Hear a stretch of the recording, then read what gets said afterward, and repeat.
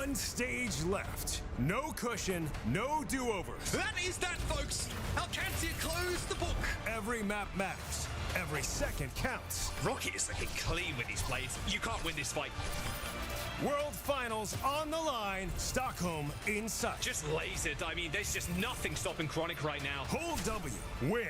Ticket punched. The bowler just detonates everybody. Lose. GG's. Season over. In a dominant position. Oh, what? That flick was insane. The strongest will rise. The rest will watch you. What? There's no way. GK have done it. Rise as champions. OWCS Stage 3 starts now.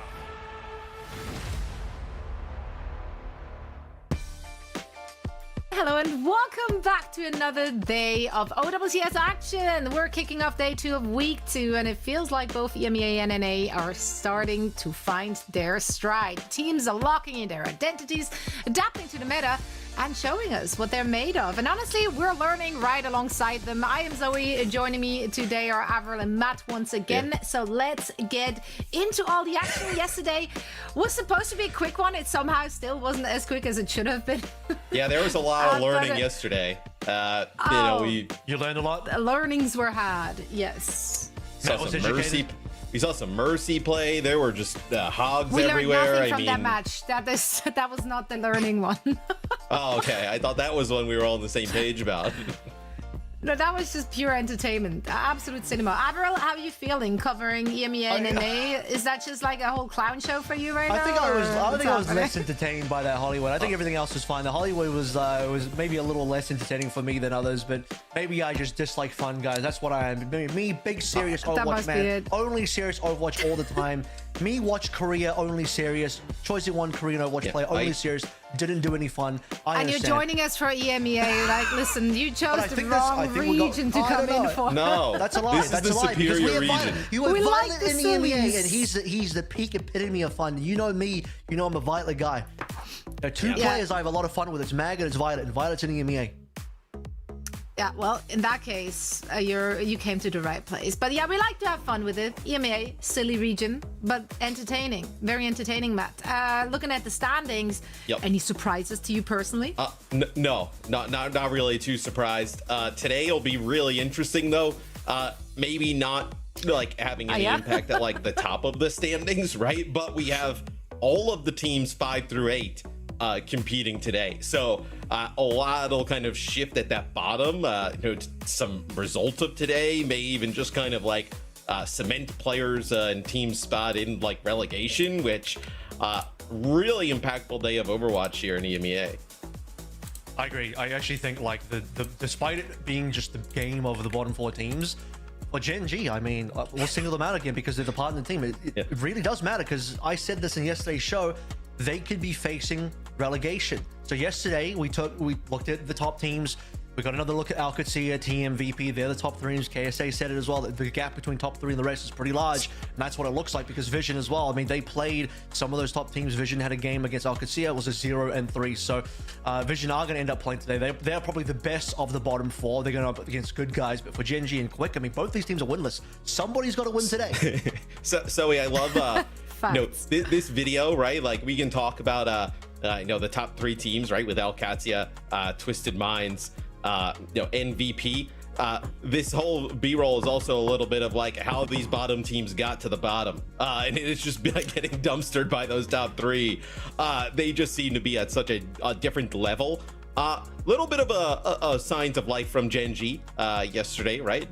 Taking a map in there set against VP, but it just seems like those top 3, it's going to be really difficult for anybody to crack that. Yeah, it was great to see those signs of life. Like, we really did need to see that, because otherwise there is literally no hope. But VP are looking good in this meta. I like that they're able to like stay away from the Symmetra. And I mean, it was pretty much like Gen.G trying to play the Symmetra into VP just to like trigger some PTSD or some trauma there, which, worth an attempt. They won a map. so that's good. They played another map very close, and then 2 maps were a bit of a wash, so we can ignore those. But yeah, so top 3 way above the rest. But the middle of the pack does feel more competitive. Like I think the middle of the pack teams, they can trade wins at any given day. Now, of course, winning is great, but winning and looking good at the same time, even better. And I think our team bundles are delivering that. I mean, look at that. I love this color combination. Twisted Minds are, they're eating, I think is what the kids say. Do the kids say that? Avril, you're a kid. Yeah, you're a kid, Avril. You're the child. I think, well, that's You're really a pushing. I think, right, I think Avril? on this specific panel, I would probably be the youngest, but not by too much. TM, they're doing great. The team's doing fantastic right now. Their color scheme is really awesome as well. And the lean back on this Ana pose is pretty wild. Like, how do you actually hold this pose? Pretty I think I would just fall over. pose. I think most people would probably fall over on this pose. I feel like it's a lot of in the clubs of ludicrous. Like that's that back right foot's doing a lot of work right now. You just showed your age there with a ludicrous reference. I mean, most people only would know, probably in the chat, know Ludacris from the actor in Fast and Furious. They don't even know he was a musician. So he's like, hey, that guy does songs. That's crazy. That's why. You know. My favorite musician, Will Smith, of course. So he's still listening to Nelly and Ludacris and just kind of stuck in actually facts. But the Falcons, I'm staying in tune and in touch with the kids though, because I'm rocking those team skins. The green is very aggressive. I'm not gonna. I like it though. I'm not gonna lie. So is the you team. like it? You dig it? I like the green and the drill. It works. And the capture here with the little rocks flying up. I like it. I didn't know. I'm a fan of the green. I didn't know Venture had a pickaxe. I just saw that now on the back. Oh, of course. First time I've seen that. Why wouldn't they have a pickaxe? They have a massive drill. That's why. That's why, Matt. Because there's a drill. Why would you need a pickaxe with a giant drill? That is exactly why, actually. And look at the size of the drill. I mean, there's got to be small instances where they need to pick into certain rocks or areas. I like that the team colors are also within the drill. Like that's a nice little feature here. VP's got the Arctic version when you want to go drilling in Antarctica. All right, so we have Twisted Minds. I think if you're going to Antarctica, you're not going to wear Arctic white. I feel like that may or may not cause some issues. What'd you wear? Like high vis? High vis, yeah, more of the orange, I guess. Some of the glow in the dark stuff. Like maybe that's a good thing. Glow in the dark stuff.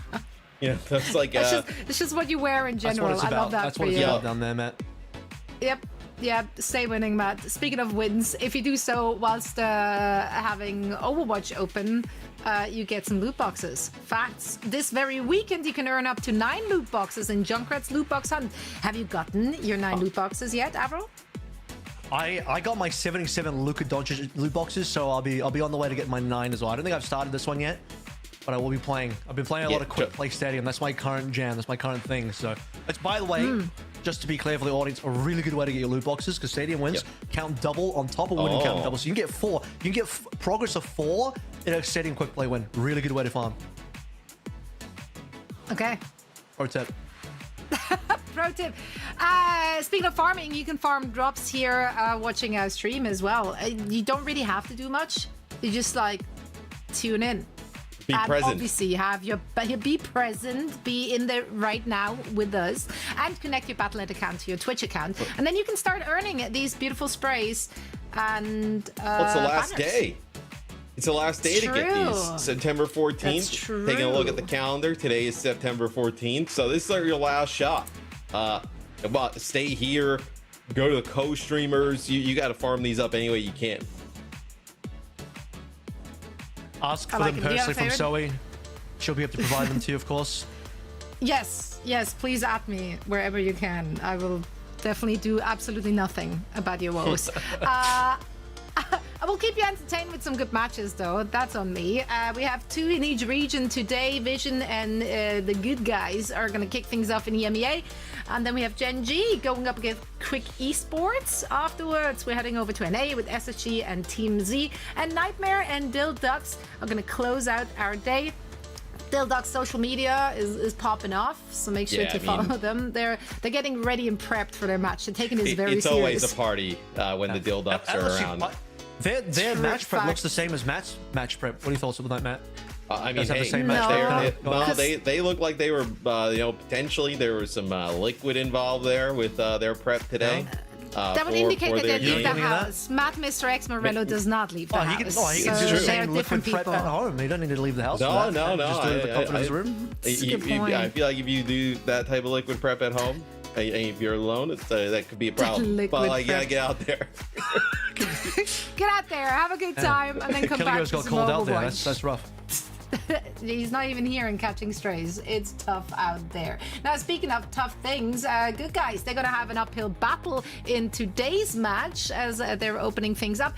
Generally, I think their comps that we got to see against Virtus.pro, they were just about manufacturing picks, right? And they weren't able to do so, and then just lost the game. They decided to fall on the edge of that sword. I was entertained by their compositions, but they're just so fragile, like so easy to exploit. This is the wrong map to run Hog, I think. That's my opinion, Matt. I don't know what you think, but this is just weird. I could understand Crocs pulling on the Hog on Lijiang well. It's like, oh yeah, that's a typical plat Hog map. Everyone wants to play Hog on that map to pull people off the map, but why here? I mean, clearly we're not doing bronze stuff here, trying to pull them into the river in Rialto. It's just a strange map to play Hog, and I just didn't agree with it at all. Especially then you have teams like VP that are happy to play the Zarya. I don't see what the Hog does into that. VP are obviously going to be the much better team in this sort of matchup. I think for good guys, they need to sort of move away from the Hog a little bit so they don't just be identified as the Hog team. Or maybe they do. Maybe that'd just be a good meme for them. But their win rate's going to suffer. If their win rate's going to suffer, they just only play Hog. That's a bit of a problem. I think they might kind of play a lot of these just oddball comps, Avril, right? I don't think this is a team that is going to kind of conform to the meta. It seems like with the roster they have, usually Crocs he can play a lot of the different tanks, right? But we see him play Roadhog in previous stages of EMEA. Not surprised, even when Hog is now a little bit better, to see him try and bring it out. So not all too surprised with what we've seen from this team thus far. Keo, I would also kind of point as like a standout player. He's been around in OWCS now for a while on a bunch of different teams, but his hit scan's pretty solid. Yeah, I think this is just one of those teams which are very inclined to stay within their comfort zone, especially if they're going up against a team that is on paper kind of ahead of them. And now they are going up against Vision Esports, a team that had a really great start, right? Like they played that Winston dive. It looked fantastic against Gen.G. Of course, when they played it against Alcatia, that was a different story, but it's Alcatia. They have a way of making every team look bad, even on their best comps. Go, Avril. I'm really impressed with Tama on this team because he came out of nowhere for me. I had never heard of Tama before. You guys obviously interviewed him last week, and this is kind of, at least from my perspective, when I look at his team history, this looks like his first really seriously quite competitive good team. He's definitely the least experienced player on this roster. When you look at everyone else, they've had a lot more OWCS experience. But Tama's hero pool has been super wide. He's been playing Winston. He's been playing some off tanks like the Diva in there as well. I'm seeing Ball. He's a hazard. He's just got a very interesting wide hero pool for a tank player, which is very useful in these types of metas, but just in Overwatch current OWCS pro meta in general. Like, you want to be like the infected Cuffer type of player or the Dongyang type of player from Korea, where you can just sort of play everything. So that's super important for this Vision team. And I think Vision, they are the team that is most likely the team that has potential to break into the top 3. They just got to try and steal that spot from somebody. I mean, they could get a spot into Worlds in Stockholm or the end of the year, but not if they stay 4th. So currently I do believe they're the 4th best team, but they need to do something to climb to the top 3. Yeah, I mean, Sile has been really good as well, Zoe, for this team. So their backline, right? I Violet, I thought he was a big he's so talented. I mean, we know how great he is, but I think Tama was definitely a big of a standout in their first week. The game against Alcatia, I almost just write off. Like, everybody's gonna get blown out, pretty much by Alcat. So the fact that happens, not all too surprising. So curious to see how they play today. Yeah, we know that they will be leaning heavily into Winston dives, so bans and maps should be used from the opposition to put a stop to that. Will that happen? We're about to find out. So let's get this first series of the day started. Avril, Matt, please take it away. Yeah, I think Avril, for me, Vision should be the favorite in this series, right? Just off of what we saw just in the one game from Good Guys, but an opportunity where Good Guys kind of runs these like odd kind of comps against like a VP. VP knows how to kind of deal with that. Potentially it could throw off a team like a Vision, so we'll see how they kind of deal with some of these weird comps that could come in. So here, this is where I'm going to speak to the Hog maybe being useful in some cases. We do know that Tama has rolled out a ball that's been shown already. So if you are expecting the ball matchup, Hog I think is a genuine potential counter to ball right now. That has been shown in OWCS Korea to the point where Hog is actually catching legitimate bans, not just throwaway bans, but legitimate bans, because teams that want to play ball want to make sure the Hog is not going to be there for a counter pick on the opposite side. So that has a genuine thing that Crocs can bring out to Good Guys' favor here. But in terms of a skill matchup, like Vision, this is going to be a similar sort of thing that we saw yesterday, where the better team with the better players, surprise, surprise, is going to be extremely favored to win just on skill difference alone. Like, you make a good point about the RKC. I think they're so much further ahead that even a team like Vision, it's going to be tough for them to match up. They can make all the right moves, make all the right decisions, play the right comps, do everything they're supposed to do, but because RKC's team quality is that much higher, it's tough to do anything against them. So be looking out to see what Good Guys do. I probably want to see a little less Hanzo out of Kyo. I think he did play it on Rialto, which is fine, but he also played it on Lijiang, which I was like, I don't know about that one, guy. That is a bit of a strange position to bring out the Hanzo. Yeah, it's definitely a little bit of an odd call. The first map will be Vision getting the selection. It will be Lijiang Tower. So this is one where we've seen Good Guys run some of that Roadhog. I'll be curious if Vision decides they want to like kind of burn a ban on it quite early. Maybe they want to kind of go for it a little bit later, where Vision, they'll actually get rid of Maga here, and then the Freya gone here from Good Guys. What does that tell you, Avril? I think the Malga is a throwaway ban. I don't think Malga is a serious contender right now in the current meta, unless you are just really insane. I don't know. I don't think this is a real hero in the current meta, and if you play it, you will probably lose anyway. So they're doing the opposite team a favor. To me, this is Vision just kind of feeling out the series a little bit. Could also be a tank protect, although I don't think there's anything that they're desperate to protect at the moment, because I think they have the more flexible tank anyway. So to me, they just want to throw away a ban for map number 1, see how things go. Shouldn't be a real problem. If Malga got played, Cookie just plays a Soju anyway, absolutely farms the Malga. The Freya is pretty decent on like the night market and the garden, so I could see the sort of argument there. That's a genuine argument for Good Guys, so not a bad ban to start with map 1. Could potentially have been saved for an escort instead, but we'll throw it out now. Yeah, I think it's probably, as you alluded to, more of like a tank protect, right? I don't think there's like one that maybe would have like kind of been looking at.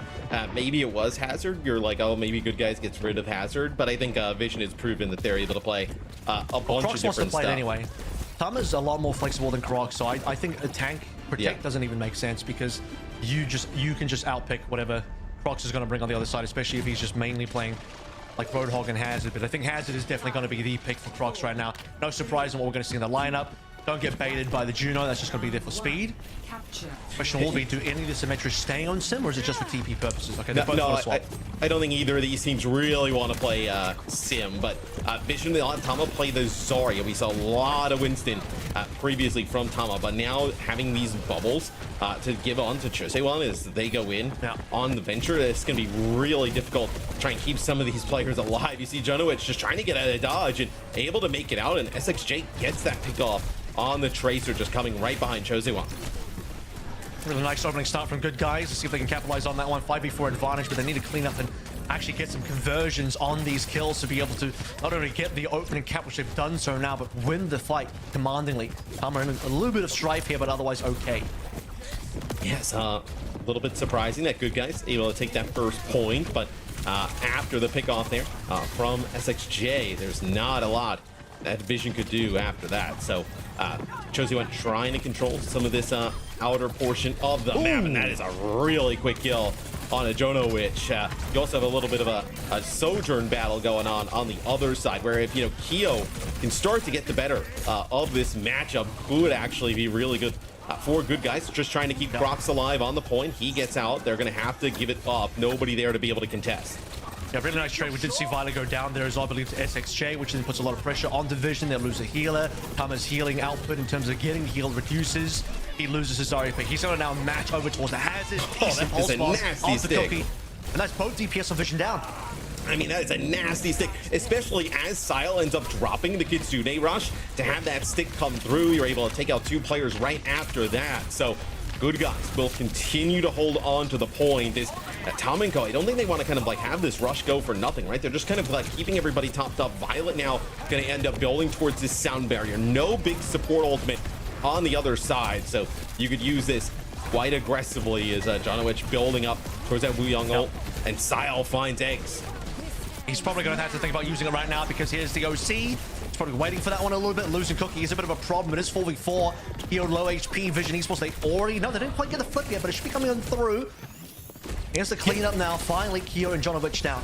Yeah, they leave Crocs over here on the point with SXJ here just to kind of keep it contested. So the sound barrier comes through from Vision Esports. They push straight on past right into Keo's face as he pops that overclock. Right. 2 players from Good Guys still end up holding onto the point. So it's not exactly an extremely fast flip as now Vision in control, but down by a bit. You saw how patient Violet had to be there as well because he has to contend with his own HP bar. We all know what happens when he uses speed on low HP, but at the same time, Vision will wait and see if they can get a pick like they have right now. It's going to be instant force back in terms of Good Guys disengaging.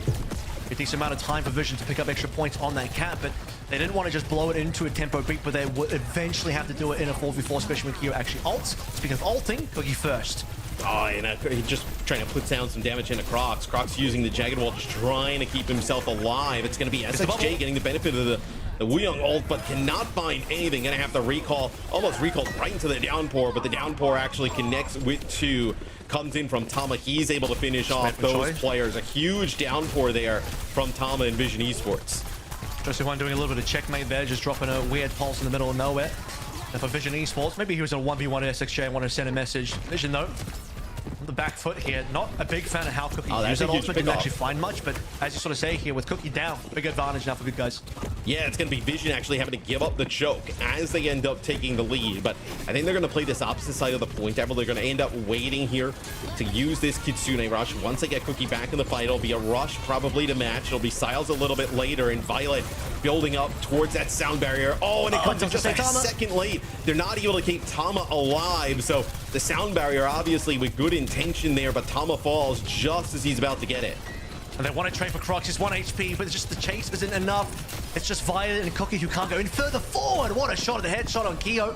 It's going to start to open things up a little bit more. Vision already on 99. Just want one flip portion into the OT, and then maybe they can take this opening round. Crocs back in action after getting a full heal, and he's just straight away on top of Cookie. I mean, it's difficult to get Crocs out of the fight, right? Especially when you lose Tama early on, and he has all the defensive capabilities that Hazard has, and the track down Cookie is huge. It's Good Guys trying to steal this first round. Chosewan's going to get the touch there, coming from the high ground. So you're looking across Vision Esports, but they don't really have much to work with. As Keo's going to pop this overclock, could seal the deal, and that's a massive shot onto Violet. Should put this first round in favor of Good Guys. A bit of a surprise. And no one there to touch as well. Tama must have been too far away. Not too sure what choice positioning was, but well played. Coming through from Keo at the end there. And some of the other moments as well where Keo was able to put down the pressure, get the kills when required, but he opens up onto Violet's secondary shot, I believe, was also onto the head of Sile, put him onto 1 HP. So not only you down a support, your second support can't even play in any sort of useful position. You can't push with your second support being on 1 HP, and he can't get healed either. So it's a big problem tempo-wise for Vision Esports when you need to go touch. Your tank's not there. Not too sure what choice of one was either. Wasn't there for the touch, and it's all over. So very good coming through from Good Guys A&M.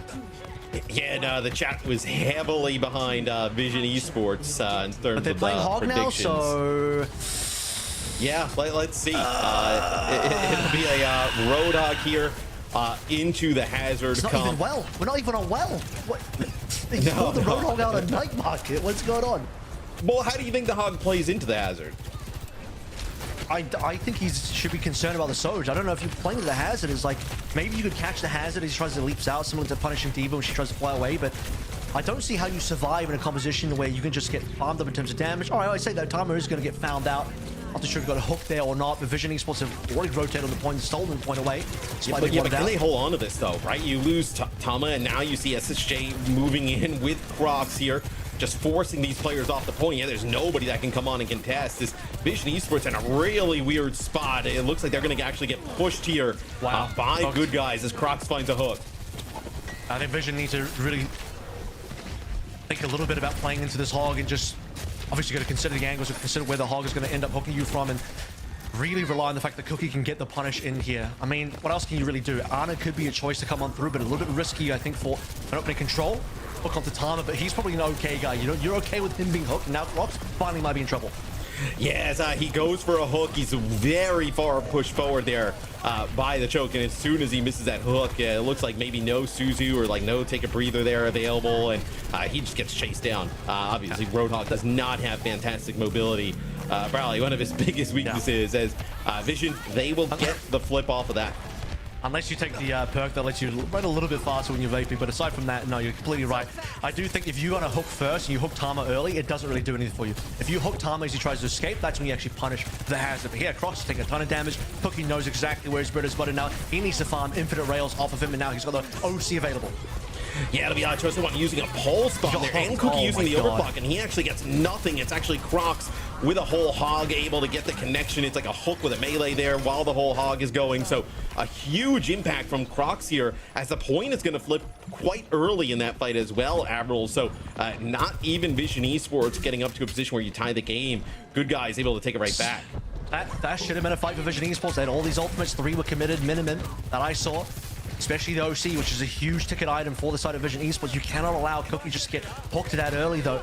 That's the target. You can't have hooked. Tama getting hooked, whatever. Cookie getting hooked, you just lost your OC. You lost your carry. Big problem.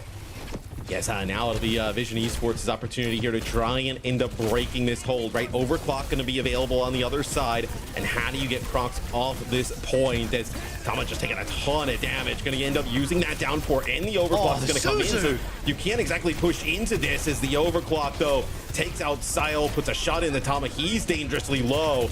And Vision Esports, they're going to back out, Avril, but it might be too late. As Zavas would say, get Suzu, and that's exactly what happened. EGS countering Tama out entirely, and now I think that might be mapped. Violet's gone. Touch has to be confirmed from Choice of One. Tama's going to come back on a ball, and Choice is hooked away. Crocs is making this work, and he's making me eat my words a little bit because they're about to win this map off the back of the hog. Yes, Tama tries to move in there on the ball, gets hooked, so we will trigger OT as you do end up losing Keo, so this is not over just yet. Vision Esports can most certainly flip this back as Cookie lands that railgun shot into the Tracer on the other side. As maybe Eggs decides to invest the Kitsune Rush here, but I think you're better off just holding on to it for another day as Vision Esports in desperation time flips.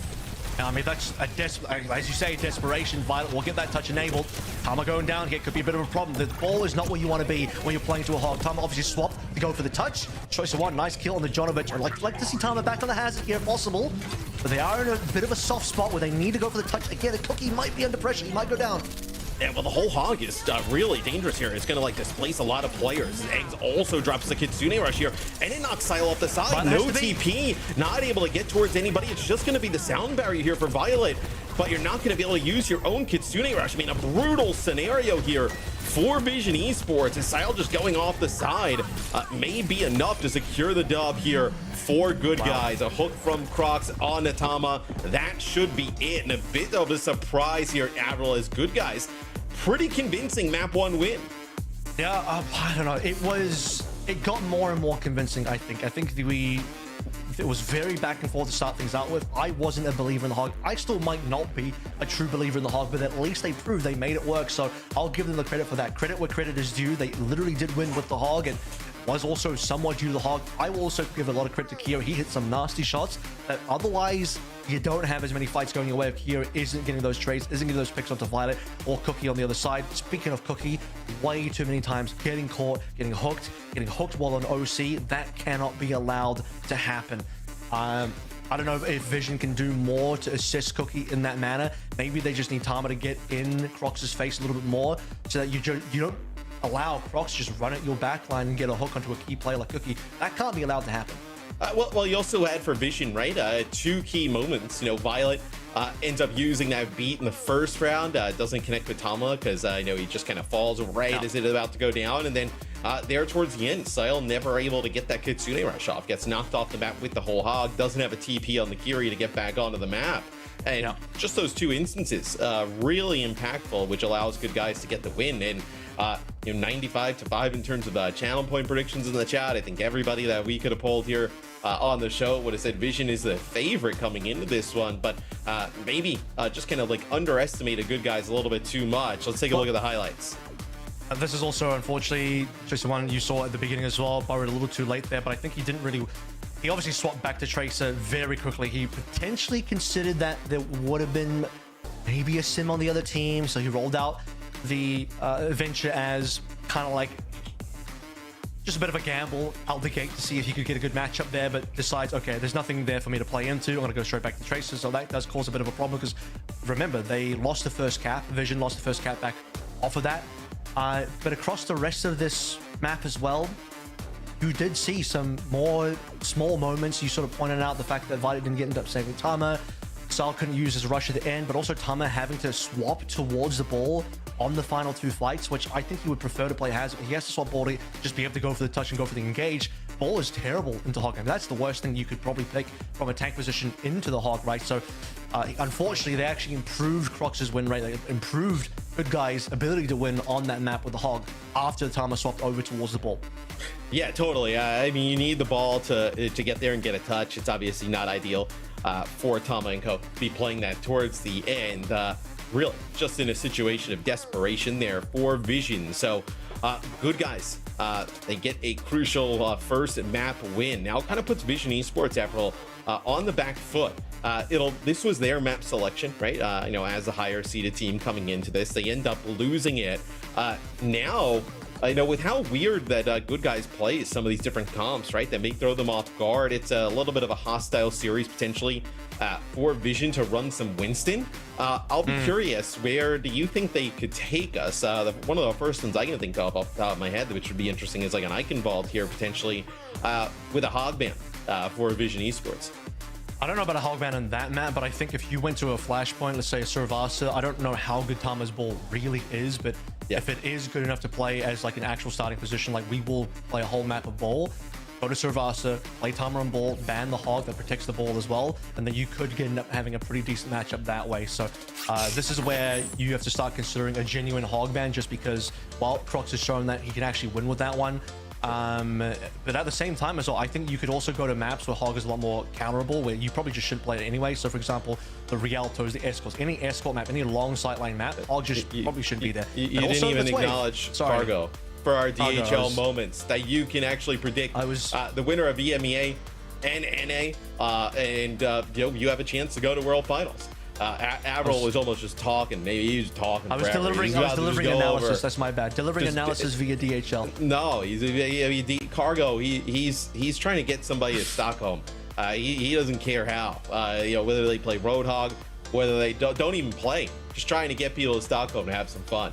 Where all you got to do is predict who you think will win EMEA, who you think will win NA, and hey, you got a shot to make it there. With Stockholm will be a good time. You do not want to miss out on that, and especially hey. DHL's going to pay for you to go. You may as well sign up, try and figure it out. When I see the wave, it actually reminds me of the Rhine wave. But then I see Cargo. I'm like, that could be a sick Rhine skin. Cargo would be an elite Reinhardt skin. Yeah, I mean, that is a good call. Give Cargo a nice hammer, and then you got a genuinely good Rhine skin right there. I'm not even lying. Or maybe Cargo just deserves to be his own hero. Why does he have to be Reinhardt?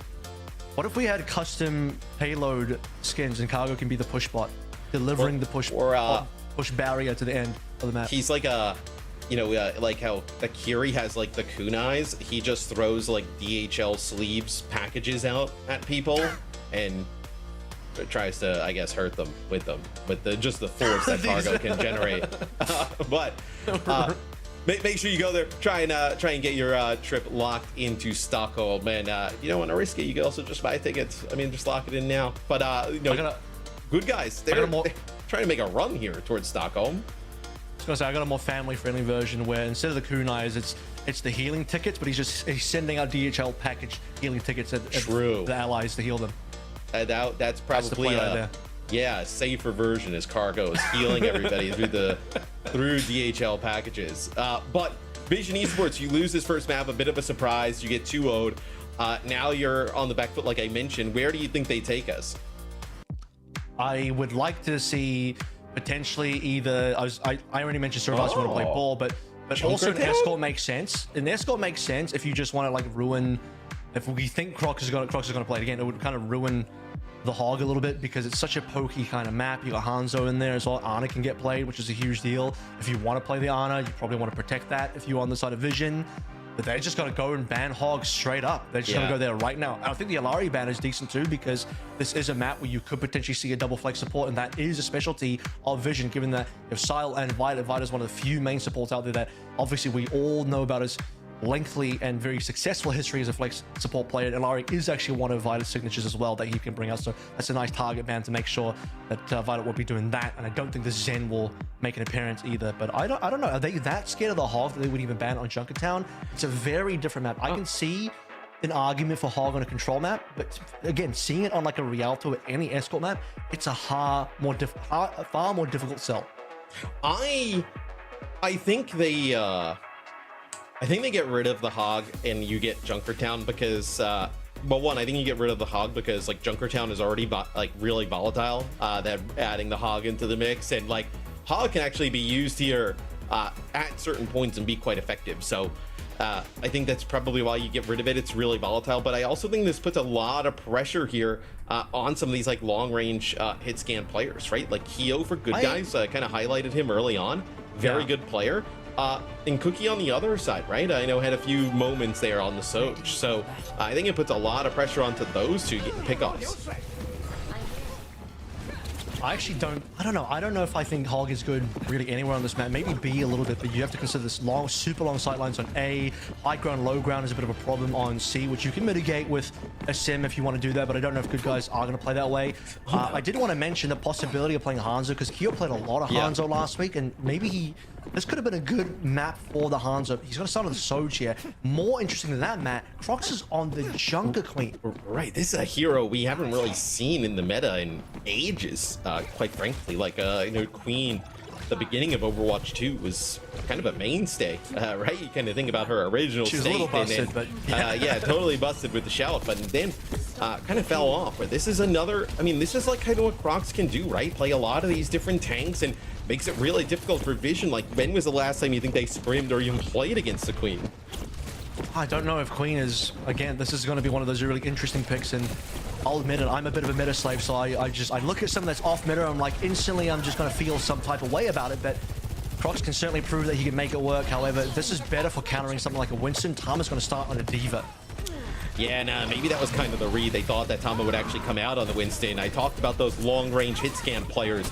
Cookie with a railgun shot right through the choke takes out Keo, so that takes all of the long-range damage away from Good Guys. It's going to be very difficult to kind of stand and trade over in this area. That's kind of why you see Crocs back up just a little bit, but they're giving up a ton of space now to Vision. Well, you're going to lose the poke trade when you are Good Guys. You don't have a tank that can mitigate damage away, while more so a Sigma, but definitely a Diva as well with the Matrix. So Cookie's just going to be able to tear them through, and Payload hasn't stopped moving. And unfortunately, Matt, I don't think the Jungle Queen pick is really doing anything here. I mean, it's like, yeah, maybe Tama could have rolled out a Winston, but guess what? Attacker side advantage means you see the Jungle Queen the other side, you swap your Winston to something else, and then you counter it straight away. So very risky to play as an open defensive pick, and that's been heavily punished. Now, Good Guys not making that work.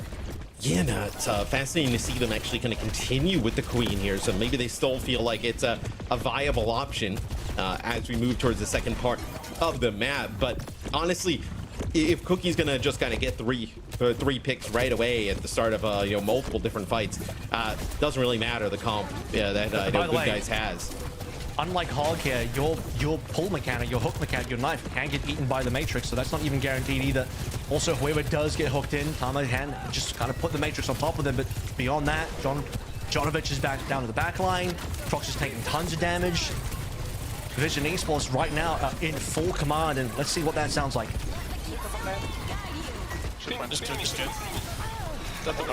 Tracer behind still, Tracer still behind. 3 point, they can't touch. Only Tracer. They use Queen pulse. Pin. Yeah. They have OC Wu Yang Queen, OC Wu Yang Fox. Tracer still behind. I think Tracer still behind. They have pulse, okay. Slide, slide. He's here. Try. Yeah. Okay, I step point. Hazard. Yeah, please, king is Hey, we'll. Yeah. Nice. Wu Yang one. I can TP into. We can swing with mode. Go with mode on top. I'm with you. When they go, I will. That's on top. Just keep moving point. I'm on. I'm pushing bottom right. Can you go top soon? 야, 고 I'm going bottom right. Has any right? Has drop. No ring now. I'm pushing. Can we only money up? I'm magic. 도전 우양. Solo low. Push up.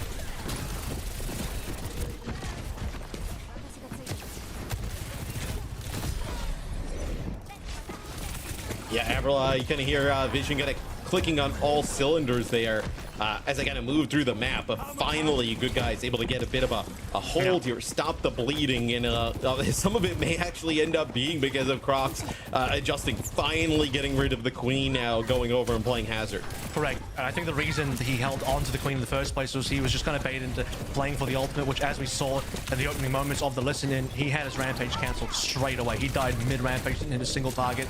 Really, really unfortunate stuff. And while Vision Esports may have had a little bit of a hiccup, but they're starting the side of C. Now they're just pushing through. Momentum continues. They're about to hit double support ultimates. This could be the win push right now, about to cap. Yeah, without a doubt, right? It's going to be a railgun shot that takes out Crocs, so you're going to lose your tank here. It's Tama probably just trying to get, some healing provided here by Violet and Sile. Sile dies again, though, a lot like how big kill. It happened on Li Jiang, right? He had the Kitsune Rush able to drop here as they still will invest Violet's ultimate here. So they still are going to kind of continue to try and push forward, but man, if you had that rush, you could have maybe even secured the map at this point. He's keeping into the team, and he should probably rush ASAP. Tama needs to get back in towards mech, and this is a winning moment for Vision Esports if they can actually confirm this. Tama is going to get the remake. Crocs super low. You'd have to imagine you rush straight away, 100-meter dash, put the red carpet out for Vision Esports, and you've got it locked in. You do have to be concerned, though, that Overwatch and also EGS, Jonovich rather, by the way, but both the support line and the good guys have support ults. They need to use them, though. They need to get them now. Yes, I'll end up dropping his rush just straight down the middle of the field here. So it's going to be Chozuwan taking out Jonowich, but it's going to be a return Kitsune Rush here for good guys, and they do have a really nice spawn advantage, obviously, at this moment. It's going to be a downpour here. Nice Suzu there from Sile, protecting Tama from even getting kind of locked down by that ultimate, as Crocs just trying to stay alive here with some healing from Jonowich. Is desperately trying to hold on here. They've already burned like 1:30 on the clock here on defense, so pretty good for good guys thus far. It'll be a big ultimate here. Is no leap there from Crocs. Suzu there just to keep him up. Doesn't know who to go into. Unfortunately, if you go into Sile, he can TP away. Now it's Violet's turn. He's found himself another bomb. That's his second one of this fight so far. Cookie's about to OC right afterwards. Crocs in a little bit of trouble. Don't think he can get the Mega Pack. Doesn't find it, which means he goes down. Vision Esports, if there's a time to cap, it will be right now. This should be the full completion with 2 minutes on the clock. Basically no one alive for good guys now. Certainly no ultimates. And an OC to ring the victory bells in 2:05 in the time bank. And not as terrible of a defense as it actually could have been there from the good guys, because they were getting kind of steamrolled by Vision, but I know winning a fight over by this third point, and then kind of flooding out of the spawn, just keeping it going for like 1:30 off the clock, at least gives them a chance here on their offensive side. But as we take a look at some of the stats, I mean, Cookie had a little bit of a monster half, playing that Soj for Vision Esports. Then on the other side, it's just really difficult. Jonowich just trying to keep players up, but he has just kind of constantly been hunted. And then you see Keo there. We talked about that hit scan battle on the losing end of it, at least in the first half. Actually have very low deaths on the side of Vision as well, so there was some critical ones, like kind of Sile going down when he did towards the second-ish to last fight, But that's only his first death, so really it's Choi on 2 deaths and everyone else on the side of Vision only on just the 1. They were staying alive for a long time, putting in a ton of work and damage. Really, to me, Matt, A point was more of the story of this map so far. The Junker Queen pick, the gamble does not work out for Crocs, and they lose a lot. In fact, I actually think they lose a lot even on B due to the snowball factor as well, because he held onto the Queen, wanted to play for the Rampage, instantly had that Rampage cancelled and had no value out of that one. And that essentially cost good guys 2 points in a row. Yet on defense here for Vision. Tama will be running the Diva yet again. So not a lot of Winston, probably in this series on the cards for Vision Esports and Tama. Yeah, I think with what good guys wants to do, very punishable. And Keo going to go over to the Widow here. So Widow with an Orisa. So Orisa, another hero, a lot like Junker Queen. Haven't really seen her be prominent as of late. Actually decent value on this map though. Good anchoring presence on the payload itself. Give Kyo some space, a little bit of time for him to work his magic down range, and it's a good choice to play Widowmaker on this map, given that it is a super long sightline map. But also, Cookie, you've scouted, he's going to start on the Soj. You're going to heavily outrange him and just be able to freely pick off the backline. Tama, he's going to have to do a lot of work to try and shut this down. Choi needs to do a lot of work as well to get into the backline, but he can't because he's getting marked by SXJ. Yeah, it's just can Kyo actually find these pickoffs, right? Cookie's just going to get a lot of value out of the damage that he can put down into a player like Crocs. But Crocs uses Spear Spin in the Fortify, just hunts down the Sojourn on the opposite side. So this is going to give Kyo, you would think, an opportunity, but that is Joseon just getting on a little bit of a flanking route there, just dealing with the Widow. So all of the hit scan now off the table for both sides. Still pushing. Yeah, Good Guy still doing a nice job pushing the payload. That's the thing, Vision need to be able to stop this instantly. Choice One is doing a reasonable job of controlling the back line. He sees Kyo drop to the floor, and that's the opportunity. Who now, by the way, is Symmetra's going to come through for Kyo. But a little bit more laser pressure into Tama's defensive matrix. But while that's happening, the guys are still losing plays. Now they're officially off the payload, which does mean they're not going to get a fast 8 cap. And if you want to match the 205 time back to complete this map, you need to be speeding on through. This could really impact the ability to be able to match the time back, and that's if they can finish the entire map. Yeah, totally. I think it's also going to be really hard. I mean, you don't have putting a lot of pressure onto like SSJ to make a play there for Cookie, as he was already playing quite well on the Sojourn. Now just kind of like uncontested, as you see right there. He ends up taking out Kyo. Violet with that bubble onto a teammate, ends up actually knocking down Crocs here, as a few players from Good Guys are already out of the equation. The Kitsune Rush used there for Good Guys as well, and you get no value out of it. So another rough fight for them. Even if Good Guys do cap this one, it's looking like it won't happen until the OT. Vision Esports have started to really dig their heels in for this A defense, and with 4 minutes off the clock, there'll be 50% of your total time on the map off the clock. If Good Guys can finish this in the OT, it will be a little bit problematic. And while we talked about the fact that could we have seen a Symmetra on the last map, didn't happen. The Symmetra's here now. We'll see if Kyo and Good Guys can actually make the sim work, because realistically, this would work better if there's a Zarya. Crocs is going to go for the spin, the Terror Surge, no catch, but I was going to say buy some space. I don't even know if it gave them that much space either. No, Tama just flies out of it as Silence up dropping the Kitsune Rush here for Vision. So it'll be a trade here of the Wuyong. Says Crocs dangerously low, doesn't have any armor left, and this is going to be Cookie with the overclock. Could end up holding here for Vision, but a nice wall here from Kyo. Going to be very difficult to get around, as you do have somebody contest. Yeah, it's going to be a little tricky about that. You got the turret set up there as well. Crocs has just been payload princessing the payload along and forcing some attention away, while the rest of Good Guys drop their ultimates. Obviously, a really good ultimate coming through Kyo. Photon Barrier is going to put in some serious work. That's going to put the pressure down. Cookie, I don't know what he can do up against an ult like that. But Vision Esports, finally, they're going to end up falling over. And Good Guys, I believe they just managed to get that over before OT as well. So they have about 3 minutes, pushing in 30 seconds more than they otherwise would have had. It's still not more can great, we get here before the next fight? Yeah, it's still going to be tough. The fact that it went that long, now if you're Vision with the payload, with the time bank you have, it's going to be 2 kills there for Vision. It's going to be very difficult for Good Guys, especially now, right? You end up losing this fight. X thought he was going to TP out. It doesn't look like he had anybody to go towards there. Now you're just going to bleed even more time off the clock as the payload goes further back. This is a great spot for Vision to be able to hold from, right? With their Sojourn kind of controlling these sight lines. I feel like Good Guys, Avril, they need a break of this hold here up on the high ground rather quickly, or else they're going to be in serious trouble. If you remember, Vision Esports snowballed through this opening section of being basically capped off the back of shutting down the Jungle Queen and the Rampage here for Good Guys swapping over towards the Hazard. We like that on the Crocs. He performs well on this hero, but can they actually get something done? That's the first kill, but they get traded instantly. You lose your Symmetra for the Tracer on the other side. You still don't really have enough ults here. One rush is available. Crocs looking for a bit of space, and they got to run through that rush now. Violet looking for the response. When does the bubble come through? Crocs does do a nice job, though, of getting access to this high ground. Violet uses the bubble on himself as Crocs tries to get out of dodge. Does actually get knocked down, but not able to get finished off there, where you see as Violet kind of turns that defense into offense. And I think just that chaos, right, opens up the door for Chosewan to go on a little bit of a flank there and get a pick. But they lose Cookie. Cookie just kind of playing up on the high ground all alone, not able to get any type of support. Well, that's just Crocs able to TP into the back line, saving his leap, and then finding that kill. Will find more. And now this is the opportunity. Tama, he is going to get back in the mix, and he got 2 assault. 1 on the actual self-destruct. It's both supports. That's double back, yeah, double backline gone. And with a silent rush, you have to imagine Crocs and Good Guys, they are not going to win this fight. It would be very difficult to do so. I mean, a massive play there by Tama. Both supports ends up getting silent, ends up dropping that Kitsune rush, ends up falling there towards the end. But I think that is enough for them to get a hold in this fight. And now below a minute, Avril, you do have this proton barrier, the big Symmetra ult. It's going to kind of like split the field and a downpour. So 2 massive ultimates that could allow Good Guys to end up taking the point. But Cookie with an overclock, though, takes out 2 right away. And I think he's just slammed the door on any chance for Good Guys getting into this one.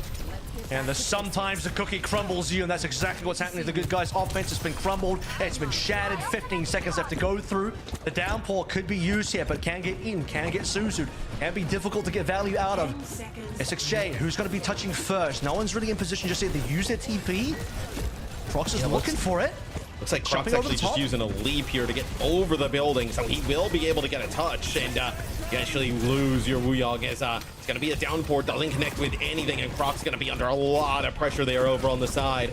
All alone, but can Eggs build up this Kitsune rush? Finally gets it. He'll end up dropping it over the point, but nobody there to be able to get a touch. And that'll be the map for Vision Esports.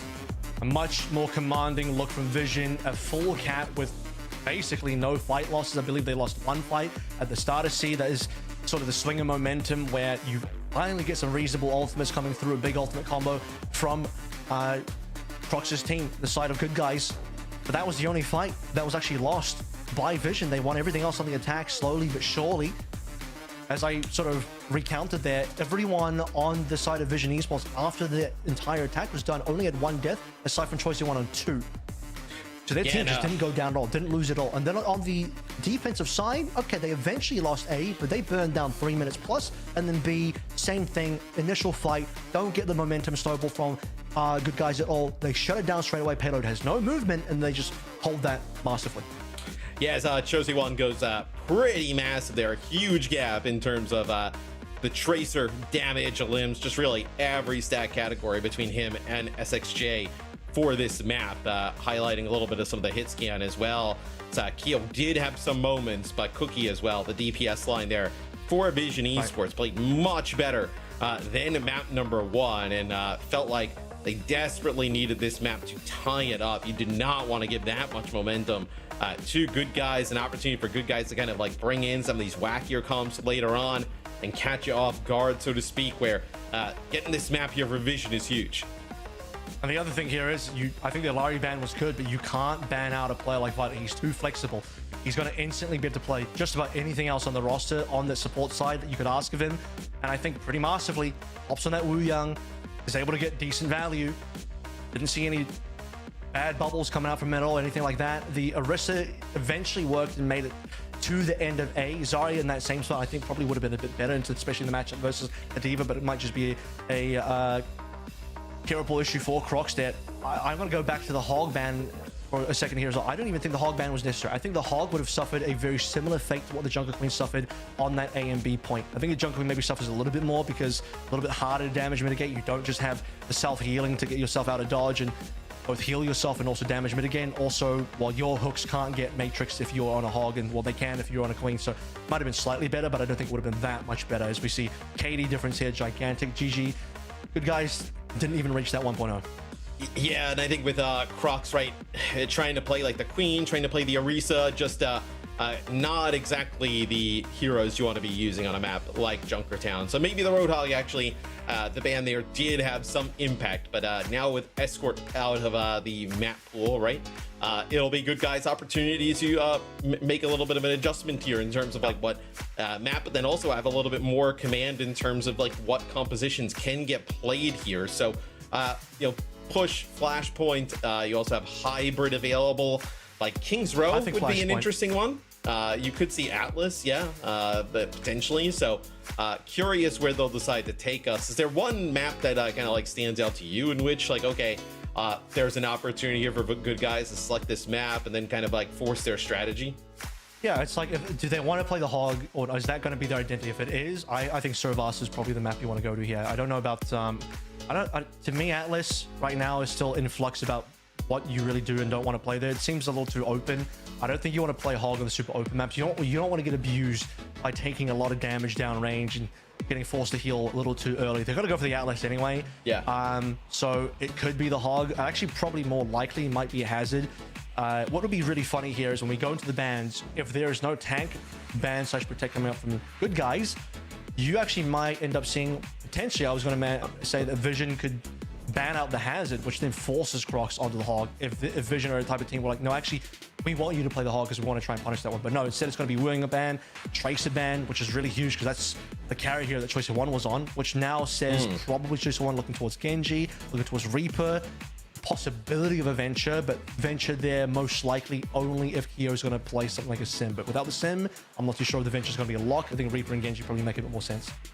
Yeah, I think getting rid of Tracer is a really good shout. We talked a little bit about some of the stats there from game number 1, where Chosen One was like, lapping SXJ for a majority of the map there. So getting rid of that Tracer, maybe making that matchup a little bit more even, I think is a really good shout. And then the Wuyang gone here. Vision Esports played it in the previous map, and but it doesn't seem essential to the comps that they would like to play, where it seems like good guys, they've been running it for an extended amount of time, throughout their run here in stage 3.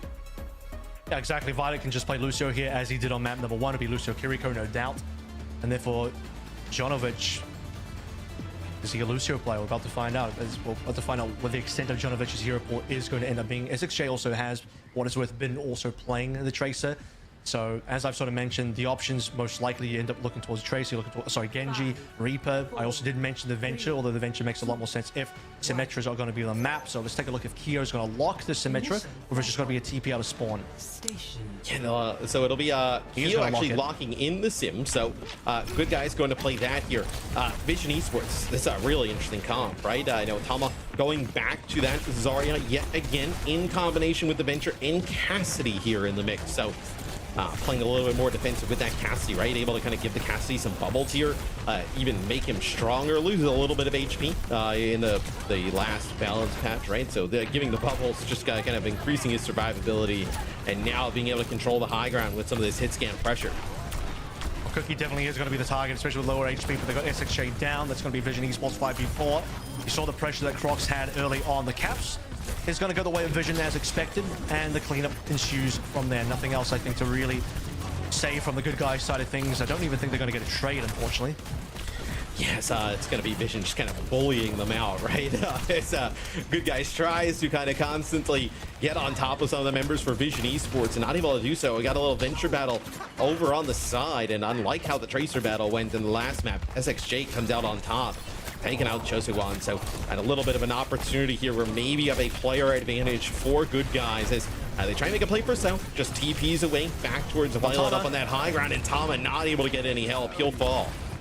Yep, Slash is going to do a lot of damage on that tank with the tank trade. Good guys will be in the lead here. They do lose this exchange for their trouble. The tank trade is so much better for them.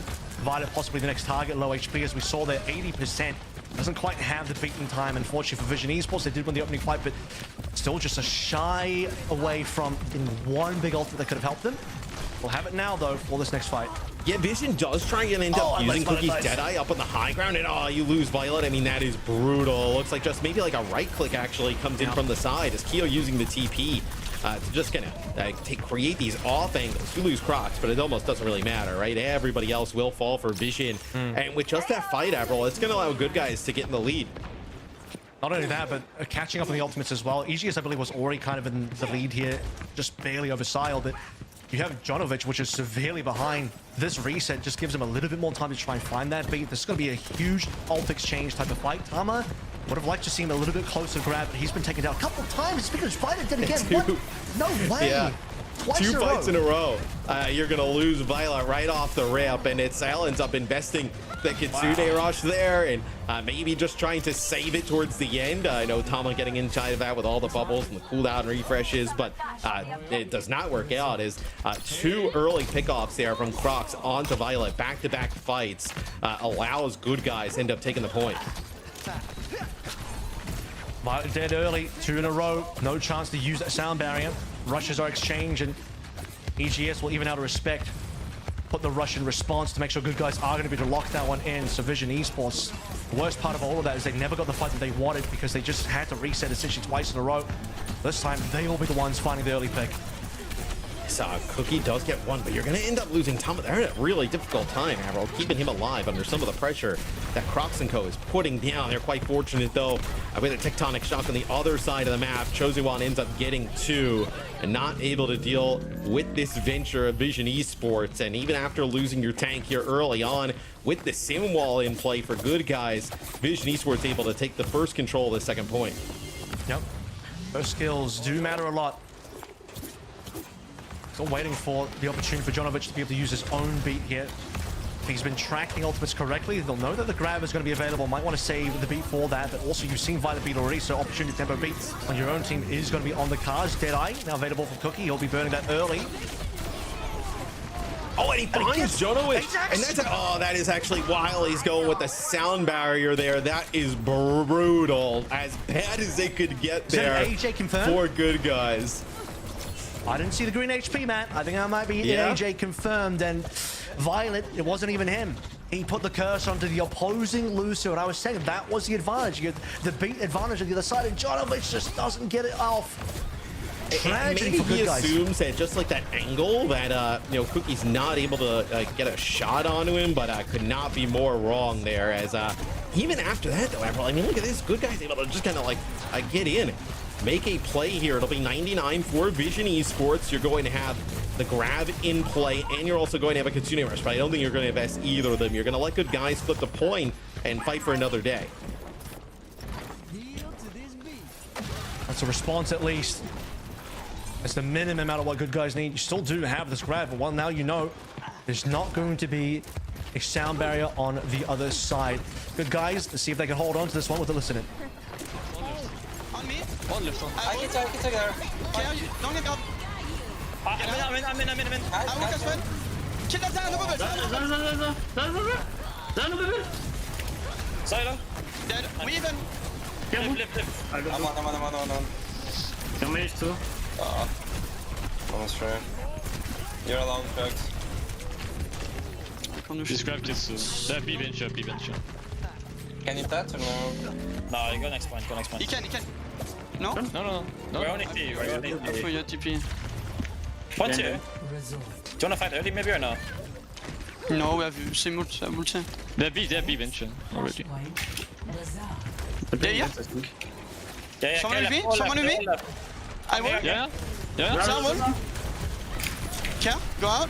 Venture one. Go out. Nice. Venture still one. Yes. Going somewhere. I can go in if you want. Yeah. That's good fire, I think. Down one going. Venture one. Down one. Care venture ult. Can we live? No one. I'm on point. I need care. Venture one. Kill venture. Come back. No. They're venture to run now. That's good, they use speed. We have seen more for the day. It's fine. Bully him. I saw that kid and I want to fucking cry. I set up venture left side right now. Where are they? Main. 9-4. Can we go? Inside. 3, 2, 1. All hit. Cast one. Venture one. Cast is stuck inside. Out this. That's my Venture low. After the Cast behind, below. Yeah, cast. Cast dead. Kirino TP. I'm on Zarya. I'm on Zarya's one. Kirino TP on Zarya. 1 HP. No Suzu. You want me? I'm out. I'm getting out. QE1. We're out. Can we go live? I'm not out. Try and live. QB1. Kirino no TP. Lulo. Zarya inside right. I looked to dig main. I can beat. Yeah. Darius is one. Sorry point. Venture one. Don't die. I'm chase. Violet. Come here. Okay, go next one. This out. Far right. Just the That's how I feel about Violet. The Violet call with a little bit of a growl there from good guys. But Avril, they put themselves one flash point away from taking this map, and I think probably surprising to a lot of people, putting themselves on series map point going into the next one. this sim has definitely paid off. You can kind of see they're able to keep Q alive. Croc's doing a great job just putting pressure, whether it be on the Tama or Violet. They should be able to get control of this point first now. You can tell from the comments as well, the vibes are good. No love lost for the earlier Ajax from Jonovic, and he definitely landed his next following beat, the one that we just saw previously. It's Violet's turn now on the opposing side. Grab once again available. Photon barrier also. They put a barrier could be really nice to counter this grab when appropriate. And as you sort of mentioned here, good guys, they're in the lead. They're threatening this cap. Tama grab in, beats in there as well. Wall to instantly put in front of it, but it's not enough. Tama's going to walk around it. They're still going to put the damage in, and Vision should be able to get the flip. Yeah, no support ultimates there to be able to kind of like keep good guys alive when that grab comes down. You also had a sound barrier there from Violet. So just the sim wall, not going to be able to kind of keep everybody alive through that. And even with the downpour kind of thrown in, nothing you could do there for good guys. They do get some percentage on the point, but it'll be Vision taking the lead here shortly. Sile, next up for all, EGS lagging slightly behind. Opportunity here for Sile if they recognize the 10% lead on the ult charge. Speaking of lead, they will be likely getting a lead now on the actual point itself, and they do not want to allow this to go to match point on the good guys POV. Still really patient here from Sile. I don't think good guys are really committed yet, so buying a bit of time for EGS to respond. Josewan gets dangerously low. It's going to be the Kitsune Rush here. Use over the point, and they're actually going to lose Josewan. So you're worried a little bit about that. Took a lot of damage previously. Oh, a nice play there. Violet actually gets SXJ right as he's going down in the burrow, as Cookie here with the overclock has to go huge. Yeah, he got down to one there, but it survives, and Jonovic, no beat in response as he gets railed down from downtown. Good guys, Crocs was on low HP for quite some time, barely still surviving, but probably not for much longer here. They've lost the support. EGS in a little bit of pressure here as well as Vite chases him down. This guy's not a support player, he's a DPS today. A double for Vite because he wants revenge. He's been hunted by good guys, and now he will be the hunter. Yes, Violet will take out Jonovic as he tries to make it back towards the rest of the team. I think, Avril, this is going to send us to one final flashpoint to decide it. Sound and barriers on both sides. We've seen a little bit of whiffs here from both Lucios at times throughout this series. I feel like it may come down to who gets the better beat off here. Tama also with another grab, so the grab could be impactful here at the start of this fight. And this time, Jonovic needs to be able to drop the beat in response to the grab. That's going to be required, assuming the grab is going to be able to work. And there's nothing really to stop this grab, so you have to assume it is going to be pretty damn powerful. As mentioned here, Ice Stakes, final point of the map. Good guys and Vision Esports, whoever wins this gets the match point first. 4 ultimates about to be online for Vision. Good guys need a little bit more time. Yes, oh, it's going to be the sound barrier from Violet as Crocs goes in. It's going to be a downpour here, and it's going to be the sound barrier used by Jonovic, but is it a little bit too early? Keo using that sim wall, trying to keep players off, but I think that beat may have come in just a tad bit early there for good guys. They have to use it early on. They lose a few players, and some players in the grab take a lot of damage, but it's going to be just a 1-for-1 trade, Avril. It's going to be a Kitsune Rush here from Eggs as they deal with Josewan. That's a massive play. This may allow good guys to flip. But that's the problem, though. They got the grab down, but I don't think they got enough kills. They need to be able to convert further on from that. Style EGS trading rushes against each other, but it's Choice one that actually falls. He doesn't put enough pressure to get the kill onto EGS. Keo surviving barely on 1 HP. Maybe it'll be Cookie that can bail out Vision Esports. The flip on the point actually already came on through for good guys, so at minimum, they'll be able to slow down this increment of percentage points for Vision Esports. As Cookie desperately runs to find one, he'll get it. And number 2 will be very nice for the team as well. Tama converting should allow the 4v3 to eventually count towards another flip for Vision.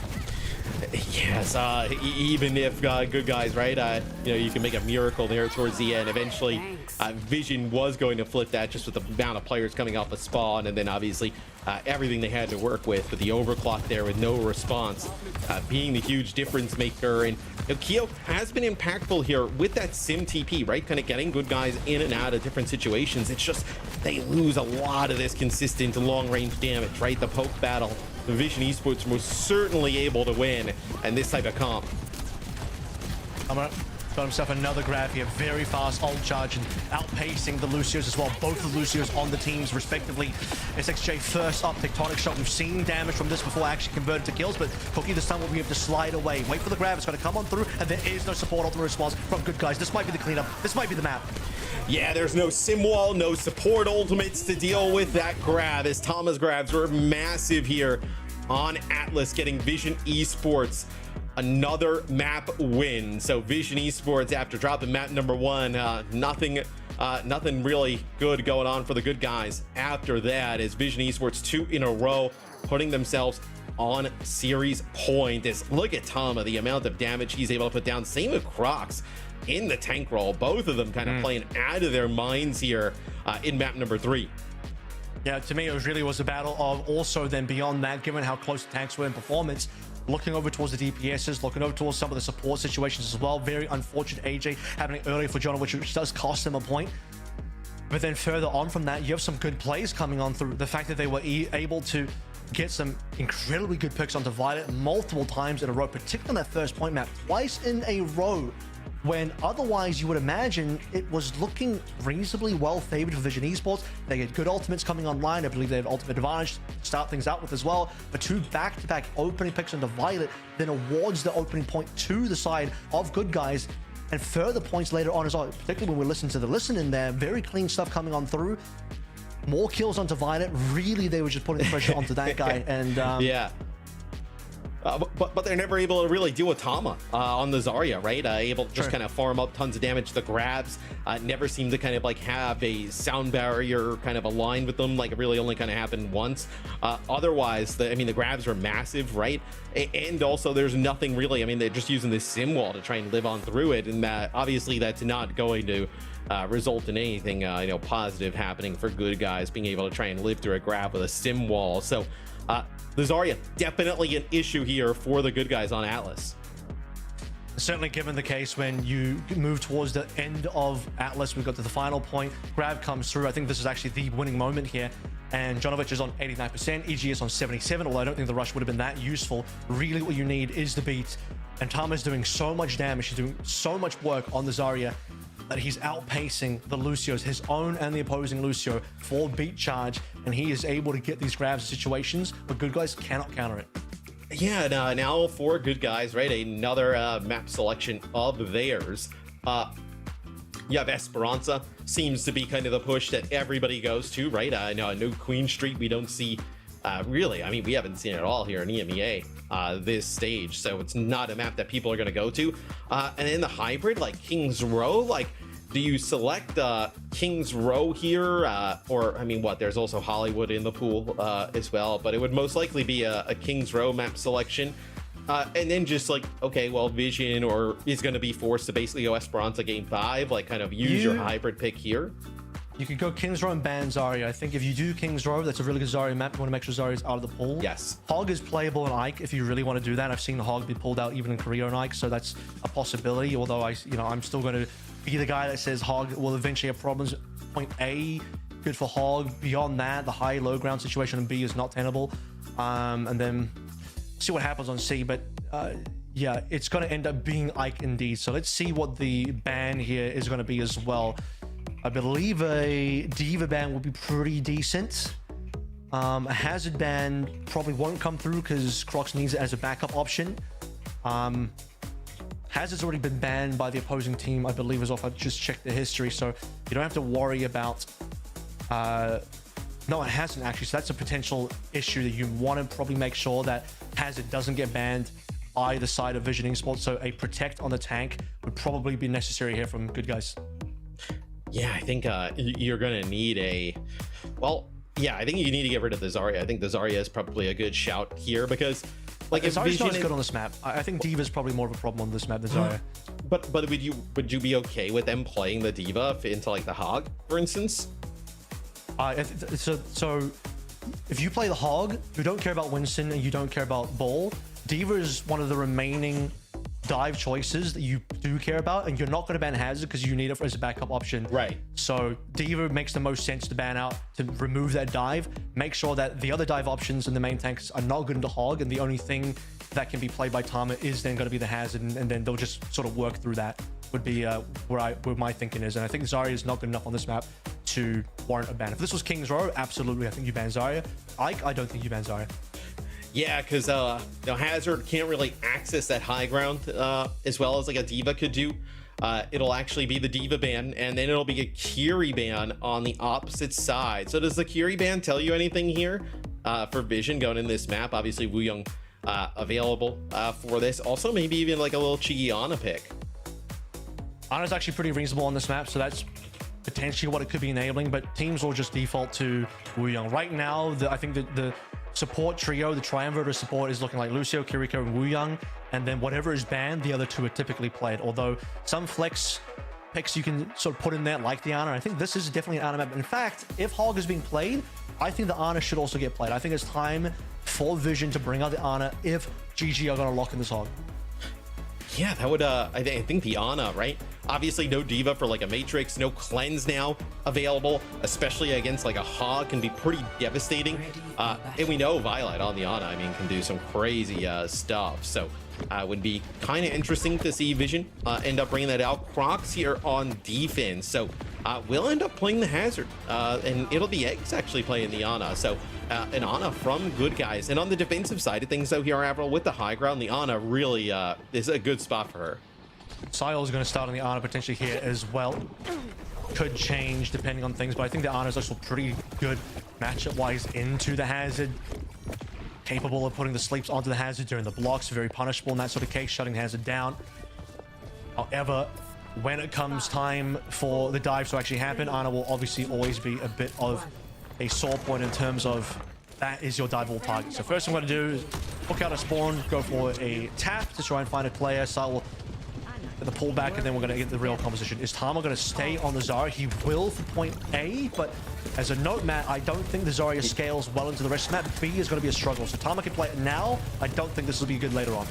Yeah, I think I agree with you. This is very much like a first point type of scenario for the Zarya. You're also seeing Alari Ana for a backline. So Violet going with that Alari. So a lot of poke here coming out from that backline, right? As you know, Crocs gets rid of the pylon there. Violet can kind of play around that for the source of healing and focus on putting down that damage. He nearly went down there as well. Really tricky stuff. We already have, that's both bubbles, by the way, used on Cookie. That's how much pressure is on Cookie. And speaking of which, choice one in the back line, trying to get his own pressure onto EGS, marked now by SXJ finally, but that should give Vision Esports opportunity to move forward. I mean, they've already held this flank on the point for some time. We've basically flipped the map. Yeah, it's a lot of space gotten here by Vision, and getting rid of Violet, though, that is massive. You know, not as much in terms of the healing output, right, for Vision Esports, but damage really good at poking at range with that Alari, as you do end up losing Crocs. I think for Vision here, you're just going to kind of take a beat and then, you know, get everybody healed back up and then try and push on in. A bio there, Cookie. He is dangerously low, and they finally get him. They needed that kill. They've been looking for Cookie for so long, and this will buy a bit of time. Crocs is on the way back. Tama's low HP. Vision didn't get a single tick out of that. Vision desperate to try and just convert more kills. You get Crocs down. That's your primary target. But how do you get the rest of the team down? And that was the issue here. Pulse in, but it doesn't hit. It's going to feed a bit of ult charge. It's going to feed a little bit of bubble energy. Violent, speaking of ult charge, really close to Captive Sun. Yeah, he's going to end up deciding to use the Captive Sun, going to get up in the air and really going to keep himself alive. Going to collapse right on top of Keo, finish him off. You also get Jonowich as well. Huge play with the Captive Sun there from Violet, just showing the amount of damage output that you can have here on the Alari. And Crocs now maybe here, Avril, going over towards that Winston. We'll see what Vision Esports decides to do. You thought maybe this is where they go away from that Zarya. I think so as well, but it looks like Tom, at least for now, trying to get some castle control. Well, he's got 79% towards grab, so you're just going to be able to pull through and play the Zarya for now. I think if you lose a fight, you're going to consider the swap. Given that Crocs has moved over towards the Winston now, he's going to be able to take advantage of the Nano. Pretty decent in a dry scenario. Crocs, fresh hero, just gets the free Nano. You can also Nano clock it with Hero. It's a decent combo, so we'll see what the combo is going to be from Good Guys, but they need to go. Oh, they actually use the Nano here on the Crocs to get to the pulse bomb. Maybe he's scared he's actually going to end up getting finished off, and then also trying to push in behind that. It's going to be an overclock here for Cookie, and he's got the Nano boost, man. That is a lot of damage. You're not really able to live through that 3 for Cookie here. It's Eggs in a lot of trouble as they let Tama finish him off, but Cookie with that Nano boost just goes crazy with the overclock. That's a Nano clock combo I'm talking about. Absolute fire damage. It's 150 energy charge. And then some more with the actual Nano boost, 50% on top of everything else. So Vision Esports still going to have Zarya because Grav is available. Haven't used it. And as you actually push the payload around and towards the bridge, Zarya's capability on the map starts to increase because now you're forcing people to the low ground. This is where Zarya is going to shine. Well, that's true, especially if you can get through this part of the map. Playing the Zarya, you might be in a great spot, but you can use the Zarya at the end. That's a grab there that goes in from Tama, not able to see kind of like if it actually gets anything of value. Is gonna stand on the objective. Give up his life. As now let's see if Vision decides to make some changes. So Cookie will go over, play the Freya here for a little bit of a high ground, being able to kind of upward mobility, and then also Tama gonna go to the Winston. So a little bit of a Winston head-to-head here. They want the range, the dominance here. Cookie on the Freya is going to be able to find that. But a brilliantly played OC from Kyo is going to initiate the defense finally for this good guy's defensive side on B. Vision Esports got a lot of presence there. The grab actually initially looked pretty good to solo kill the Crocs, but I think that's worth 5v4. No tank is massive. Now the Captain Sun, the sleep dart actually hits. My god, EGS giant shutdown onto Violet. That is crazy, right? As Violet gonna flying through the air, going for the Captive Sun. A sick flick there from EGS connects onto Violet. In a play like that, Avril, I mean, that is one that gets everybody on the team fired up. Also gives them a huge fight win. That one's going to the DHL plays of the day right there. I'm telling you, that's in the end of day highlights guaranteed. What an insane sleep dart from EGS. Gigantic shutdown onto Violet. Captain Sun, we know it's good into this matchup. Not a lot that can stop it. You also have this nano here potentially here for Crocs. Is a bio actually hits Violet. Is Violet Enco just trying to exist here, trying to live, basically backed by their own spawn. Is a bio from Sile actually connects on the Crocs, so that actually ends up taking him out. They'll end up getting a bio here on Atama as well, but it's not going to be as impactful. The nano as well there goes off 4x. I think it was on a Crocs, but he might have actually been kind of mid-air and then ends up dying, or had the benefits of the the hindrance of the anti-heal, where he's not able to get any value out of that. A little bit of a waste of a nano for good guys. Well, they need the primal now for this fight. Kyo's low, he's down, that's a problem. The guy's got to hold on, because this is going to be the push. Now Vision, they've lost a lot of time, but they still have just enough to be able to cap and then force a potential C capture as well. Sile off the map, and juggles there, coming through for Crocs, and barely they're still contested. 2.79 meters of pulse will finally finish Crocs off. 3 versus 3. Violet looking for another Captain Sun, and he might just be able to get it. They get the cap regardless, which means good guys, it's going to be a C defense.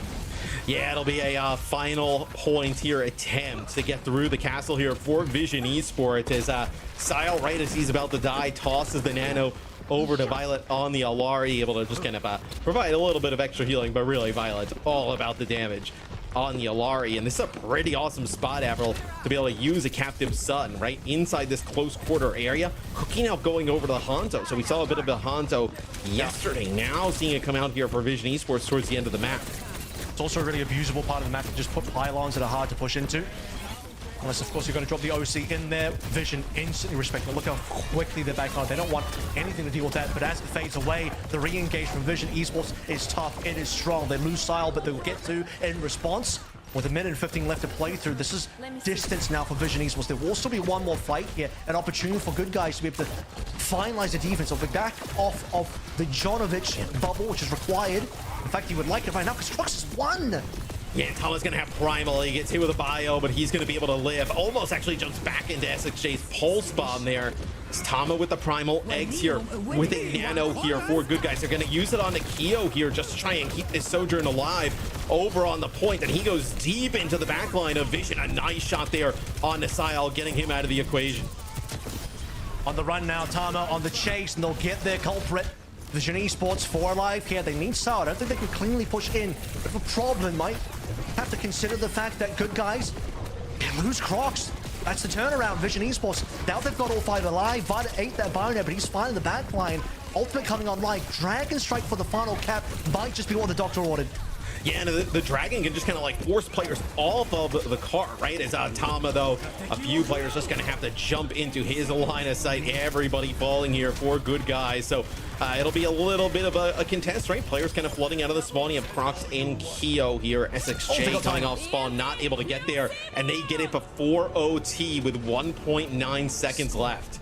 Yeah, that's going to be impactful when we start to look at potential draw scenarios on hybrid. So getting the 1.9 is actually going to be a little significant here for Vision Esports. So managed to get it barely within time. Good guys just needed to hold on for a slight amount longer. Didn't end up happening.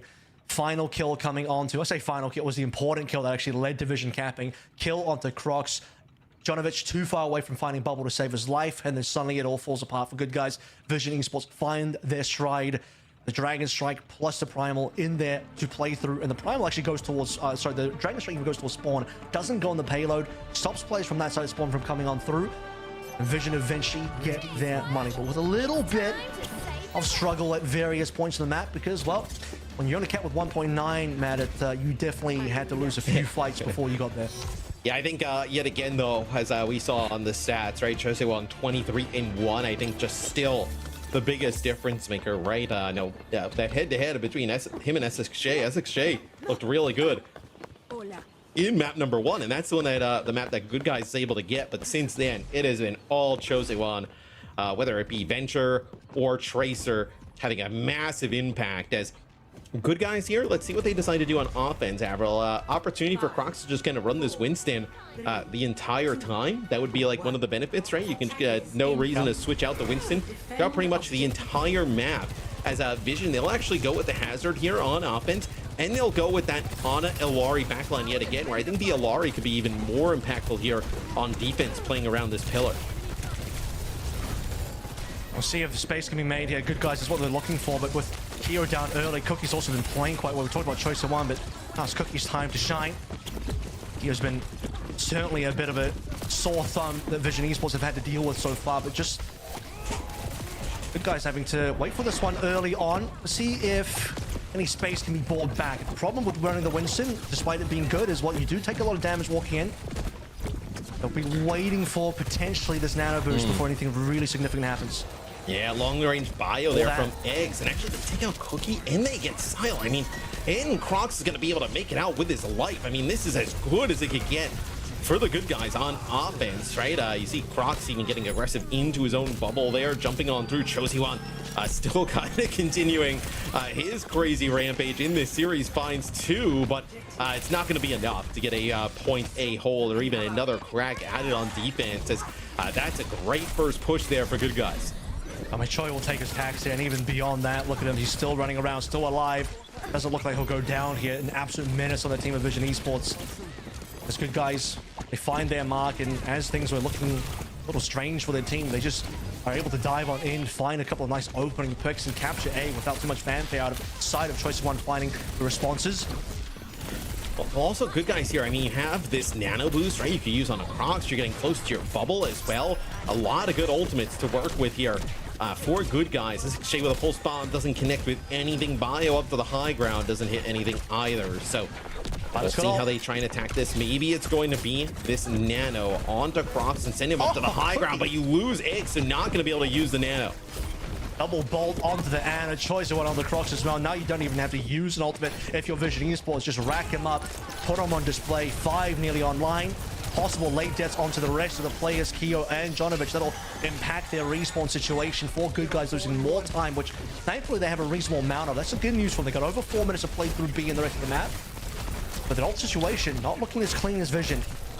Oh, Crocs barely able to make it out with his life, but almost gets kind of trapped by that jagged wall. And dude, they have not dealt with Chosewan whatsoever. That's the thing. They have to pull back. Crocs takes tons of damage, and in the back, Keo dies. So regardless what happens, the guys lost 1 player. They had to reset there. More time is off the clock, and Choice of One is being an absolute menace, as talked about.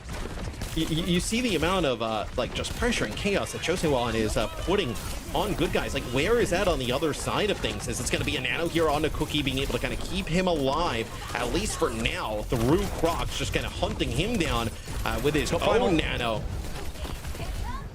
He's got Primal, but unfortunately he's used it while his team has gone down. Might not have realized what was happening at the time. He is able to get the kill onto Cookie. Might make things a little interesting here. Buys his team the opportunity to start respawning and get on top of the payload. That's the real issue, is they don't have any push. So while Crocs is out here doing something, he's going to eventually fall. Doesn't have any support around. And look at that payload, Matt. It's still at the start of B. Well, that's what I was going to say. There's no cart pressure, right? You're not actually kind of gaining anything here. And you're just kind of investing here for Good Guys, like just trying to, go as deep as possible for Vision Esports. you'll take that any day of the week, right? I mean, it's a fight you end up losing, but they essentially just gain nothing out of it. For Good Guys, as since they've been at this choke, now finally they get Cookie, so at least an initial pick off here with an overclock used. But so you've already burned like 2 minutes and 30 off the clock here if you're Vision, and they haven't even made it around the corner towards the bridge. No supports here, by the way. Good Guys, they want to win this 3v3, but they just don't quite have the healing. Kyo's going to sneak in as much payload push as possible, so you sort of noted the payload as being a bit of a problem, as I have as well. At least they've shoved it towards the bridge section, which is some progress made. All ultimates are off the table now for both teams. It's just going to be a raw neutral coming on through. But all the neutral damage is going one way. It's Tama and Vision Esports getting the kills onto Good Guys. SXJ down next, and the rest of Good Guys start falling. Even with the kill to Cookie, doesn't really do anything.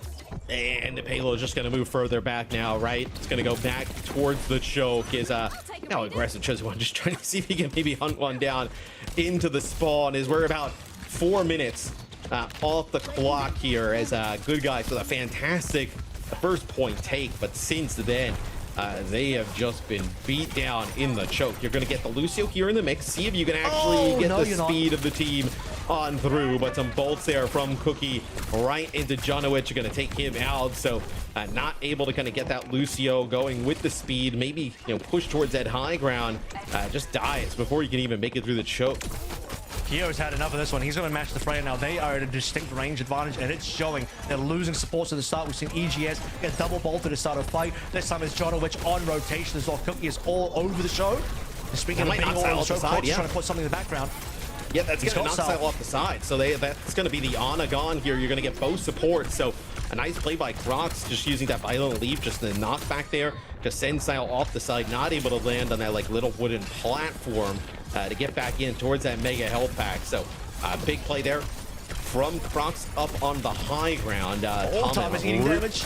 He's a really rough spot. You're going to have Violet coming off the spawn here with the Captive Sun, and then you're also going to have Sile being able to keep Tama alive at range, and that's a double kill there from Violet. That's huge. Tama does have to sacrifice his own life just as the Captive Sun explodes onto two of the targets. Violet, unfortunately, he is focused on dealing damage, not the healing. They will still win the fight off that one, so Tama happy to take a sacrifice for the team. But we're about to run out of time here. Good Guys, I don't know if they can finish the map anymore, man. 14 seconds, and even if they do cap, it'll be in the OT, and then just a 1 minute 30 left to finish all of C, which is a big ask. Good Guys, they at least do have some good ults on the way. Yeah, Nano available here. It looked like it was yeah, it's gonna be for Sile here in just a second as SXJ actually takes out Cookie. So Cookie trying to make a play on that high ground, ends up getting taken out by the Tracer. It's gonna be a down four from Crocs, does connect with a few players, but Tama on the receiving end of that nano boost gonna get quite aggressive. It's just going to be SXJ here over on the payload, and Avril don't think they're gonna be able to extend this much longer. This is going to be the final death throes of Good Guys A and M, and for Vision Esports, they say sometimes the Good Guys do not win. I ain't saying Vision are necessarily the villains here, but they do have the capital V in their name, and now the capital V also stands for victory. Nice 3-1 to start the day here at EMEA, Matt. With Choice One, look at that stat line, 41-3. I mean, just farming. I mean, no answer for him on the Tracer the entire time.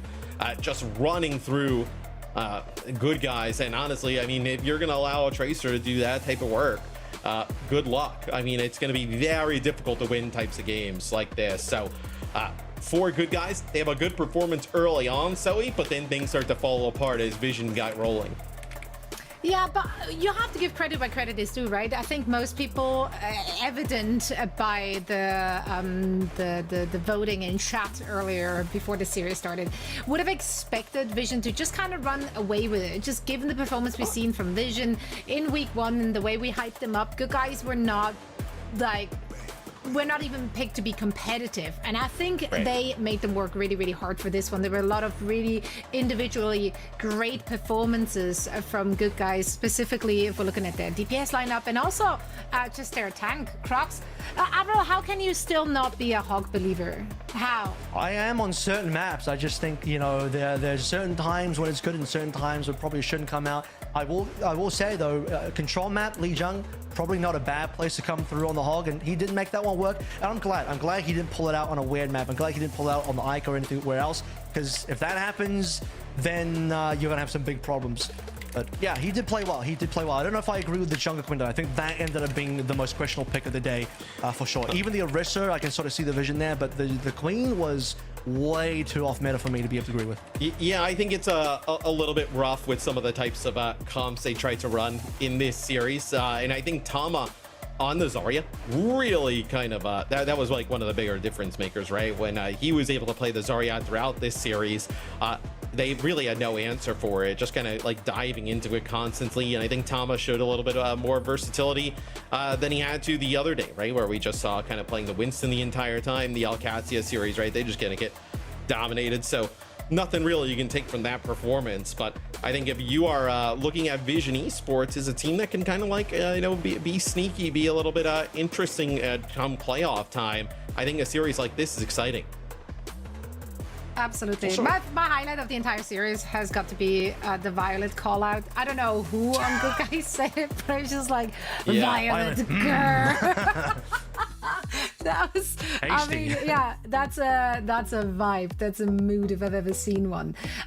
Vision Esports closing this one out 3-1. That being said, though, lots of close moments in the maps that we've seen. Lots of interesting comps we've seen from both teams there as well. Lots of good adaptation. So if you're a fan of either team, you should be very excited for what's to come. We still have 4 more weeks of play and plenty of opportunities to get a dub under the belt. For Vision, it's a 2-1 score now, though. And I think Good Guys will be competitive against some of these other teams. Like, I think some of the comps they play are a little bit odd. I think on things like Junkertown, right, they'll be able to go back and be like, hey, let's keep that Junker Queen away. Let's like not maybe play the Orisa and go towards something else and like refine their comps over time. Where I think they can make some noise, but Vision, look, they look to be kind of making a march and a stand to try and get that 4th spot. I mean, they are the team that is the closest to be able to do it. Unfortunately for every other team in that sort of the rest of the pack outside the top 3, they don't seem to be quite competitive enough. And you could even argue Vision, at least against Alcatia, not quite there. Couldn't quite win a map. But, you know, they have games coming up that could be the potential for them. The important ones are going to be next week. They have Twisted Minds, and eventually in the final week in number 6 will be VP, because those are the important games that Vision need to win to be able to claim a top 3 spot. Right. Now, before we're looking ahead for all of these teams, let's talk about what we just got to see in this series. What better way to do that than with one of the players from the winning team? I believe we have Sile joining us now for a quick chat. So welcome to the show. Congratulations on the dub. Let's talk about your preparation heading into this one, because obviously limited tape. We've only seen Good Guys play once. Have you guys been scrimming them prior to this? Like, what was your read on that team?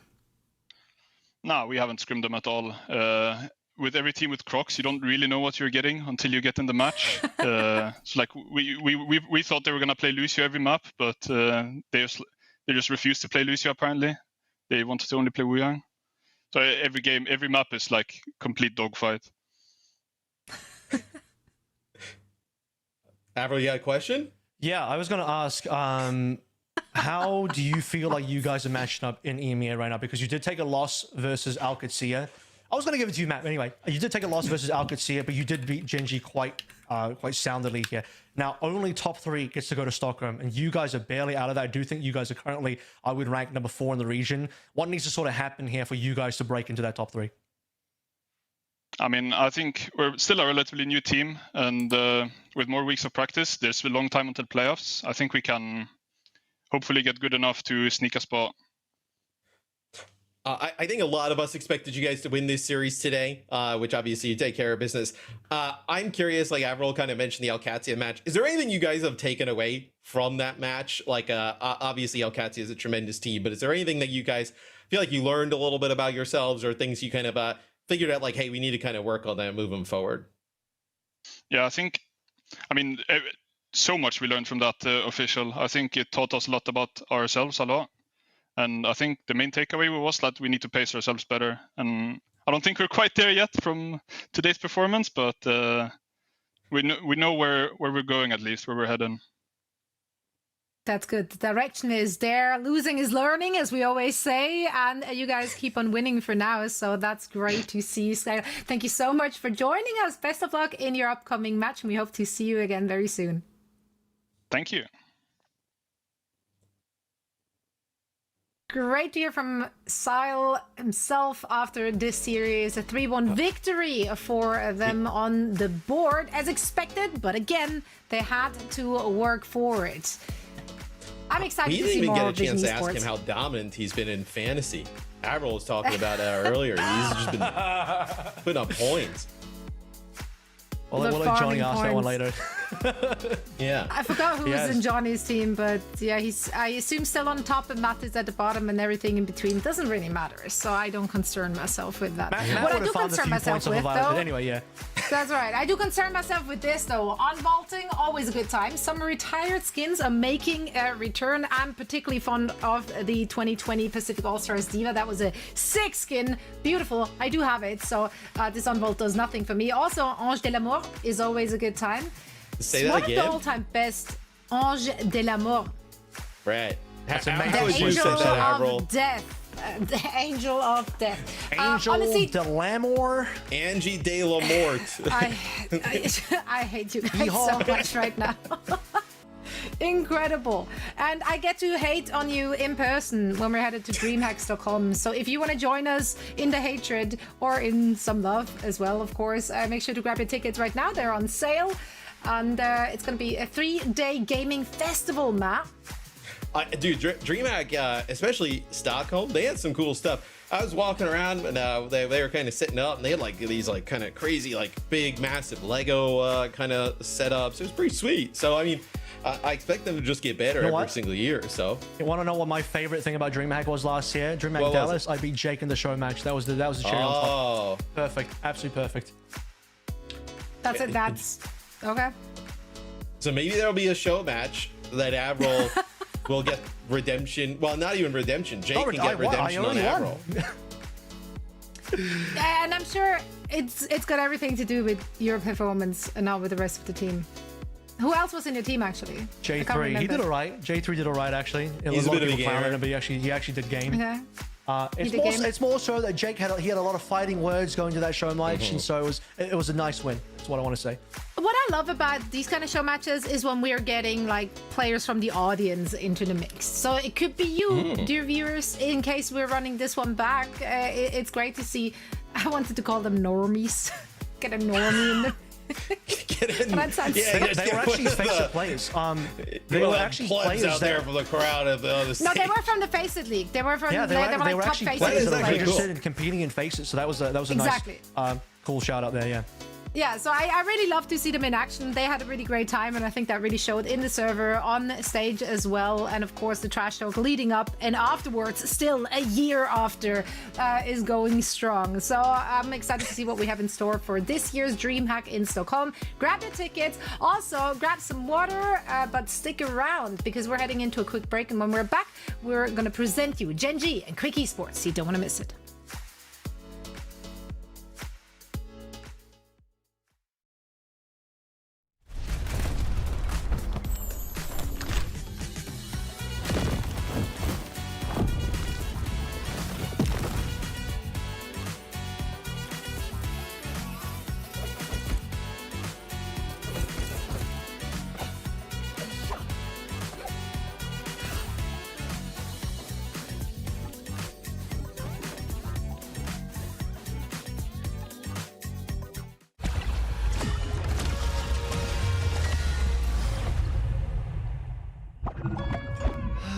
What was it Shifu told me?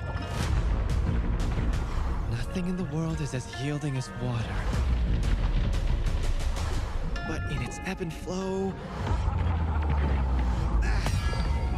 I honestly forget the rest. So, I'll just go with the flow. Booyah! Making a splash. Always good to hydrate. Much better. Oh, easy! Oh, check me out! Bye! Ultimate's ready. You're protected. Go make a splash. Hope you brought a change of clothes. Guess my training's paying off. Let's keep it going. Li Wang Huanglan! Wouldn't want to be ya.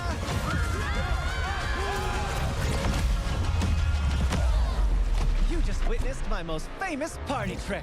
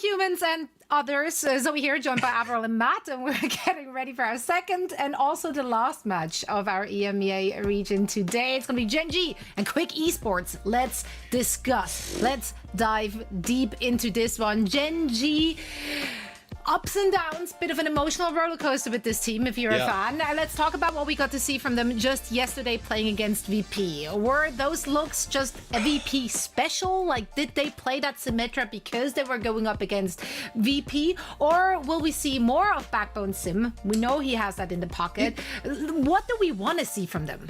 I mean, it looked better than what we've seen from them in the past, like recently, like the very recent past. And look, to take a map off of VP is no feat to be looked over, right? They're obviously a very good team. This series, so has potential to get silly pretty quick. I mean, yesterday we saw some wild stuff silly in EMEA from Quick Esports. Gen.G, I think, is a little bit of a roller coaster. So who knows? This should be a series though where Gen.G gets back on track though, right, and gets a dub. I don't think it will get too silly. And the reason why is because I think both these teams, they should understand that this is a very winnable series for either. They are both currently winless. One team has to walk away with a W today. So is it going to be Gen.G? Is it going to be Quick Esports? Quick Esports yesterday versus Alcat? It's going to be too tough. I think the reason why it devolved into a bit of a fiesta is because at the end of the day, Alcat knows they're going to win that one. And unfortunately for Quick, you heard in the comms as well, you can sort of just confirm it in the listening, they needed a miracle in their own words. They knew it was going to be way too hard to win, so it sort of devolved at some point. But this game, it's different, guys. I think both teams have a real strong shot, and they both want this win. They both need this win. Would you consider Gen.G to be the favorite into this one, though? Yes. Yeah, I mean, it would be wild to say they aren't. I mean, even with Gen.G's kind of issues, like, look, I still think there's a little bit of a gap. I will be curious if Gen.G constantly tries to protect this support line again, like we've seen with all of their bans, and not kind of... we had some questions about that, didn't we? But on the other side, kind of use them proactively. I mean, right here, I mean, you see, this is me, Snowdrop. He had some good moments. This one, wouldn't throw that one in the personal reel. He's probably trying honestly, to put together. all of Hollywood would be in that highlight reel for me personally. There's an alternative universe where Hollywood's a draw and we actually get a fourth map in that series. The Junkrat put in work. I'm just saying, okay? Like if it wasn't for that Junkrat switch, I'm just throwing it out there. Yep. That was the point secured. And maybe also the maps. So we got to see more silly Overwatch. And I'm here for that. I'm here for it being a little silly. And Quick Esports delivers that. You say that, Zoe, but I distinctly remember every time Quick Esports and Alcatia extended, I were hearing some sighs in the chat coming your way when that was happening. The peanut gallery. Well, that was. It was more because if it's a game you know exactly they're about to lose, then I low-key hate when it's being drawn out. But if it's a silly game between two more evenly matched teams, which we could be looking at right here, then I'm here for the silly. Does that make sense? If Gen.G lose this series, all hope is lost for them. I don't know Like, where if we you go just from there. They're I don't bringing know Mag what back if they happens. lose the series. That's what they're doing. They're No, sending a because- contract his way, buying him out from Zeta. The middle of their season or of their stage is quote unquote the easy one, right? We talked about they do have the difficult teams coming up later. First, they will be going up against Quick Esports, and then I just opened it over here. Where is it? Then they have Peps coming up, then Good Guys, and then they finish it with Twisted Minds and Alcatia. So the next 3 matches this is where they need the points, otherwise they might find themselves in promotion relegation, and we don't want to see that. That's the thing. This is why it's an important game, guys. And what else is important? So in Joystick Apply, our co-streamers featured this week. I believe it's Apply today, right? Because we're on the Sunday, of course. Yep. I know. I can look at the calendar. It's like, I know days of the week. I like the maroon kind of suit there from Apply. Very distinguished. That's a nice shout. The turtleneck, I'm not a turtleneck type of person, but it's okay. That's Johnny influencer Johnny probably made that one happen. That is true. Yeah. That looks like a dating profile picture from Apply. That one. I wouldn't be surprised you see that one out there and wherever he lives. You just swiping through. It's like, I know that guy. I've seen this picture before. That maroon blazer. Which way would you swipe? That's the real question, Amro. I don't know which one is yes or no. We probably wouldn't be on the same app, unfortunately, so that wouldn't happen. Also, I already know Apply. I could just DM him. That doesn't, we just slide into the DMs like right to the source. Go right to the source. Honestly, we're tight smart. like that. Don't worry about it. I do the same thing. People watching, you can't slide into his DMs, but you can slide into his chat. Drops are enabled on their stream as well, so make sure to head on over and send some love. We're sending love towards our 2 teams as we're finishing out EMEA, so please guys, take it away. Yes, chat heavily riding with Gen.G.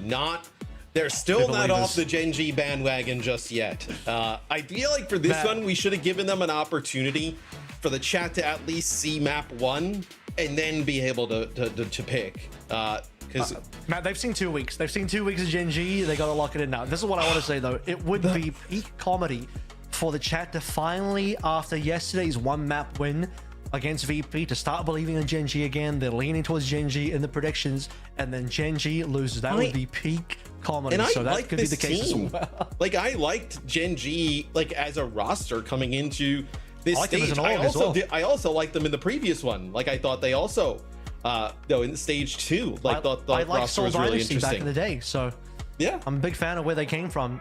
Anyway, this is I was going to say, we'll talk about the map of the bands here as well, as Farah actually is pretty good on this map, so that's going to be taken out rather quickly. But this is their first high stakes game. Is this their first non-support ban for Gen.G? Yes. All right, here we go. Well, I mean, technically, I think yesterday on map 4, when they didn't get the chance to ban, they had to go for a non-support ban as well, but that was because they weren't first. But are they first ban? Yeah, they must be, because they're map choice. So this is the first time as a first ban actually not doing support, and it's going to be a Kiriko ban on the opposite side. So not Quick. I do like that Quick are not burning the Lucio ban straight away. They know the Lucio ban is going to be the important ban, but they're going to target the Kiriko first, leave the Lucio as a ban for maybe a future map. They're thinking about the long term here. But again, Matt, very important to set the stakes here. As I was about to say this, and then Apply's face showed up on my screen.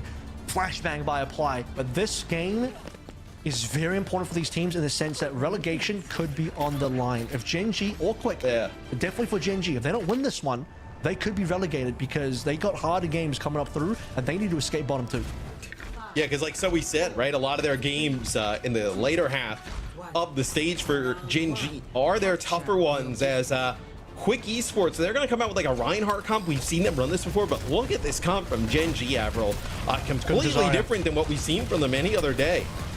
We've seen SkyTor on the Rhine before. Gen.G should be kind of aware of that, but also Quick Esports, they're also aware of the fact that Gen.G might want to play the Sim. We saw this Sim Bastion yesterday, I believe it was on Samoa. And of course, the reason why you would want to run the Bastion is because you have that new minor perk that allows you to get a grenade back every time you change forms. And also, you can just burn through the tank shield very quickly. That's exactly what's happening to SkyTor.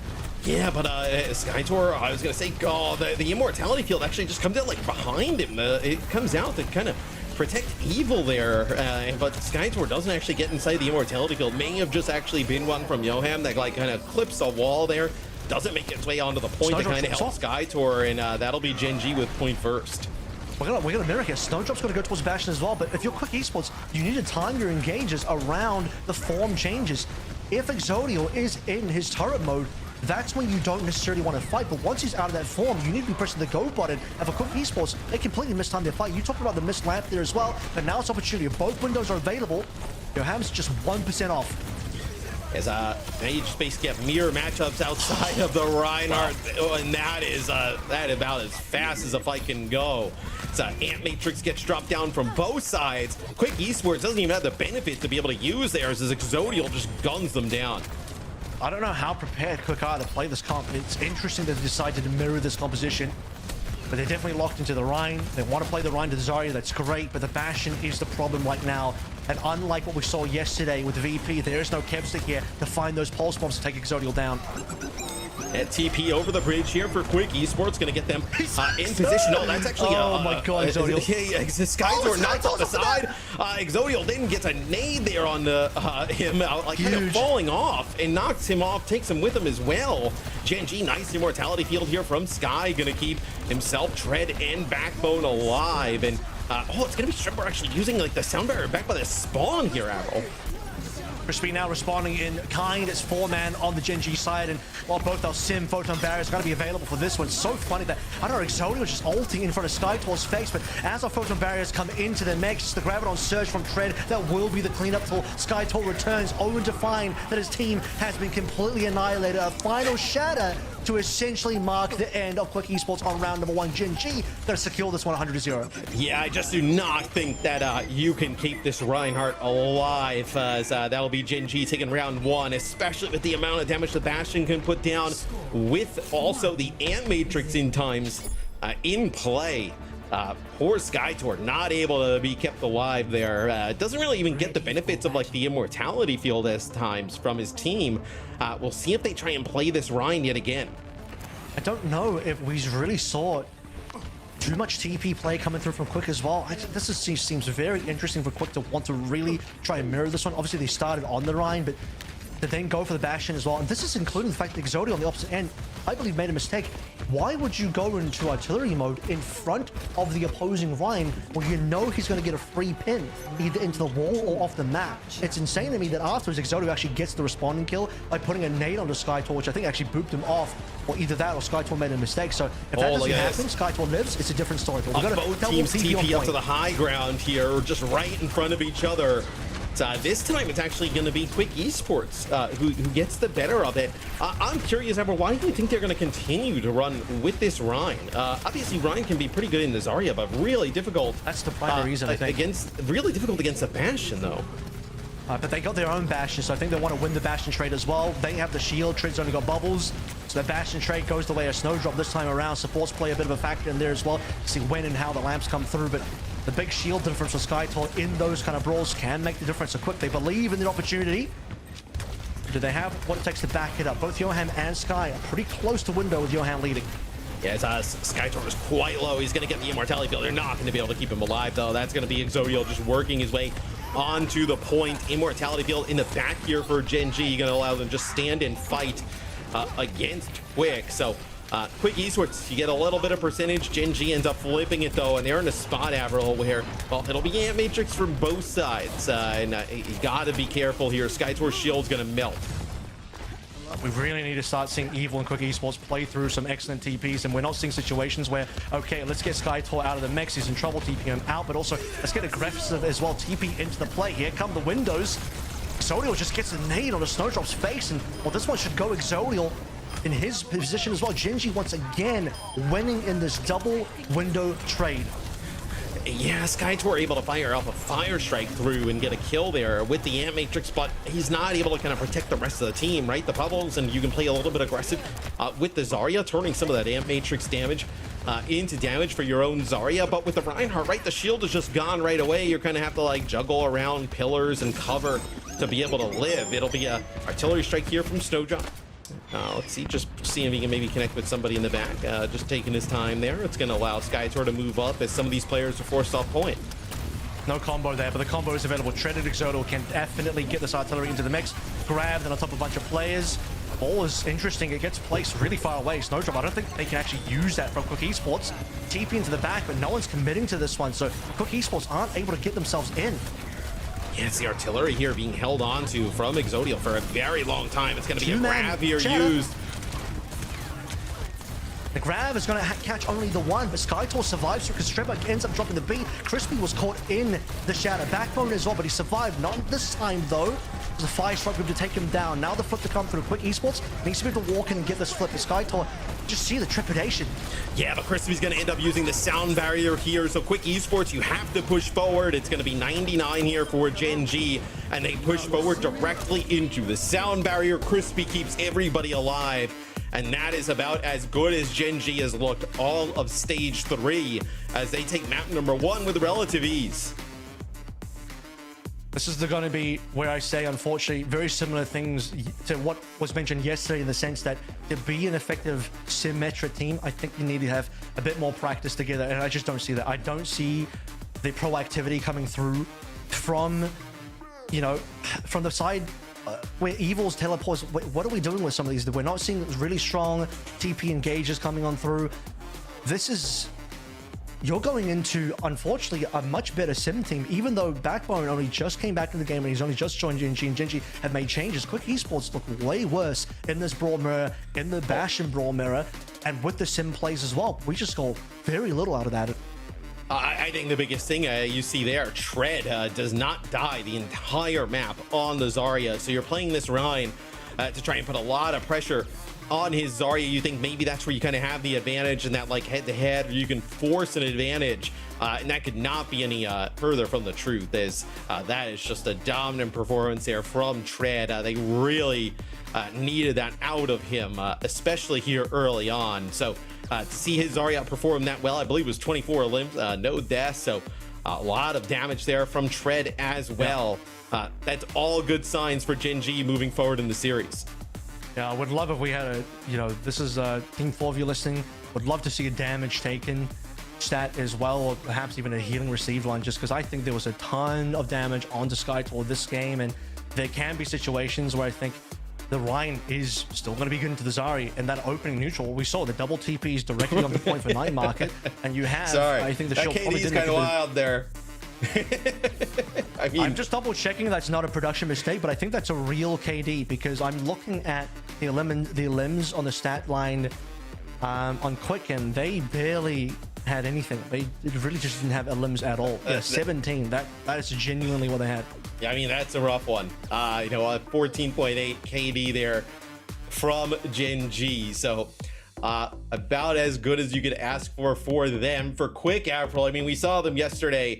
I don't really know what they're going to decide to do here. I don't think you can play like Reinhardt comps against this if Gen.G is going to end up playing the Zarya. So we'll see where they decide to take us. Could be like we've seen them go towards like Hollywood, right? We saw that pick out yesterday. Maybe it's like a Gibraltar. We saw them go there too. Didn't see great results on either, quite frankly, but you know, those are some of the maps we've seen them, you know, steer towards. This might be the time to bring out the Lucio ban. I think this is it. This is where you've done the Kiriko ban. Okay, you see what the response is going to be.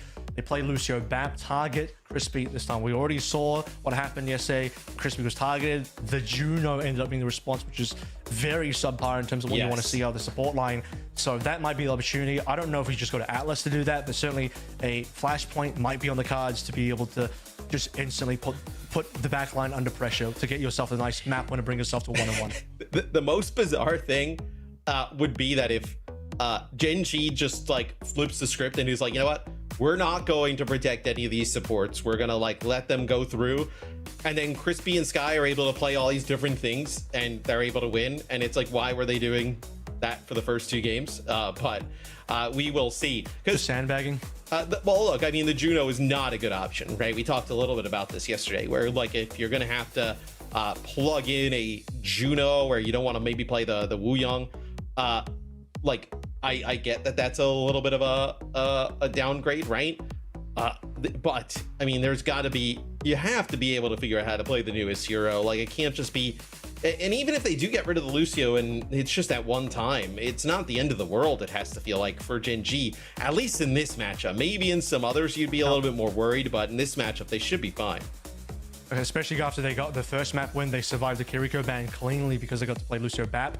So, yeah. You know, maybe if Crispy's Zero Palsy is the problem here and Lucio being banned is the issue, you cop that one map L, and then you have to sort of deal with it. And speaking of, you know, the support situation, Yonte coming in for Stribble, which, by the way, Yonte he's been playing a ton of Wuyang. So what I'm seeing here is Lucio's probably going to be banned. Wuyang's going to get played because Yonte's here to play the Wuyang, which means Crispy better get ready to bring something special out. And we saw this yesterday, I believe, for when they played Gibraltar. I think they brought in Jonte. So we'll see if that's kind of deciding where they want to take us. Yet again, it was a pretty rough Gibraltar. I mean, I think they got like 20 meters or so for Quick Esports. So obviously, it's a map that maybe they feel comfortable on. Just a really bad matchup yesterday. So we'll see if that's kind of where they decide to go yet again. But Jonte coming in definitely like lends us a little bit more towards the Wuyang. That would be expectation.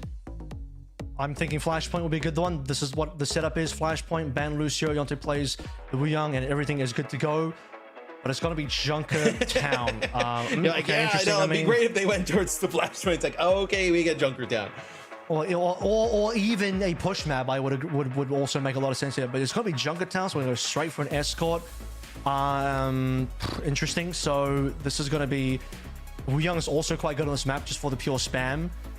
But you're going to need to make sure your bans make sense. And Quick's got the first ban, and they decide to go to Widowmaker, which leaves Wuyang up to be banned by Gen.G, and they are not going to shy away from banning the correct hero. That is a perfect ban from Gen.G, and a more questionable one from Quick. I guess they're scared of the Widow on this map, but then you why would they chose pick a Widow it? map. Like, yeah, like it is a Widow map, right? So maybe they're trying to force like a little bit of a Freya action, but Exodial's like really good on the Freya, and then especially you let the Wuyang go through, and Gen.G doesn't even want to play it, so they just get rid of it. So I'm curious where, like, what Quick Esports decides to do here, right? Junkertown you think you would pick because you love your long-range hit scan like capabilities, but you get rid of the Widow early on. Fascinated what they decide to play. I mean, Quick did pick Gibraltar yesterday after they lost Li Jiang, but not too sure if that is really the go-to here. If I'm thinking about, this is exactly it. Obviously, we're not even at Gibraltar, but point being, they just want to go straight towards an escort. And if you remember what happened on that Gibraltar, and to be fair, that is Alcatsia. They got dominated. They got full camp in spawn. They basically didn't move the payload at all. It's easily the most one-sided map of that Quick versus Alcad series. So big question marks. And Yonte did get to actually play the Wuyang here. Yep. In that map, this time around, he's going to have to be on not the Lucio. He's going to go towards the Kiriko. So there's going to be double flex support with Winston to start out with. And we're getting the Snowdrop Hanzo yet again. We saw that yesterday. If you remember the kind of famous listening, he said it as his arrows needed to turn into logs from to pick off some kills, and that they were looking for a miracle. So we'll see it in action yet again. So Tread will actually go over and play Diva here on offense. So Avril, I think this comp actually worked out pretty well for Gen.G, quite frankly, right? They can kind of play Tread on the Diva. They don't have to kind of mess with some Winston or any different types of things like that. Exodial can play the Soj and be pretty happy with it, right? Not really a concern.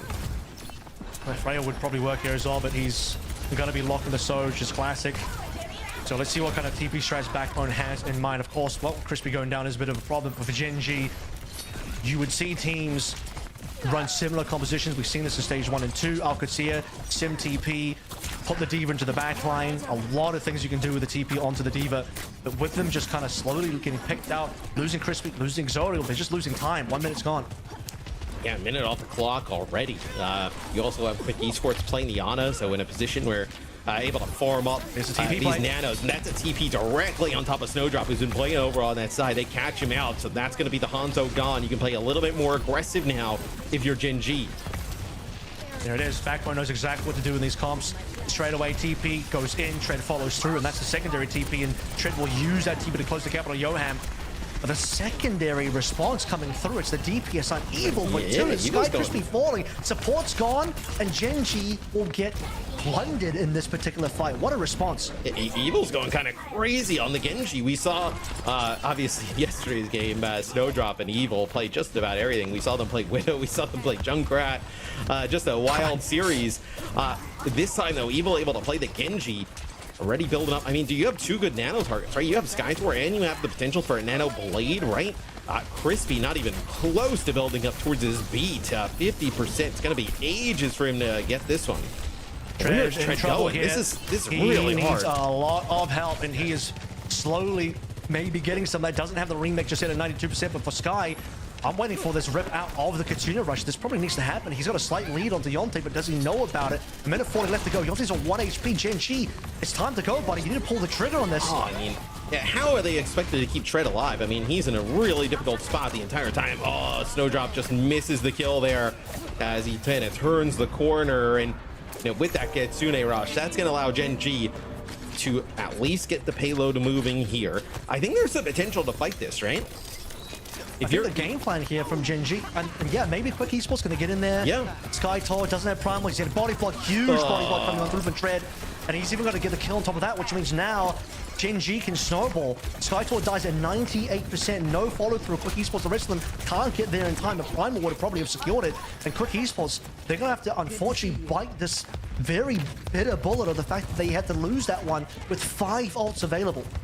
Yeah, I think if Skytor can just like live for a little bit longer, and I mean, there's nothing you really do, right? But if he could build up towards that primal, you would have popped that. Probably seldom contest. They would have been in a spot with some players coming off a spawn as well to be able to fight that and give it a really good attempt. This is going to be a nano blade here, but Evil doesn't look like he can find anything at the moment. Players just dancing around that TP. Backbone getting everybody away from that blade, but they do end up losing Tread's mech while they drop down this proton barrier from the sim. So nothing you're going to be able to get by using that big Simmel. Tread's eventually going to fall here, but the responses are good. Sky and Exodial. Skytor now finally going to be popping that primal. We'll get Crispy down, enabling the 3 versus 3. But after Quick Esports got in the bank here, it doesn't look like Gen.G are going to give this fight up. They don't have enough players alive. The TP is also there as well to put them straight back on the payload. And now the rush from Yonte, waiting for Exodial to respond though.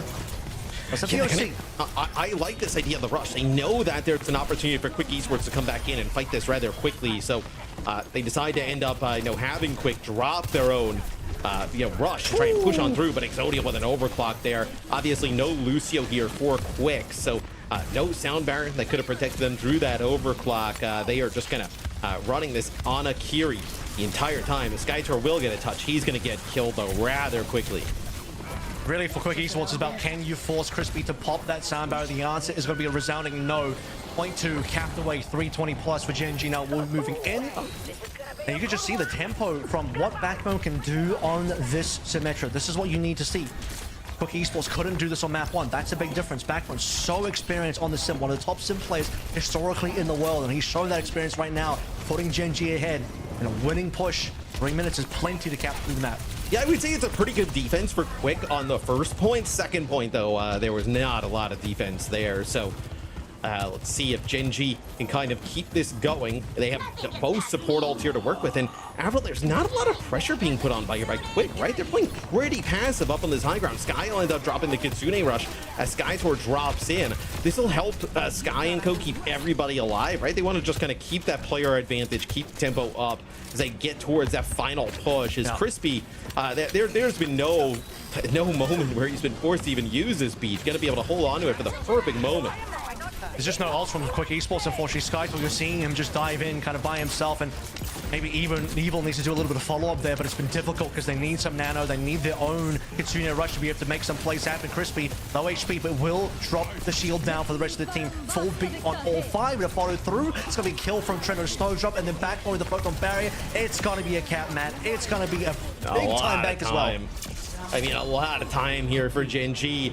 Almost 2 minutes, and now, Skytor wants to try and take out Backbone there, right? The Winston's actually not a terrible matchup into the sim. The issue is Backbone has the benefits of the sound barrier, right? Has the overhealth. Skytor's not able to kind of work him down at all. and it's just more damage that Backbone's ramping up in terms of delivering on the other end. So SkyTour in a really difficult spot. He has to go towards the high ground. That allows Tread to kind of continue his run of dominance here, as only dies once in the first half. Take out supports in the backline of Quick. So Gen.G on Quick Esports map selection look quite good thus far. And part of this is the fact that, to talk about Quick Esports, could they have gone towards a flashpoint, ban out the Lucio? It's an obvious win condition, but Subyon TN, they want to play the Wuyang. Gen.G instantly just counter that. They say, this no, is what we need. Out. The J silly, well, the Winston Gen.G Junkrat dive. You know what? This is what I see this in my stadium quick plays all the time. This is a stadium quick play composition through and through. All 5 of those heroes are available in stadium quick plays. True. Hello. So yeah, this is what the fans wanted today. A little bit of the Snowdrop junk. Maybe that's why they banned the Widow.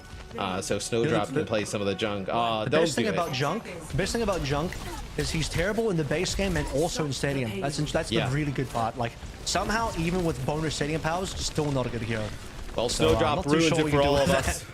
He goes back to the Hanzo. Not going to see the Junkrat just yet from Quick Esports. We did see it the other day, but Dante takes out Backbone. Backbone trying to play off on an off angle there, and just gets taken out. So maybe caught off a little bit off guard, and that's a huge pickoff. That might allow Quick Esports to actually get this part underneath the bridge. There's the opportunity, but Evil's low now. SkyTour as well. A little bit of tricky HP. It was point A that Tread was taking a bunch of damage before, but this time he'll be the one finishing off SkyTour, which is going to start causing some problems. Quick Esports gonna have to look for the back out here, slowly walking away. No speed boost to assist in this. They don't lose anyone else, which is important. Yeah, I mean, this is going to allow Backbone to get back in the fight too, Avril. So Gen.G just off of that 1-for-1 trade with their kill coming in a little bit later. Quick Esports not able to capitalize on their early pickoff. You see Tread just flying in, putting down some pressure on the Jante and Evil gonna get healed up by Johan from a distance here. So maybe you're just kind of like, are you trying to build up Nano here and just trying to work for that? If you're Quick, it's just a lot to rely on. Or you need to find a good dive in from SkyTour, follow through from Evil, but currently it's just difficult for them to be able to walk on forward. In fact, Evil just taking down Tread, finds his angle, finds his mark. Difficult now for Quick to be able to do anything with this. They're not even in a position to get a trade. So yeah, I think they do need an ultimate. Well, they do find Backbone Snowdrop. He wanted to find a log delivered. Yes, I mean, they get Backbone yet again, but can they actually capitalize on this, right?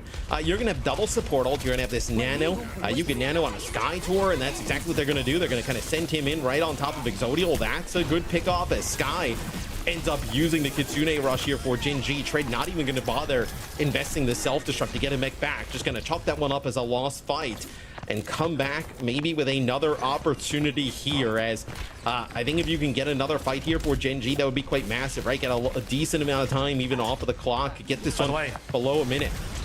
Backbone just caught the giant log there as well. Does get healed in. This is going to be ultimates force from Quick Esports. Gen.G, even if they don't win the fight, they need to force ultimate. Snowdrop probably wants a Dragon Strike for the completion of this point as well. Here's going to come on in, doesn't get eaten away. That's pretty good. And the cleanup. Quick Esports, all 3 ultimates. Gen.G will use nothing, and that is an economic win for Gen.G, but they will lose the point. Yeah, they're going to get it. They're not even really below a minute here, so Quick Esports able to finish with a respectable time here, getting about 3 minutes as we go toward the second part of the map. Like you mentioned, Gen.G just decides not to invest anything. They actually just hold on to everything they have. And Quick Esports is forced to use some of these ultimates, and that allows Gen.G now in this next fight to come back with that overclock. We'll go for listening for this next fight to see how it unfolds. I think they're looking for it. They're inside their own. Oh yeah. Subsnated, dropping point, drop point. Yeah, one more. One.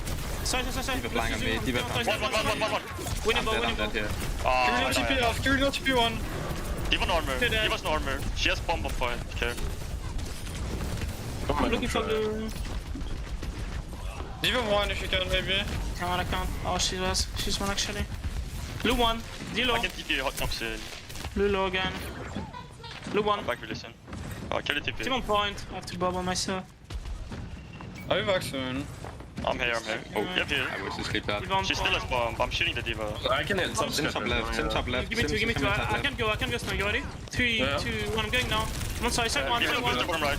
Side one. Can you not TP? Oh my god. They're like flipping the burger on us here. I can't help you. I'm dead. Keep in behind. I have nano shoot. I got a shot. Nice one. Nice one. Question marking all of them. This guy. Okay, we have nano for next. Do you want to wait for nano blade, Evo? We can wait for now, maybe. They didn't bomb, right? They have no kitchen for sure. It's wall. I don't know what clock it is. They Simlu top left. I'm trying to force mine. I'm gonna fight them top left. Yeah, I'm with you. I'm walking up on the EMEA. I can look for kitchen. Even I can look for kitchen for top right. I can go top. Diva going behind. The TP on me. TP on me. Just can't. Go check.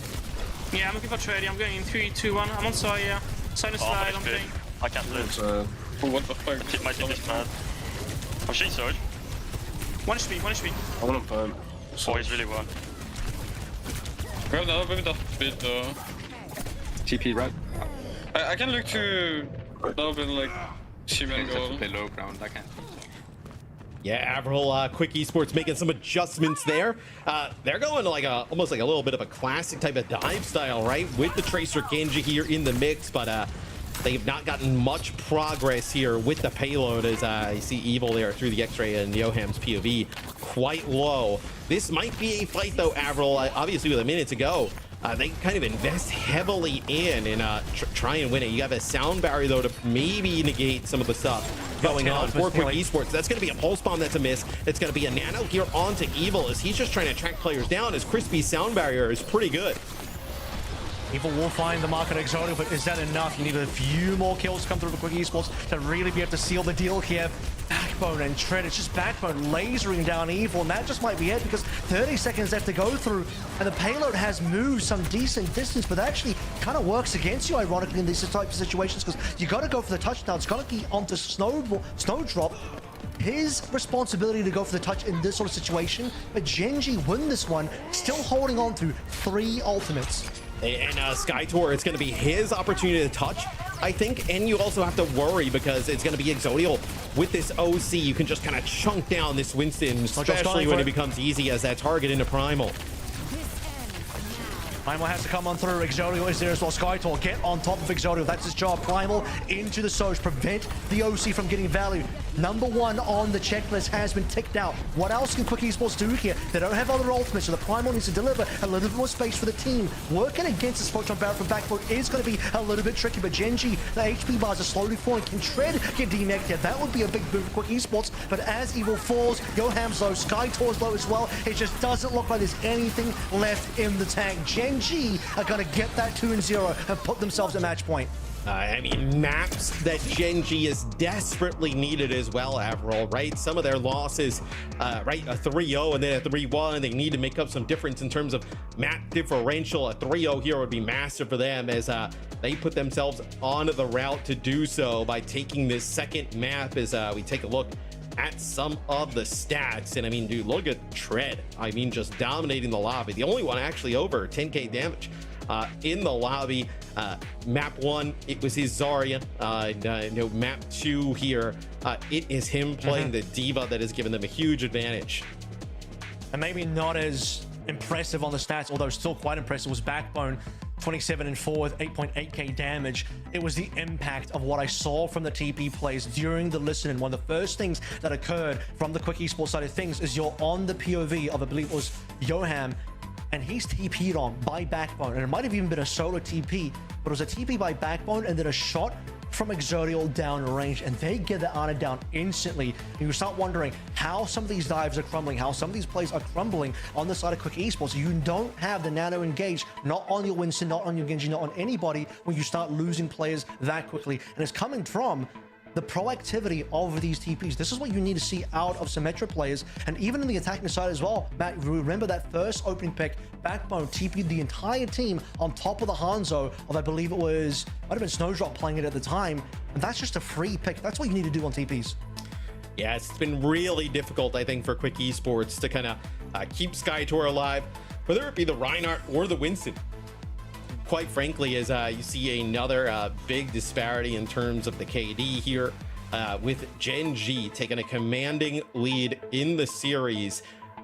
And look, for Quick Esports, right? I mean, a little bit of a surprise. You know, I mean, look, they weren't great on Gibraltar yesterday, so maybe try something different. Taking us here to Junkertown with a Widow ban to kind of throw things off a little bit. But I don't know where they take us from here. There's a, I mean, even in terms of bans, right? What do they do? Yeah, I guess, but like, it's not like Crispy's been some crazy difference maker on the Lucio. He's been fine, right? He's been good. It's more so that you're forcing him onto something that's not going to be good, like the Juno would be the ideal. Yeah. But even then, I do agree, man. I don't know if it's going to be enough, because it just does seem like Gen.G are firing on all cylinders. They're a step above Quick Esports.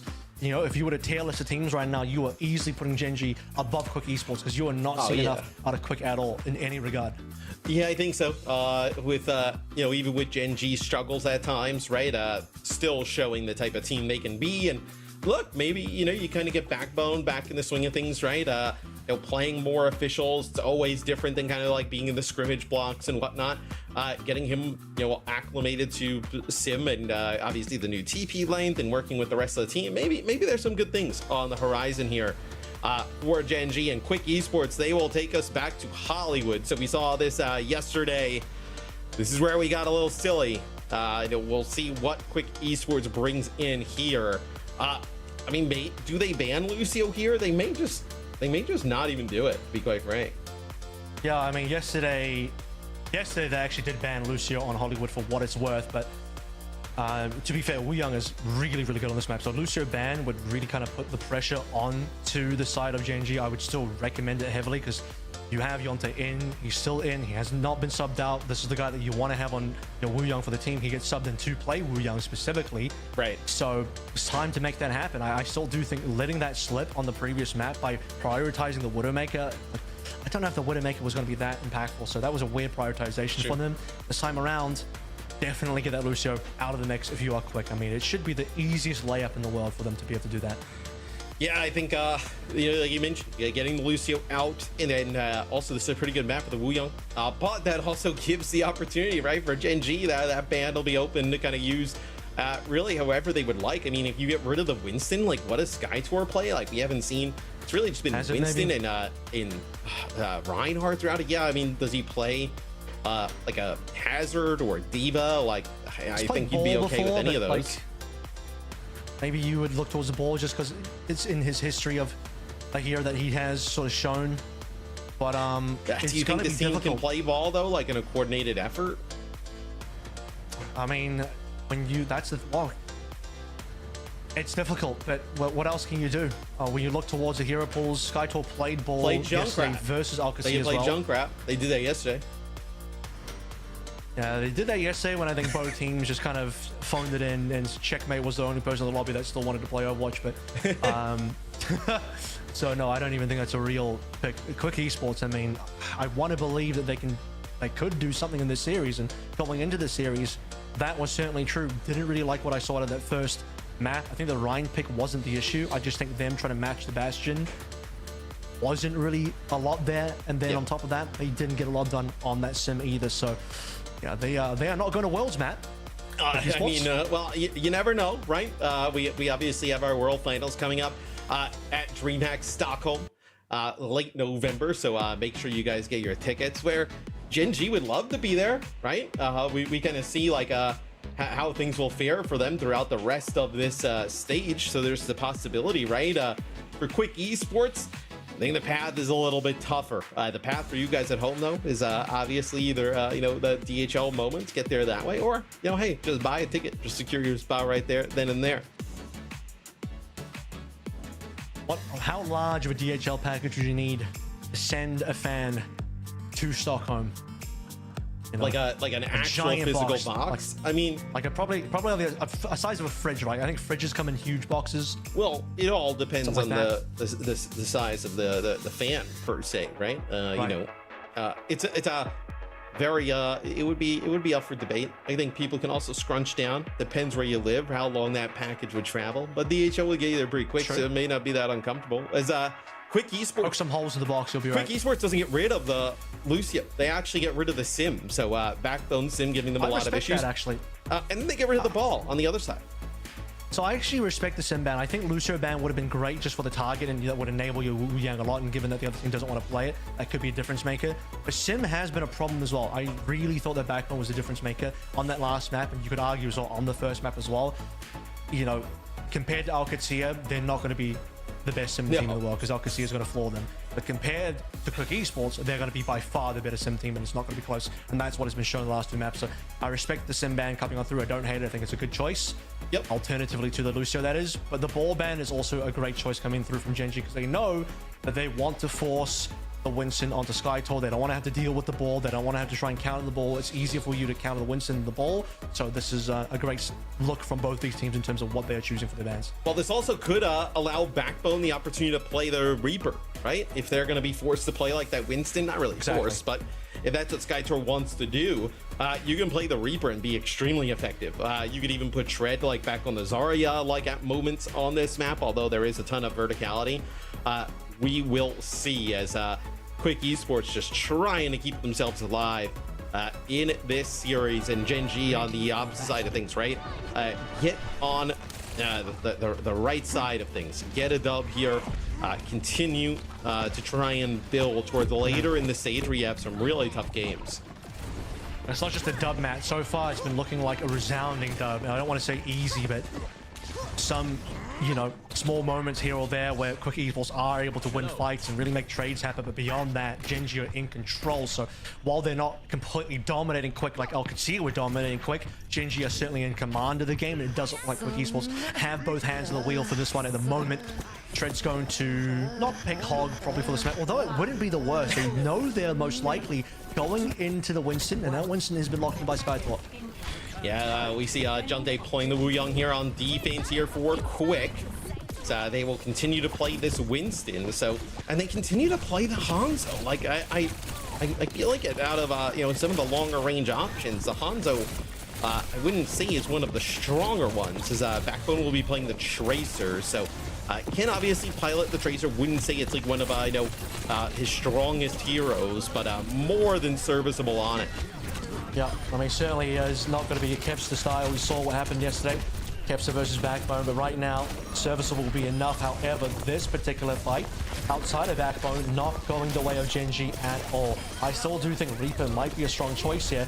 While Snowdrop on that Hanzo is potentially questionable, to me, this is just a Snowdrop comfort pick. This is the hero that I think he wants to play just to be on a comfortable hero. I think the Reaper would give them a little bit more of an advantage here for Gen.G. Like, I think like Backbone's Reaper is like really good, actually, one of his better heroes, and still feels like it slots into what they want to try and do. Is that'll be Exodio to the high ground, put the shot into Snowdrop. Has to be careful though. It's the returning fire from the Hanzo. A nice shot onto Jante as he's going to just run for the hills, but Tread has already pushed into the cafe, gotten rid of Snowdrop, and they've kind of flipped the map here on Quick Esports. Quick Esports in a really difficult spot. Where are the trades coming in? Quick Esports need to find something here. It's full map control for Gen.G. However, low HP. Crispy goes down to Evil. Finally, we're starting to see some signs of life. Evil's really doing the work right now. Double kill. Losing Johan, but that might be enough. Yonte, if he finds the bubbles or hops on either SkyTour or Evil, they're definitely going to win this fight. You would imagine. We'll see now. It's going to be Gen.G actually dropping the Kitsune Rush over the point. It's going to be the Wu Yang ult here over the high ground here from SkyTour, as that's going to connect with Crispy, and then SkyTour takes out Backbone with a nice shot through the sky. So nice shot there at the end from SkyTour onto Sky, as this is going to get a hold here for Quick Esports. Gen.G does get 86% though, so a large amount percentage there just off of that second push. What a clutch play from Evil. Double kill, including the pulse bomb. Backline taken care of in Gen.G. At least they got their 2 ticks in. Quick Esports saving the day. Evil and then Yonte popping their bubble on the SkyTour, instantly destroying Crispy. It's Exodio's turn though. This is the OC play. Not a lot to stop this one, except the Primal. You want to see SkyTour potentially get aggressive on this. And you do have the Kitsune Rush here for Quick Esports, and you can kind of drop over the point if they decide to push on in. So getting into dangerous territory for Gen.G if they'll actually even be able to get this first checkpoint. So that's going to be the continuing rush over the course of the point, and that's going to allow Evil, who's been actually going crazy here on the Tracer, to take out Crispy, as Crispy's had a rough go, and that's going to be a self-destruct. The Rainbow and a Skytor, you're no way you're going to get any value out of that. Wow, this is an interesting one. Skytor, I don't think he probably should have ulted, but at the same time, Tread as well. He burned his self-destruct, gets demeched and killed in Baby Diva form anyway. But as I sort of mentioned, as the fight unfolded, Matt Crispy didn't have his beat, couldn't counter the Kitsune rush, so Gen.G couldn't stay in the fight. But the members that were still committed went down. Evil instantly rushing the backline and taking away Crispy. And now he's finding backline members again. Finally, Backbone will go towards the Reaper, but is it a little bit too late? Yeah, this is what we wanted to see. Backbone on Reaper. It'll be a Dragon Strike from Snowdrop just to try and prevent these players from pushing into the Cafe. But Crispy gonna drop that sound barrier as they push on forward. And that should be it. Quick Esports kind of crumbles under the pressure there after that sound barrier, and those first 2 kills come on through, and Gen.G finally takes the point. Tempo beat from Crispy as well. They have the option of using tempo beat or going for Kitsune rush. They want to make sure that when the Kitsune from Johan is there again, Sky's going to be able to match, but either option would have been fine. More aggressively though, Gen.G, they have ultimates, and go for a listen and see how they do. I can look to the... I'm clicking now. 3, 2, 1. Speeding here. Carry off top. Monkey behind us, monkey behind us. Trey behind you, coming top. Yes, boss. I'm stuck. No way. Keep talking, that's fine. Carry on top still with Carry on, okay, push monkey out, monkey out. Monkey out. Can we just stop? I got 2 on me, I'm fine. Anyone? Okay, I'm coming back. Just shoot. Mikey, no jump. Hands on right side. I can just go onto them top and we can carry all them if you want. Is that what you want to do? I need 2 boosters, Wait. 4 seconds. Yeah, I'm still in. Help Sky. Can we go now? Ready? I'm going. No, I can't go anymore. Okay. I'm still here with you. Right side. Carry one. Carry one, whatever she is. Carry one on top. Take that top. Take top. Okay, close. No, we don't go. Monkey behind me. Shoot monkey. I'm going for Shoot monkey, shoot monkey. Monkey one right. There's a behind us as well. Can we go top soon? I wanna go. Yeah. I'm on top. Enter. Push the out. This way. I'm on Q, no TP. Q, no TP. Q, killer. Okay, we need to sync up. Yeah, we're just 5 people doing their own things right now. These were guys that have us. You hear that call out towards the end, Avril? That's never good. It's 5 people doing their own things right now. I gotta go as a unit, but you could hear kind of Gen.G trying to constantly push, trying to fight for that high ground. And they're not able to find their targets as well. While that's happening, Evil, you saw the start of that listening, instantly gets the stick onto Exodio. Tread too late with the Matrix, Sky, no Suzu, and they lose a critical player at a critical time for Gen.G. 4v5, not ideal in that situation. Worse for Gen.G is Quick Esports looking towards 4 ultimates and a hold on Hollywood that would give them a strong chance to maybe win this map. Now, it would give them an opportunity to do so. They'd still have to take this checkpoint as Backbone. Now finally working with Tread. TP's up to the high ground. They get rid of Snowdrop. Jonte does take out Backbone. That's going to be a sound barrier from Crispy, Avril, that only connects with 2. Oh, that's a bad beat there from Crispy. That's going to be it. That's the final fight done. Gen.G are not going to be happy with the way that this attack has gone for them. It was a slow A take for them. Backbone super late to swap over towards the Reaper, but the tempo beat got them A. Shred, final dredges alive here to try and contest, but you know it is for naught. Gen.G just have no more resources for this one as a celebratory Dragon Strike from Snowdrop breaks across the payload. Backbone is going to make it interesting, but no touch on payload means no continuation of the attack. And as I said, Matt, for Quick Esports, this is now their best chance to come back with a map win. Oh, without a doubt, as Gen.G couldn't really get much of anything going. Once they were able to take that checkpoint, they weren't able to really get control of high ground. Quick Esports did a nice job playing up there, specifically Evil, right? The Tracer play from him in the first half was really good. And then Skytor finally got things rolling on the Winston. Just need one good reset. Put yourself up into a nice defensive position. Gen.G struggle to take high ground, struggle to keep individual players alive. And when they're chasing as well, unable to lock down targets. You hear the comms in there. Kiriko, no TP, but not enough members assisting Tread to take that player down. situations where they're trying to get on top of Snowdrop, who the Hanzo is a very viable dive target every single time. Low mobility, low HP pool in consideration of things. But he gets the bubble. Yonte saves his life, doesn't go down. And then Evil, finding the picks that he does. I mean, Evil has been a really important player on this map so far for Quick Esports. No, he's been sick for Quick Esports on this map. They have to kind of continue to have him play at that type of level if they're going to be able to win this. They'll bring Exodial in here to you know, play the Cassidy instead of the Sojourn on defense. So the Cass can maybe make Evil's life a little bit harder, right? You know, he's been kind of the big difference maker for Quick Esports here, right? If you can neutralize his Tracer a little bit, not a lot going on anywhere else.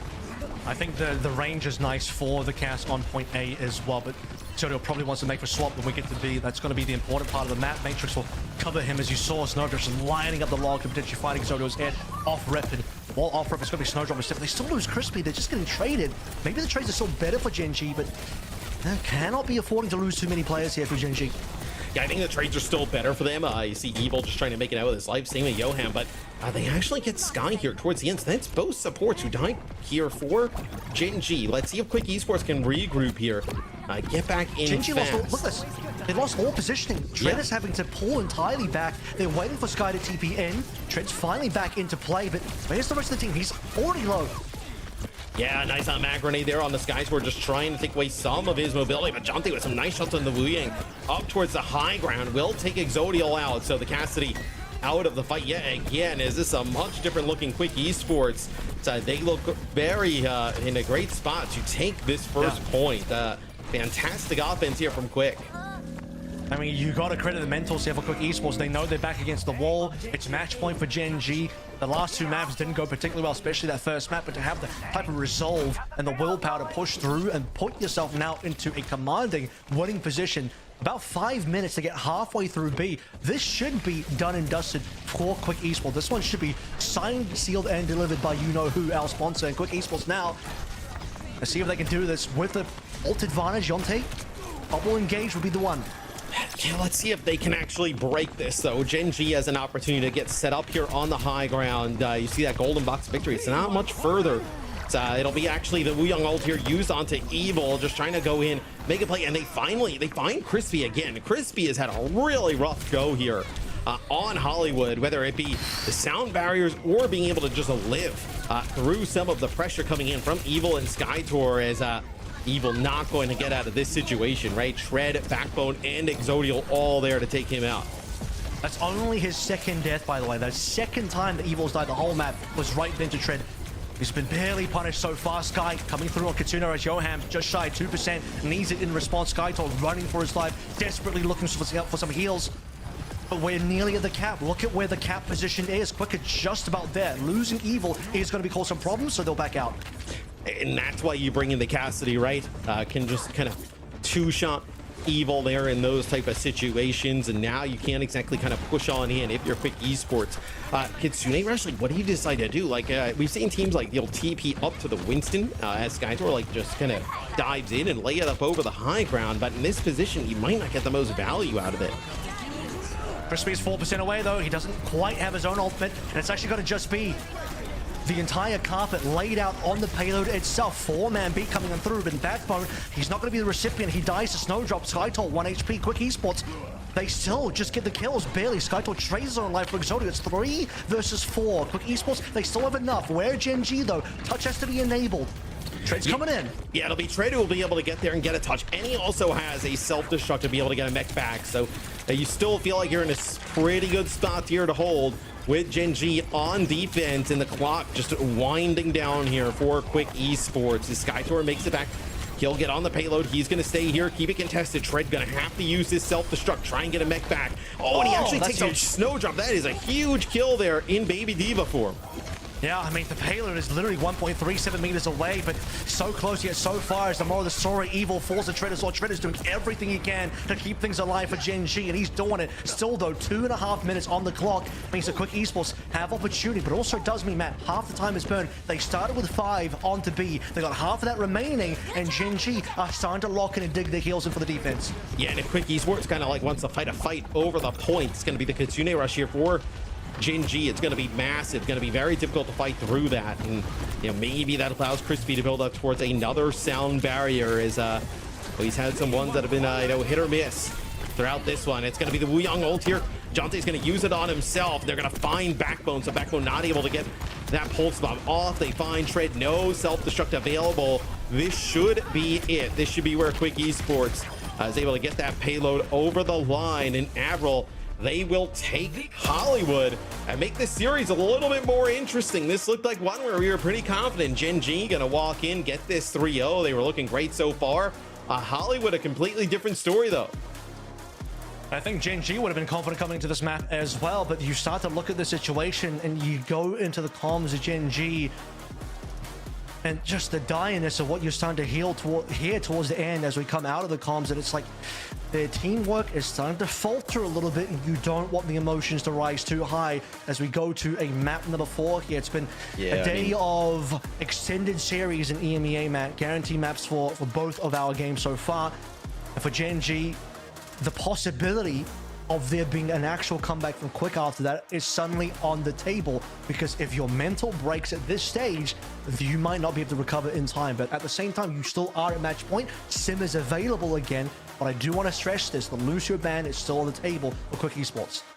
I mean, with how Crispy played in that last one, I would just keep the Lucio in. I know when you had that Wuyong in, it's just such a huge difference to me. I mean, Crispy doesn't, you lose on the damage battle and healing to Jonte, and then also it ends up not really even getting great value out of some of these beats. Like right there, we saw like doesn't even really kind of connect with anything. So it's been a little bit of a rough team wasn't go. Stacked.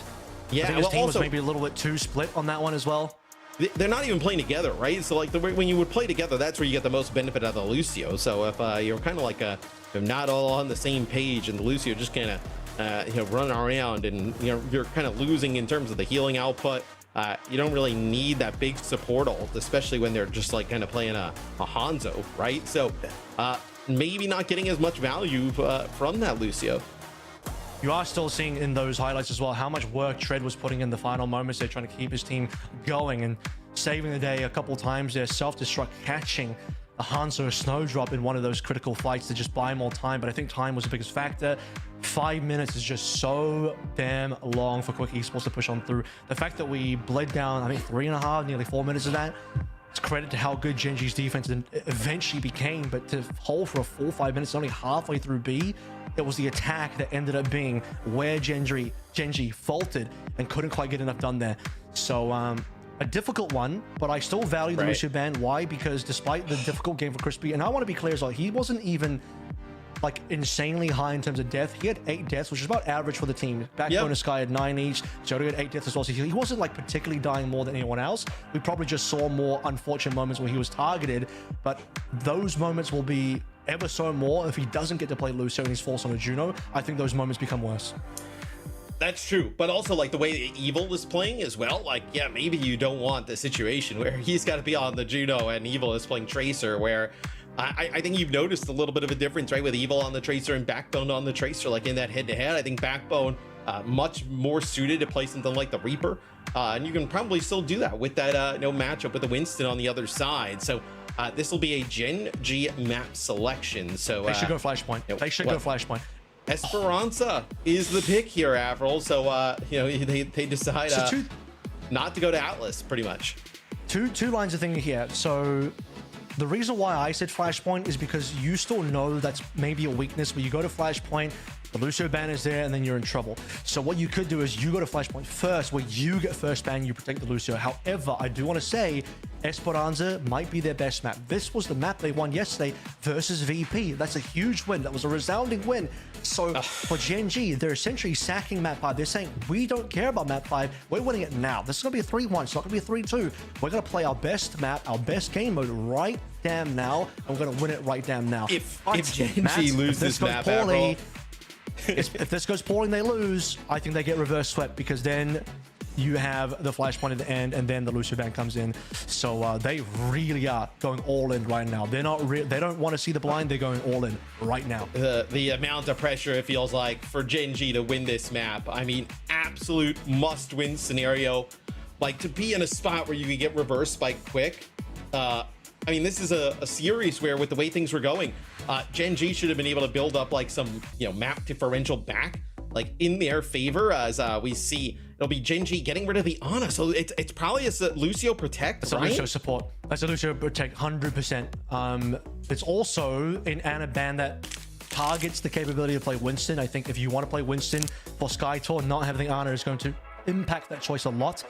The Diva ban will take away Tread's probably highest performing hero so far. We saw what he was doing on Holly with that. But he gets to play Hazard, so it's not the biggest deal. I think Tread on Hazard's still going to be able to perform. My big question is, do we have another Symmetra choice from Backbone here? Because Symmetra is now available once more. Yeah, I mean, this Tread, we saw him play the Zarya early on, right? Do you play Zarya? Do you play Hazard? I don't think the Ana ban, look, I mean, we talked about how Zarya's it's pretty much just a Sim. protect, but...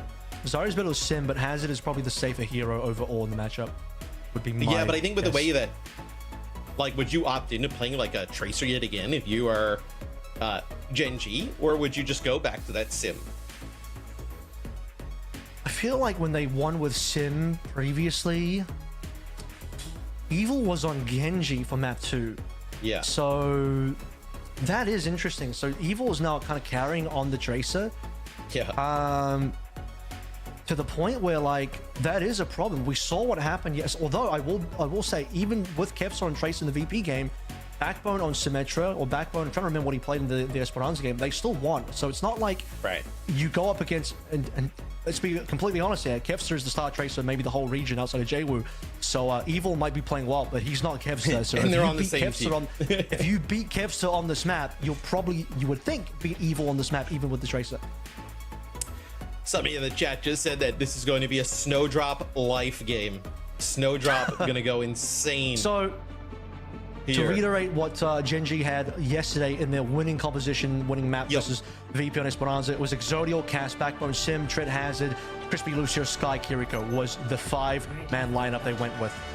And outside of Tread hovering the Winston, which I don't think will be the final choice, I believe he will go to Hazard. I think Quick will basically run back the same comp again.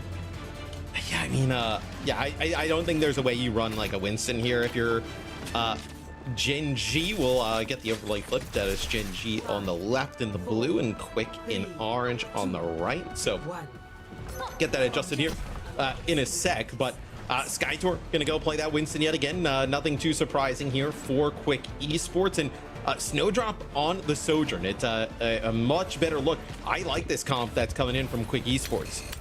You would not want to see a Hanzo on this map, so a good choice by Snowdrop. You also know, by the way, Exodio on the cast straight away, he wants to be in position to shut down Evil. He will sacrifice the range battle with Snowdrop just to make sure Evil is not going to have the game that he requires. We talk about life games. If Evil has a life game, that could be problematic for Gen.G. Yeah, I mean, if Evil continues the play that we just saw in Hollywood, I think Gen.G's in a lot of trouble, Avril. It will be Gen.G getting control here first, so they'll gain a little bit of progress here with the bot. So they get it into Quick Esports territory. Nothing crazy, but that is going to be SkyTour falling at the hands of Tread. It's been difficult for SkyTour to stay alive on really any of the tanks. It's really been, at least in my opinion, Evil who kind of keeps them in this series, and that'll be Gen.G getting that first fight win. The bot will go deeper here towards that first checkpoint. Yep. A lot of tools here for Gen.G as well. Backbone proactive on the Symmetra. That's what you want to see. TPing on top of Snowdrop. That's going to be that kill. Taken care of. A Tread marking SkyTour. Nice little slash move to take the opposing tank down. And the only real ult charge to speak about is Yonte on 68%, but it's still a far cry away from where Sky is. However, just a neutral pick on a Crispy is going to alleviate pressure. So the woes for Crispy in these first deaths continue. That just can't happen. I mean, that just can't happen, especially if you're going to, like, invest bans essentially as a protect to keep this Lucio in the mix. You gotta be able to get insane value out of it, right? So you will end up losing Backbone here as well. So this is an opportunity for Quick Esports to at least get high ground control, get control of the bot back, stop Gen.G from potentially getting that first checkpoint. Also starting to come online for both teams here. Tread just needs a little bit more healing. Crispy a little bit further behind than he would like, given that he did get taken down earlier. Suzu used by Johan maybe a little early, but Evil's going to deliver this bubble deep in. Crispy, the target again. Nothing there to save him, but his ultimate's from Gen.G that might be the turn the tide around. Exodio needed more than that, and the Sky Kitsune Rush just doesn't give his team enough time or DPS to return the favor. The supports on Quick are going to fall, but they will respawn, and Quick will get distance. Yeah, it's, they're going to get at least under the bridge here, and then you'll probably get another fight. But they'll have both their supports back in action. But like you mentioned, no support ults available now for Quick Esports. You'll have a downpour, Simwall, Deadeye. Let's see if they can like kind of TP Exodio around here with that Deadeye. That's how we see a lot of teams do it. And oh, that's a nice Suzu though, that keeps Exodio alive. The Suzu comes in from Sky to negate that pulse bomb from Evil. Finally, that's what you wanted to see on Holly when it does come through. And with that, Sky is going to be able to put his team in a winning position with Skytor falling down. The other Sky in this matchup. And also, you got to talk about the OC used by Snowdrop to no real momentum for Esports as they fall away. I mean, he uses it on the high ground, but you've already had a few players dead at that point and not able to kind of turn the corner and fight Gen.G. It'll be a Deadeye here, used here for Gen.G. We'll see. This will allow them to get that first checkpoint, getting very close to it at the moment.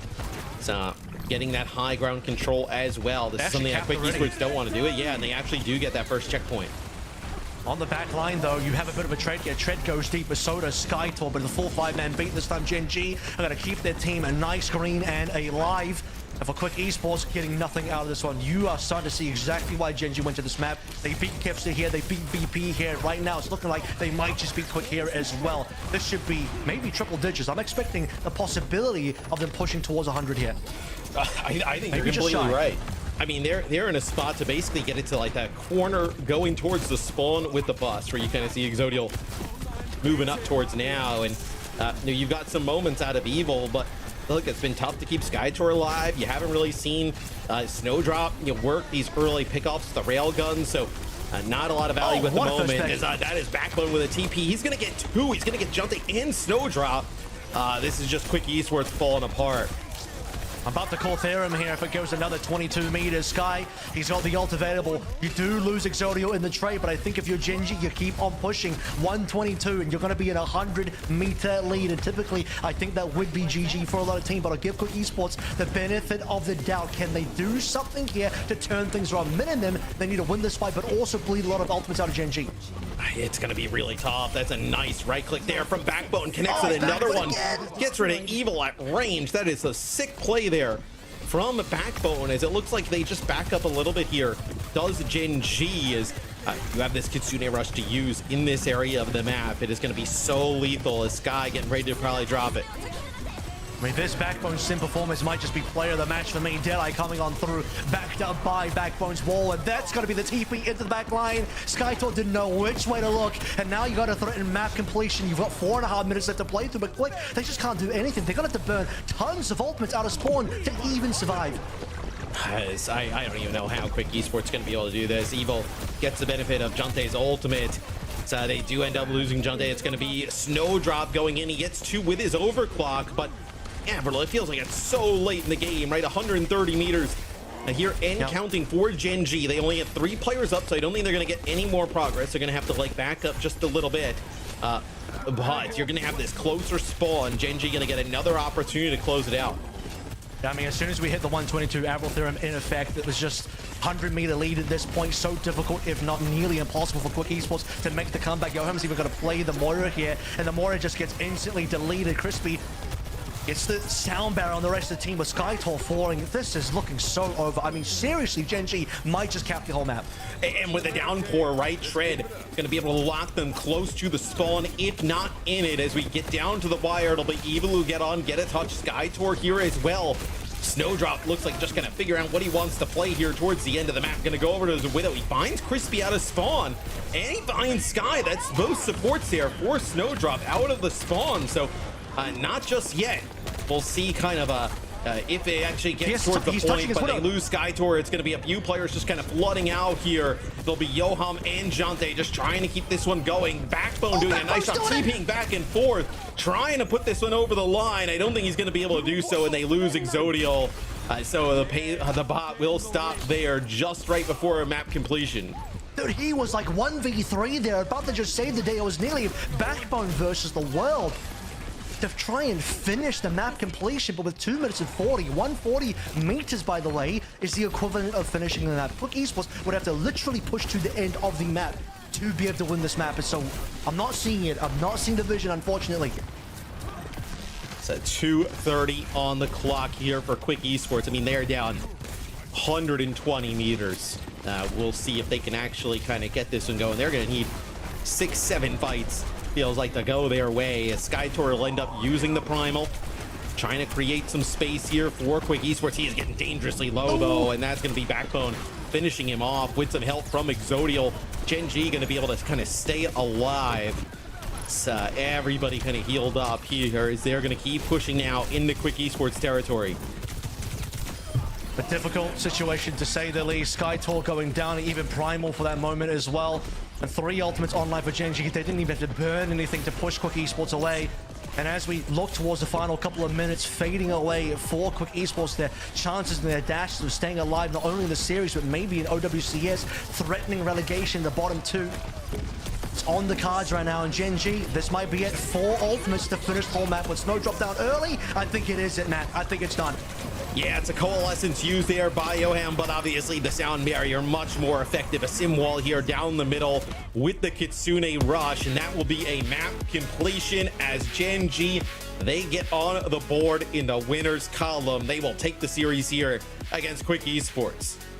And in a game that felt like, to me, a must-win for both teams, but really for Gen.G, a partnered team that has had such a rough run on the last 2 stages of gameplay, last 3, including this one, if you want to talk about their first couple of weeks so far, but they finally show signs of life yesterday versus VP. They won this map against VP, and then they deliver success again. Full map completion versus Quick Esports after what was looking like a very dire finish to Hollywood. We heard it in the comms, Matt. We heard it in the comms how rough things were going for this Gen.G squad. For them to rally back together and finish as dominantly as they did really speaks to their resolve. Yeah, it looks like Hollywood was just a glitch in the Matrix. Very dominant showing on Gen.G's map picks there of Esperanza, and that's kind of the Gen.G we wanted to see. I found the conversation that you guys had regarding Backbone's hero choices very, very interesting. I was wondering why we wouldn't see him on the Reaper and instead him going onto the Tracer. You think they're gonna continue rolling with that, and also will it be enough considering the incredible traces we have in this league? I think they will continue to try and do it, right? And we see Backbone play a lot of sim throughout the series. I think like you're gonna need Tracer play, and the best way for Backbone to kind of obviously, you know, level up after taking a little bit of a break with Overwatch is like playing it in official games, right? So getting use of that Tracer, he can most certainly play it. Can kind of like mark some of the other Tracers, you know, in the region. You're gonna have to play it at some point. I think, like, obviously to win, like, you could play him on the Sim, you could play him on the Reaper. We know, like, they're not really meta, but his Mei has been fantastic in the past. But really, it's you know, you kind of need that Tracer to be able to make things happen on some of these maps. So I think you have to kind of give him some run on it. I really think right now the identity, this is what I would be looking at if I was on Gen.G and I was thinking about where this team's direction needs to be. They need to basically be Alcacia little bro, which basically means look at what Alcacia are doing, play to their strengths because you're the same strengths. You can play the Sim. You know what you're doing on the Sim. The team just needs to be the rally behind the Sim and play together as a team on the Sim, which is what we're starting to see. The big issue here is Checkmate can also come through with a very, very high tier, if not world-class Tracer, which Backbone unfortunately doesn't have. But Reaper is reasonable in this meta as well. And you kind of have, you know, Tred's Diva is pretty competitive, so might not be Ziad, but you have similar strengths there in terms of what you can play. It is obviously still a bit of a question mark on the Crispy side with the Lucio and the lack of the Wu Yang, but he needs to be able to solve that immediately or bring in one of the other supports on the bench right now that can solve that problem for them. Gen.G essentially, to find success, just do what Alcacia do. Just be like them, play their comps, play their style, I think they can do something similar. Love that your advice is like, be them, just like a little different. Just be Alcacia, guys. Just do that. Can't you just actually be Alcacia? Yeah, the support thingy is still up in the air, right? I hope to see more answers in today's match. Alas, that was not the case. They do have 2 easier ones coming up where they can get the reps in for not just their backline, but also for Backbone, as we discussed on that Tracer. Speaking of Backbone's Tracer, Backbone actually is going to join us for a quick chat after this dub. So let's bring him in. Long time no see, Backbone. I hope you're doing well. It's great to have you back with us. If you said hello and I didn't hear you, was that just me? Can you talk? Hello? There, hello? Oh, Hi, man. I hear you. The budget microphone coming in. Well, Backbone. You can't roast the microphone. Oh, gee. I just That's did. fine. I can... Nah. You know what? Even with a bad mic, we take it because we love you, Backbone. And it's great to see you back in action. Let's talk about your return to a professional Overwatch. You retired at the end of 2024, and now you're with Gen.G. What's that been like for you?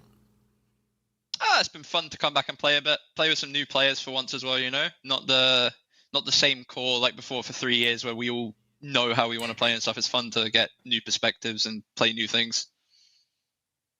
And how are you navigating that journey now? Because this is obviously a retool Gen.G, a Gen.G squad that I think for the last 2 stages, to be extremely clear, I don't think anyone would disagree, has certainly struggled. You guys have also struggled a little bit at the start of this stage, but you are starting to turn the ship around, and we're starting to see some signs of life. The win on Esperanza yesterday against VP, and then this win today. Obviously, a little bit of struggle on that Hollywood side that maybe you want to speak towards. But how are you guys navigating this new Gen.G squad, and what are you trying to look at as a team right now to try and put yourselves in a winning position? I think we're quite good at talking to each other about what we want to play and stuff and try and figure stuff out. Like I saw some people flaming us after the very first Vision game for not playing Sim, as if we hadn't, you know, practiced Sim in scrims and it just not worked, right? Like, obviously, I'm playing. We're going to be trying Sim, and actually the only team that we won on Sim in scrims against really was Alcad. Not in Sim versus Sim. They always beat us on that, but in general, it's the only thing that we won. And then they ended up, I think, one-upping us on it, right? And winning against TM with it, which is why we've doubled back around to it. We've definitely picked things up off of that. But I don't know. It's fun playing with a bunch of new people, trying out new things. And also with the first game, I think, I don't know. First game, we just maybe had a slight wrong meta read and a bit of a, I think map 1 we hard throw. And map 3 we hard choke, you know. And when you lose, everyone says you do bad no matter what. Doesn't matter how much what you do makes sense. It's bad if you lose. It's also it's pretty easy, I think, from the outside. Games can spiral away when you're actually in it, and you get tilted after map 1. That kind of carries over, and then just kind of becomes it. But yeah, I mean, you were part of that London Spitfire squad that was like the originators of Sim type of comps, so not crazy to see you guys bring that out. I gotta ask, so obviously a completely new core of players that you're kind of playing in, and obviously coming back after a bit. How, like, has it been tough to kind of like get back into like official shape? Like, how has that kind of been for you of like, obviously going from scrims and kind of trying things out to actual like games is way different. How has it been for you kind of to get back into kind of like OWCS owl level shape? I think I'm probably still not quite there yet. I think I have so many stupid deaths still, and I like just one or two a map that just should not happen. But I think for the most part, it's kind of like just slipping back into it, you know. I think especially when it's to the sim stuff, I know how to play sim comps. I can play it in my sleep. But I think for the most part, like the only real difference is that because I haven't been scrimming stuff for so long, I just have a bunch of stupid deaths, man. Just a bunch of really, really bad deaths for no reason. Yeah, deaths are rarely ever smart. Like they have a tendency to be the. You go ahead. I was going to say if I could ask an extra question, but yeah, I was going to also mention. I thought you played well today. You are my personal player of the match. I don't know if we have an official one, but the sim play to me was what made the difference. And the you nearly clutched like a 1v3 at the end there to full cap the map before we actually finished that. But that was pretty crazy. I'm so sad. That would have been an insane highlight reel for you. I do have an important question I wanted to ask. So I don't know how much you can speak to this. So I don't want you to like leak anything from your team or say anything that would like compromise your team strats. But I'm curious about what's happening in your support situation. If I'm not mistaken, I look at your roster. There's like a bunch of supports there, but at the same time as well, you guys are consistently protecting support. Looks like you're consistently doing protect bans to keep the Lucio in. And when the Lucio gets banned, you guys end up putting Crispy on Juno, which to me is not a good look. So I don't know if there's anything you are able to say about that, but can you share anything on that regard? The Juno stuff is, you know, like you were saying before the interview started, you were saying that we need to be Alcad's little brother, right? It's straight ripped from them, like where in Lucio bans they would ban Tracer. This is what they did last week. They would ban Tracer, then they played Juno Kiri, and it's something that we've just been trying a bit this week. I think we had our best results with it at the start, and it's actually progressively gone downhill. But it's kind of hard to last second abandon it. So we had to try it at least yesterday, I think. Support wise, I think for right now we're committed to Crispy and Sky. And you know, I think for this week, I think we were going in saying that if we were going to have a chance against VP, we're not going to do it mirroring double flex. We have to do it by playing the Lucio stuff. We'd rather protect that. It puts you in a really rough spot where you're really easily bannable for the sim is really easily bannable. Your tanks are easily bannable. But I think that's what we thought our best chance of winning was. I think, you know, if we had more time to prep other things, that's fine. But I think we picked an option and we stuck with it, and it didn't work. But you know, there's another world where it did, and we're happy right now. So yeah, cool. I respect that. That's fair. Well, Backbone, thank you so much for sharing so much insight. Again, it's great to see you again. Hope to catch you once more after another victory, of course, from you guys. The schedule is looking rather good for the next 2 weeks for you guys, so we expect to see more dubs coming your way. For now, though, we're going to let you go. Thank you so much for joining, and best of luck in your next match. Thank you. Thank you for having me. Bye-bye. Bye-bye. Yeah, it's good to see Backbone back. He's a good guy. Backbone back. Bone back. Also, bone always back. an option. Yeah, we had the bone back for a bit. Bring the bone back. That would be good. Now, another thing we will be bringing back every single match day is DHL Daily Highlights. So let's take a look at what went down over in EMEA today. Quite frankly, the matches were closer. They were a lot more competitive than what we've seen yesterday. So I'm delighted. I mean, that's why Cargo's happy. Cargo saw some good games today, so Cargo's thrilled. Tomo was sick in the first series. You know, for Vision, like a lot of the Zarya stuff. And I think good guys, it's you know, some of the comps they want to play right now maybe aren't the best, but they actually put up a pretty good fight, better than I kind of expected, quite frank. I agree. I think they actually, you know, I'll even again give credit to the Hog on map 1. I don't want to see on too many other maps, but map 1 they actually did legitimately win with that. So credit where credit is due, but there was some brilliant plays. I hope we got the EGS Sleep Dart in here, which cancelled Violet's Captain Sun. That was, to me, play of the day, at least in the EMEA, at least. It was just a disgustingly good play. So, not here, but Violet also got a couple of nice Captive Suns there. Another really fun highlight that it would be more of an audio highlight than a visual one was, again, the little listen where we had the Violet little situation. That was so good. So Sile gets knocked off the side there. But for you know, that series, I thought good guys played a bit better than what people expected. But taking a look at the standings, Zoe, Gen.G, look, they obviously the 3-0 hurts them, right? But getting back in the win column, right? You get a game against Peps or something like that, and you know, you get tied there. I think Vision obviously getting a 2-1 with a positive map differential. Obviously, you know, more games in TM and Pep, so they kind of hold that 3 spot now. I think they may be kind of like that you know, underdog story, I would say, in EMEA. Absolutely. I really liked what we heard from Backbone there. That's confidence inducing, if anything, like just admitting that there may or may not have been a bit of a wrong read on the meta. Now they do have 2 weeks to iron it out, going up against teams which are much more winnable before they're facing off against Twisted Minds as well as Alcatraz. So that should be boding well for them. Let's take a look at today's schedule to see what remains to be played here in week 2 as we wrap EMEA, and we'll be heading over to NA next. SSG and Team Z, and then afterwards it's gonna be all the vibes and then some with Nightmare and Dill. That's Matt's favorite team. tough games, right, for Team Z and Dill. Obviously, SSG and Nightmare pretty heavily favored in those, but hey, you never know. Might get interesting. Might get a little zany, a little crazy there with the Dill there towards the end of the day. And they got a lot to live up to because the EMEA, we got back-to-back 3-1, so with no 3 Overwatch in EMEA today, we actually had some reasonable games. So, NA, you know, it's your turn. Show us some non-3-0 games. That's right.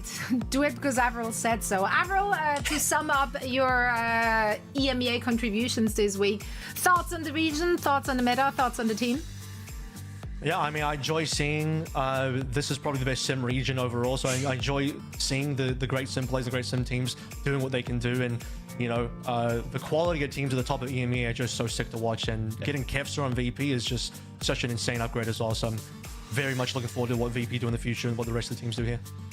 It's a silly region. It's a great region, as it does deliver entertainment day and night. That's right. Now it is a time for us to say goodbye to Avril and Matt. Thank you both so much for letting me pick your brains all day long. We're headed into a quick break, and when we're coming back, it's going to be all things NA with Necro and Joss. You don't want to miss it.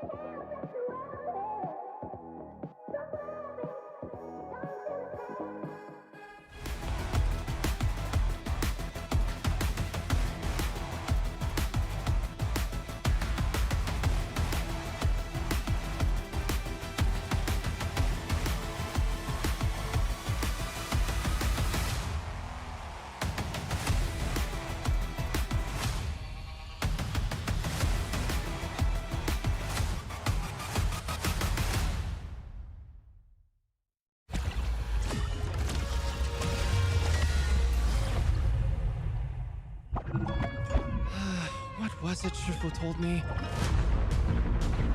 Nothing in the world is as yielding as water. But in its ebb and flow... I honestly forget the rest. So, I'll just go with the flow. Booyah! Making a splash. Always good to hydrate. Much better. Easy! Oh, check me out! Bye! Ultimate's ready. You're protected! Go make a splash! Hope you brought a change of clothes! Guess my training's paying off. Let's keep it going! Lee Wan Honglan! Wouldn't want to be ya!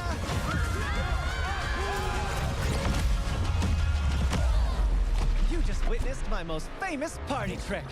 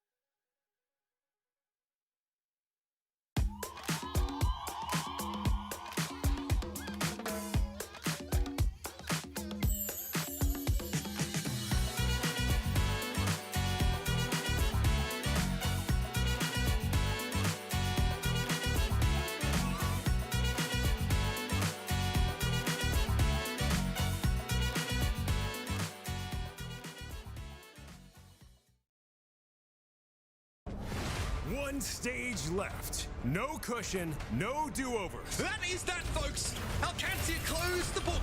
Every map matters. Every second counts. Rocket is looking clean with his plays. You can't win this fight. World Finals on the line. Stockholm in sight. Just lasered. I mean, there's just nothing stopping Chronic right now. Hold W. Win. Ticket punched. The bowler just detonates everybody. Lose. GG's. Season over. In a dominant position. Oh, what? That flick was insane. The strongest will rise. The rest will watch you. What? There's no way. TK have done it. Rise as champions. OWCS Stage 3 starts now.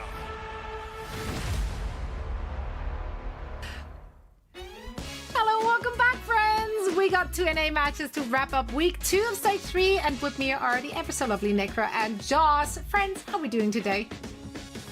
Chilling. It is, well, not chilling. It is very warm right now, but no, I'm You're good. wearing a hoodie. I don't know if you wait noticed. a minute. I feel a little bit less bad for you because you are wearing I a like this hoodie. sweatshirt. I was rocking the Dallas Fuel one yesterday. I got to rock Toronto Defiance today at least. Fashion Come on. over comfort. Ugh, Joss. Wait, what? This is a nice hoodie. What are you saying? It is I would not be actually a trashed hoodie. in my fashion sense. But it is very also, warm. The supplier defined use for all of their merch has always been very good, so they have comfy stuff. I'm living for it. It might be too hot, not This is my season travel hoodie. appropriated.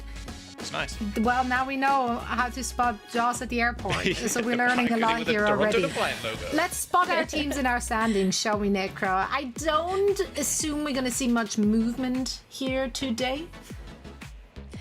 I actually don't know about that. I think we could see a little switcheroo from the Nightmare Dill Ducks match. We've got 6th and 7th place going head to head today as our final match of the day. So maybe we actually do see if there's any shakeups when they play each other. You actually saw, I mean, right? surely, right? Like looking at today's schedule. We should have showed the I schedule don't want to first because predict it was things not. too quickly, but I'm the saying Nightmare maybe might there win. are some shakeups. But again, Dill Ducks keep the are suspense. preparing really well for their matches, as evident on their social media. Putting their heads together, Yeah, they're brainstorming. enjoying some beverages They're having a last few night. bevies. Exactly. Yeah. That's team bonding. That's how it works, okay? Like, that's how you know the vibes are high and actually quite important for going into a match like that. Especially Gotta if have you're a fun with vibes team like Dill Ducks. Like, if you don't bring the vibes as the vibes team, then what are you bringing, right? Only good Doofus. opinions here on this desk. Yeah, it's gonna be a good time. We have 2 matches, as I said, here today, and we also, of course, need to talk about our fantasy teams because some of us did better than others in week 2. Not me. I suck. No, I got 36 not me points. either. Well, this is not updated. This is still from week 1. So we just. This is from week 1. So I don't think I maybe did there are particularly shakeups well here this too. week. I don't know, man. Johnny's cheating or something. I don't know. This Nah, guy's Johnny crazy. got How do you always Hawk. do this? What? Yeah, Johnny got Hawk. I swear, dude, I swear Johnny wins every fantasy we've done before. I don't know. That's There's because something about Johnny's this guy. smart. He picked up amazing players for his team. He did. I kind of trolled with mine, I won't lie. I'm not very good at drafting teams like this in like a snake draft. I'm really bad. I don't have a strategy at all. I'm just like, nah, I'll just kind of pick this, I'll pick that. Everybody was picking it's not a tanks, and I bad was like, oh my team. god, I gotta pick tanks. And then I picked Vestola. I know, I've got my DPS line, I'm actually really happy Vestola's with. a Letha great and Chronic, boom. Admiral, looking great. Z, really happy with 2. But yeah, I did really want Jwoo, and that was one of my first picks, and then Zoe was like, hehehe, in the chat, because you already stole him. I was like, no, please. Yeah, Everybody else snake picked their draft is tanks. What broke our backs Oh, here. no, sorry, it was Necra. Rosad, It was My me. DPS, my Yeah. DPS is not it. My DPS lineup. Well, but I mean, your everybody team picked is the tanks cracked as early, well. so I was like, I'm just gonna go ahead and pick DPS, trying to play the long game. But I did end up getting Rhino and Painkiller. I hope I made the right choice putting Rhino into the lineup for this week for their match. I think it could go It's a either smart way, sub. whether Rhino or Painkiller comes in. Can't pick both. I would love to put both in the lineup, but I just can't. But I think otherwise I'm super happy, especially with how Lep and Lucamina are performing. I really still think this is an all-star lineup. So And you have I hope Lenny we got as some well. good points this week. Yeah, of course. is Sugar-free super Jwoo, my first 2 picks. Oh yeah, your DPS Smart lineup is goated. Like that's gonna that's gonna come in clutch, collecting points. Also, I learned this week that you can get minus points for what players do. Wait, you can get minus points? You can get minus minus my actually. points in week 1. Well, he certainly made up for it today, so I'm okay. Okay. We're good again. Backbone and I, friendship re-established. But yeah. This is very EMEA it's rough. build as well. Obviously, apart from Zera, but this is good. I like this. A strong Kellex pickup. I think a lot of people would have liked Kellex, but I like. He should get Mitch's extra back points line, just fix the for Kellex. playing Mercy this week. I don't think we don't. The hero variety should no. Yeah, I think that should be like a category, and that's why I don't make rule sets for a fantasy draft. That would definitely help out Mitch's draft points if you give credit for playing multiple different heroes. Absolutely. Jake with the high rollers. This is the most Jake team name you can possibly imagine. Jake It's also wins, the most though. Jake team. I think he's going to do really well. Like Yeah, Ultraviolet just this is a yesterday went cheating sicko team. mode on the Wuyong, so you already have a ton of points there. And then Infected, Vega, they're absolutely crushing it on Team Liquid right now. Like Jake may not be at the top of the standings since Johnny is there, but I have a feeling after the performances this weekend gonna from catch everybody him. on this team, Yeah. oh, he's catching him for sure. Jake's gonna be This up there. this entire stage is just going to be Johnny and Jake battling it out. I can see that already. Yep, probably. As always. I don't know how they do it, but it's what it is. Just the big brains. We just wouldn't understand. That's what they get for being ex-pro players. We're gets a voting desk with our slot hearts. at finals. Exactly. The winner gets They have to to fight for their job at a desk slot at finals. I like that, actually. Gonna put them in their respective costumes. We're gonna go cargo and push bot. Or if we want really, really pretty things to look at, we can also just put them in these beautiful team skins. I like this one. That's such a good one for Ramatra. I like that color scheme. Color scheme. Chef's scheme. Dark blue with the white accents. It is a peak. The Venture one is also really clean, actually. From Team Liquid. They just got good colors. I also really like the color blue, so yeah, it's kind of a win for me. That's literally all you have in your wardrobe is like navy blue and black. Yep, pretty much. Yeah, I don't have much else. much, yeah. So he knows me right now. So all these years, so that's basically the only thing I wear. It's got many looks shades nice. of blue, but it's blue. Yeah, and like one green thing. Yeah, pretty much. It makes it really easy for me to coordinate with him at the different lands, though. Facts. I have my one shirt for like a finals game as well. My single shirt that I've worn for like 3 finals in a row. Don't tell anybody, but it looks nice. Tell you what, it does look nice. T1 skins. I rock the Venture So T1 true. skin on Venture with T1 charms at the moment. Actually, I'm actually T1'd out. I actually have the player card too. Wait, I'm just a T1 fan apparently. Apparently it's just like a T1. Yeah, this is just like a classic sports ball color combination, isn't it? Yeah. It's good. Yeah, It's a this is classic. definitely Also, Fake is on the speaking, team, so 49. like you can't really argue with that. Different game, but still a legend. He transcends the titles. He does, yeah. I like the logos on the back. Okay. I did speak to this Swing is Chip sick. recently about that, and the players were like, "Oh my god, Fake is in the corridor." So that's it's a little Fake aura buff. I like it. And the classic black and gold. You can't really go wrong with this. We did a power rankings for like the team skins on Platchat like a few weeks ago, and I think this came across in the pictures more yellow than gold, but in game it's more gold and it looks nice. It's kind of reminiscent of the Soul Dynasty skins. Yeah, It is. it looks nice. I like it. It's very nice. Necro, would you duo with me if I looked like that on Ramatra? Well, yeah. Even if you don't look like that, though, Zoe, I would do it with you anytime. That's me, literally. Don't. I'm about to get shouldered. The iron shoulder's coming for me next in the corridor. Walking through door frames is like a struggle for me, always. Struggle, sorry. She's too ripped. Such a struggle. Yeah, you gotta go sideways. Sometimes.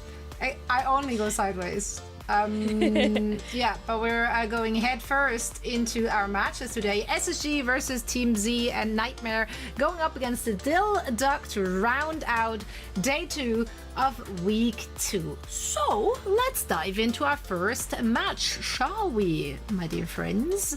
It's going to be SSG and Team Z. Let's start with SSG here. They're obviously the favorite heading into this one. They are the team to win it. They came into this stage looking sweaty with their changes. players. And honestly, people like Hawk coming out of retirement, not skipping a beat, like it just looks clean. They're showing versatility, different looks. They're just firing on every role they have. Yeah, they really are. I mean, look, Hawk came from one of the best teams in the Overwatch League as well, Atlanta Reign. Had a lot of familiar faces back in 2023, worth a look at on the Liquipedia. And yeah, make no mistake, this is a different SSG compared to the ones in the last couple of stages. I mean, I think Hawk, especially in this kind of meta, Duke can just play Perma Zarya, play D.Va, like, the guy's got it all for where we're at right now. Against the Wrecking Ball, you can play D.Va, and then, oh, they play D.Va, I'll just play Zarya and grab 5 every single fight. The guy is just an absolute menace. And I think with Scissors, Sugar Free, I mean, CJ left, there's not too many times where you see this team skip beats in terms of comps that they want to play, or like heroes that are currently in the meta. So yeah, even the CJ Moira comes out every now and then, you know what I'm saying? So it's a team that is not gonna bow down as easily as they have done in recent stages. So I expect this team to make the LAN. For sure. And if you don't want to see the double flex, you also have Chronic, who is going to be in the starting lineup for this match.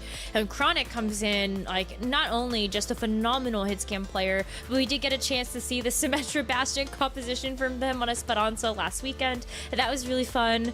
So I'm excited to see what they decide to bring for this Team Z match.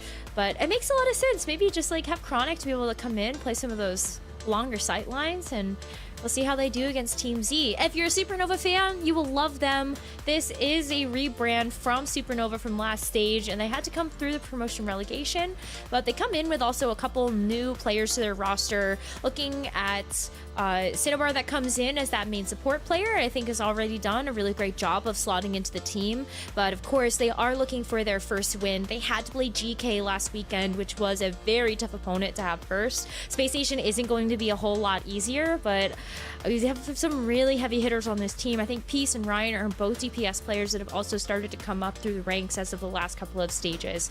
So I hope that they have some fight in them today. Yeah, I'm personally a very big Peace Gen.G enjoyer, and we got to see a lot of that last week. But as you said, Necra, it was a tough match against GK. I mean, I think on Control, GK didn't even die, like, once. So, like, that's gotta tell you the story of how that went. So, really, we can't take that much away from that match regarding Team Z's strength.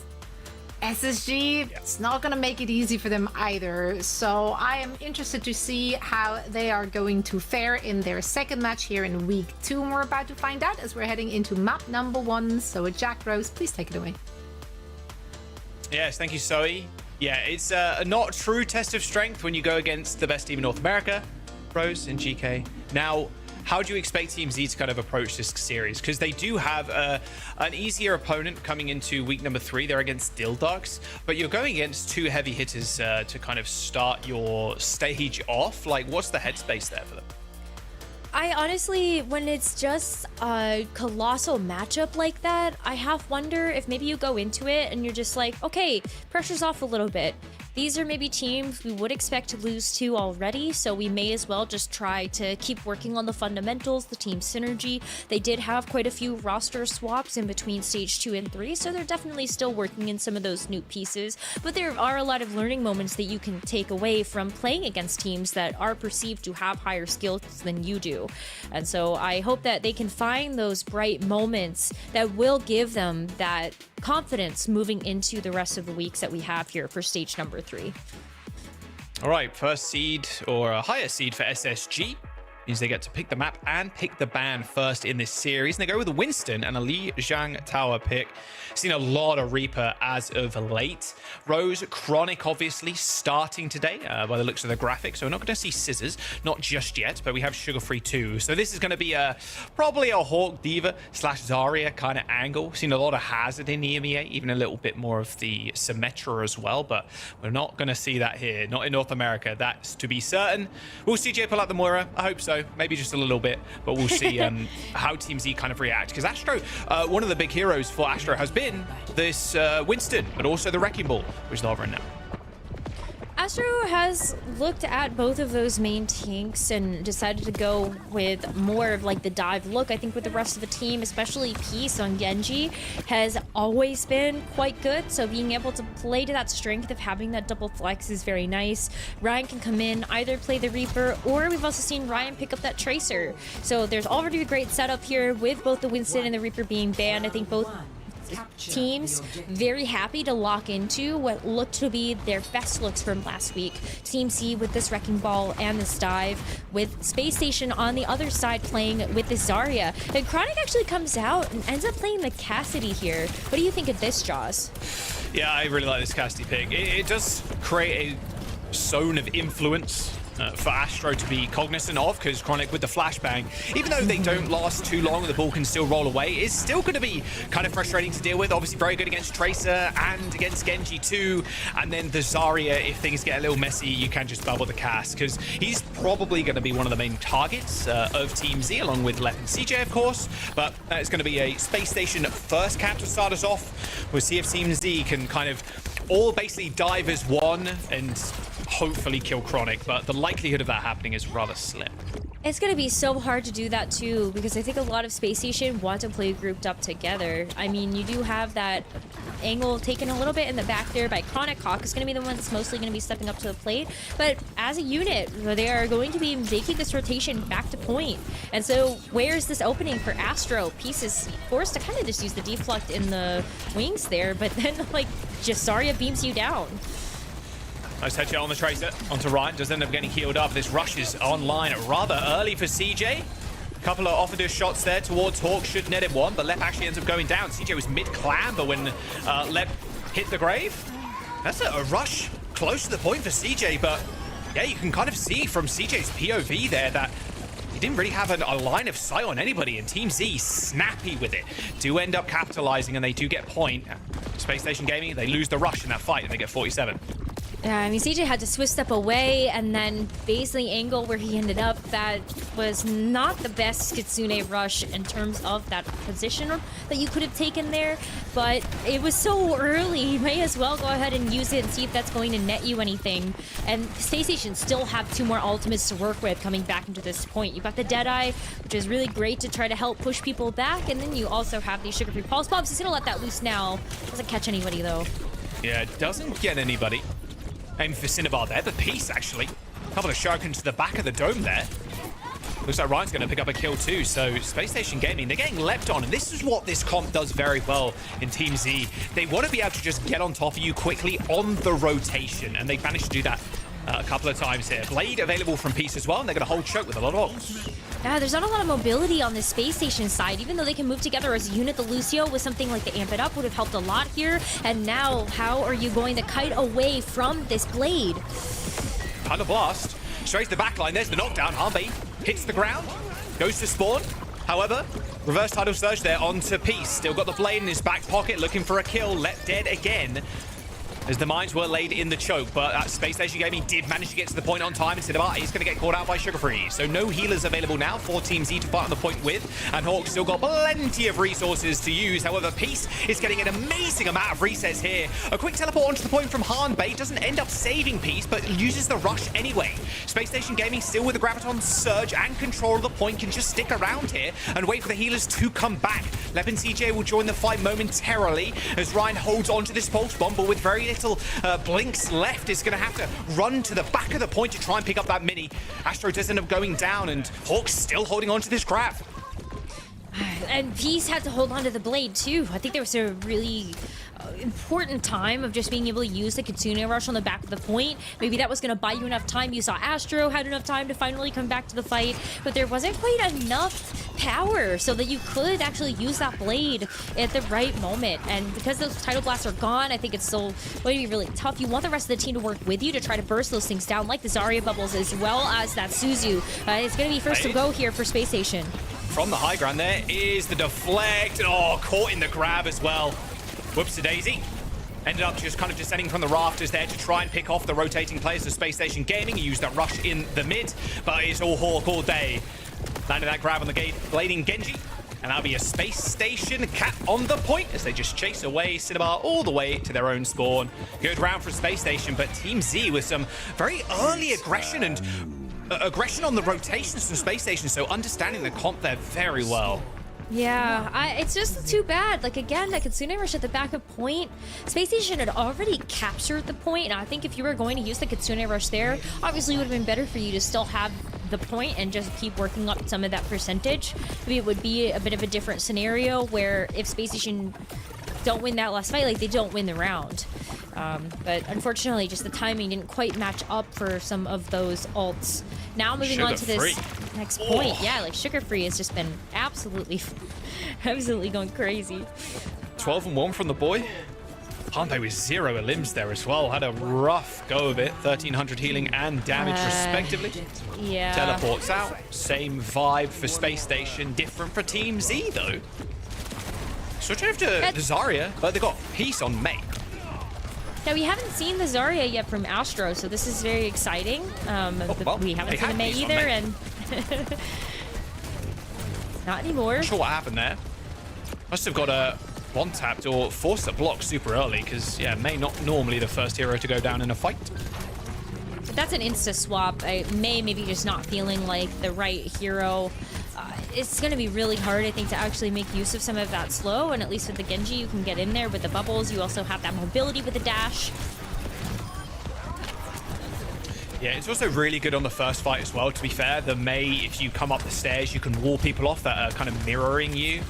I liked also their Hawk just kind of lasering the bubble that Peace got as he dove in, so breaking the bubble way quicker. So he was a little bit more vulnerable on the dive. But a good start from Space Station. Being able to hold this joke is imperative to the success. And yeah, Wuyang's going to do a great amount of damage to everybody. And he's done it again. I mean, Hawk's just focusing these bubbles down on Peace, so he can't get extra time in the back line. But they are going to be pushed back onto point, Rose. Oh. Okay. Peace is kind of gross with it. You can't lie there. Left in a little bit of trouble now. Doesn't end up picking up that mega health back. But in the front line, that is where the action is happening.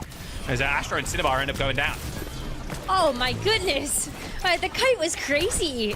Even though Lep eventually lost his life, the fact that it wasn't a pickup from Peace to get that kill and then Chronic comes in and helps you save the day, that is another teamfight win for Space Station. And now they get a chance to start using ultimates here. Rush, gonna be great to have either for the server or just go through this main choke point. You got that grab as well, and the Space Station, the fact that there hasn't really been a clean fight yet between Team Z and Space Station, they're in last fight territory. Like, I think they could just use everything here. Well, I think it's exactly what they're going to do. Good use of the grab. They're actually pinning Astro to the main server. Ends up going down, and then Hawk, WM1, and win. Space Station Gaming pretty much used everything. Nice little kill from Chronic there. Actually taking the new Silver Bullet perk with the extra damage on the right click, removing Fan the hammer. And yeah, it is going to be last fights. A quick rollout potentially from Astro. Is going to get there, maybe the stick? No, not quite. Space Station Gaming with a way more decisive round 2. Finish up the map 2-0. I did like the thought of the Mei as well. If you end up winning out that first fight, then the Mei can also play a bit more defensively, but didn't work out there, got picked off randomly, and Space Station just started to steamroll away from there. Sugar Free ended up 20-1. Just extending that elimination lead that he had heading into that second round of Lijiang Tower. And the rest of the team to follow up. It's going to be a tough road, unfortunately, here for Team Z. But I think we wanted to see that type of dominance coming in from Space Station. 100%. I mean, they've got Nightmare out of the way already. They've got Sakura in the bag. That was a 3-0. Like, they win here. They're 3-0 to start off week 2. Like, that's so nice for the team. And, you know, it's almost halfway through. You know, you go to week 3. What do you have next? Team Liquid, which is going to be your toughest opponent thus far.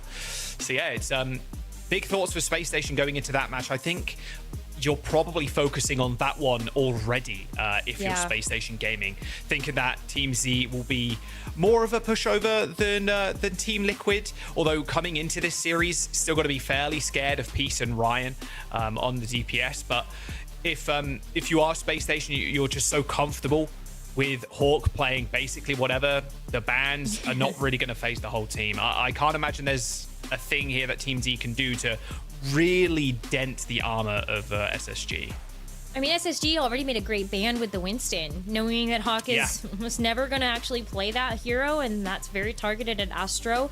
You force their hand to have to go the Wrecking Ball on that first point, and then as we move into Control Center, which is not typically known for those dive tanks, we ended up seeing the Zarya, and the Zarya mirror goes Hawk's way almost against every team that we have here in OWCS for Stage 3, no matter the region.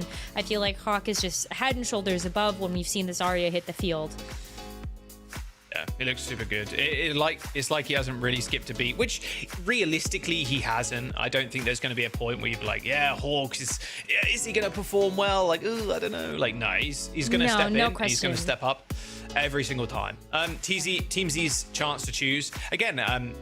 Where do they ban? Because I don't think you end up banning a tank. I think focusing on the DPS potentially would be a good call. But don't forget, you can pick up your Worlds tickets as well, which you can buy right now for finals in DreamHack at Stockholm. It's going to be a good time. Make sure you go pick up your tickets. You can pick up a 1 day. Maybe you only want to go for finals, 3-day VIP, and all the other packages available at the URL just there on the bottom of your screen.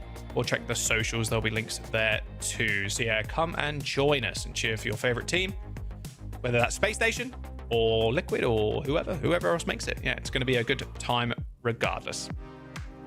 It'll be very fun, especially when you see everything else that's happening around the DreamHack Convention Center too. That was always nice to get a chance to see.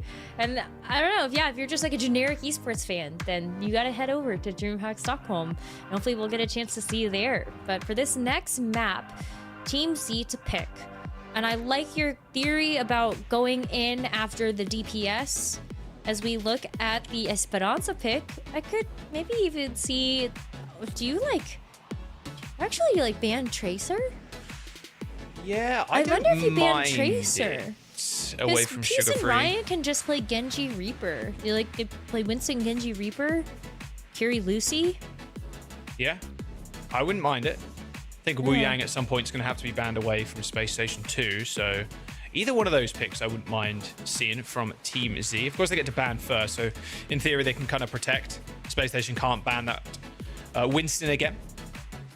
The ball is also really good here, to be fair, and Space Station is just going to take that one away. Team Z deciding actually Sombra is going to be the ban, and you're probably banning the Sombra there to help out your Wrecking Ball player, sadly, for Team Z. So TZ banned Sombra, and then SSG are like, oh, looks like you want to play ball, so we'll just ban ball then. Yeah. No, it's a great response in bans. I mean, I think the Sombra would have been nice, of course, as a counter to the Wrecking Ball, but now that both of those are off the table, I think it's way easier to try to figure out just normal Overwatch. But again, don't think that these bans are going to be particularly a hindrance to Space Station. I think they haven't really shown yet that the Sombra is something that they want to play, even though I think they would have a fine time playing it with any of their players. But yeah, should be then Winston, Gen.G Reaper, Kiriko Lucio from Team Z. If they really want to try to switch things up, then maybe they try to go for a different tank there, but I think the Reaper would probably still be pretty good into something like the D.Va if the D.Va is response to the Winston. Ended up banning Sigma against Sakura on Esperanza. That was in our first day of week 1. And that definitely wasn't going to be a ban that they'd use here. Hazard is also a nice little pick for Team Z. Another kind of nice hack target for Sombra. So you're gonna get a little 2 for there, but again, Astro would probably prefer playing the Wrecking Ball.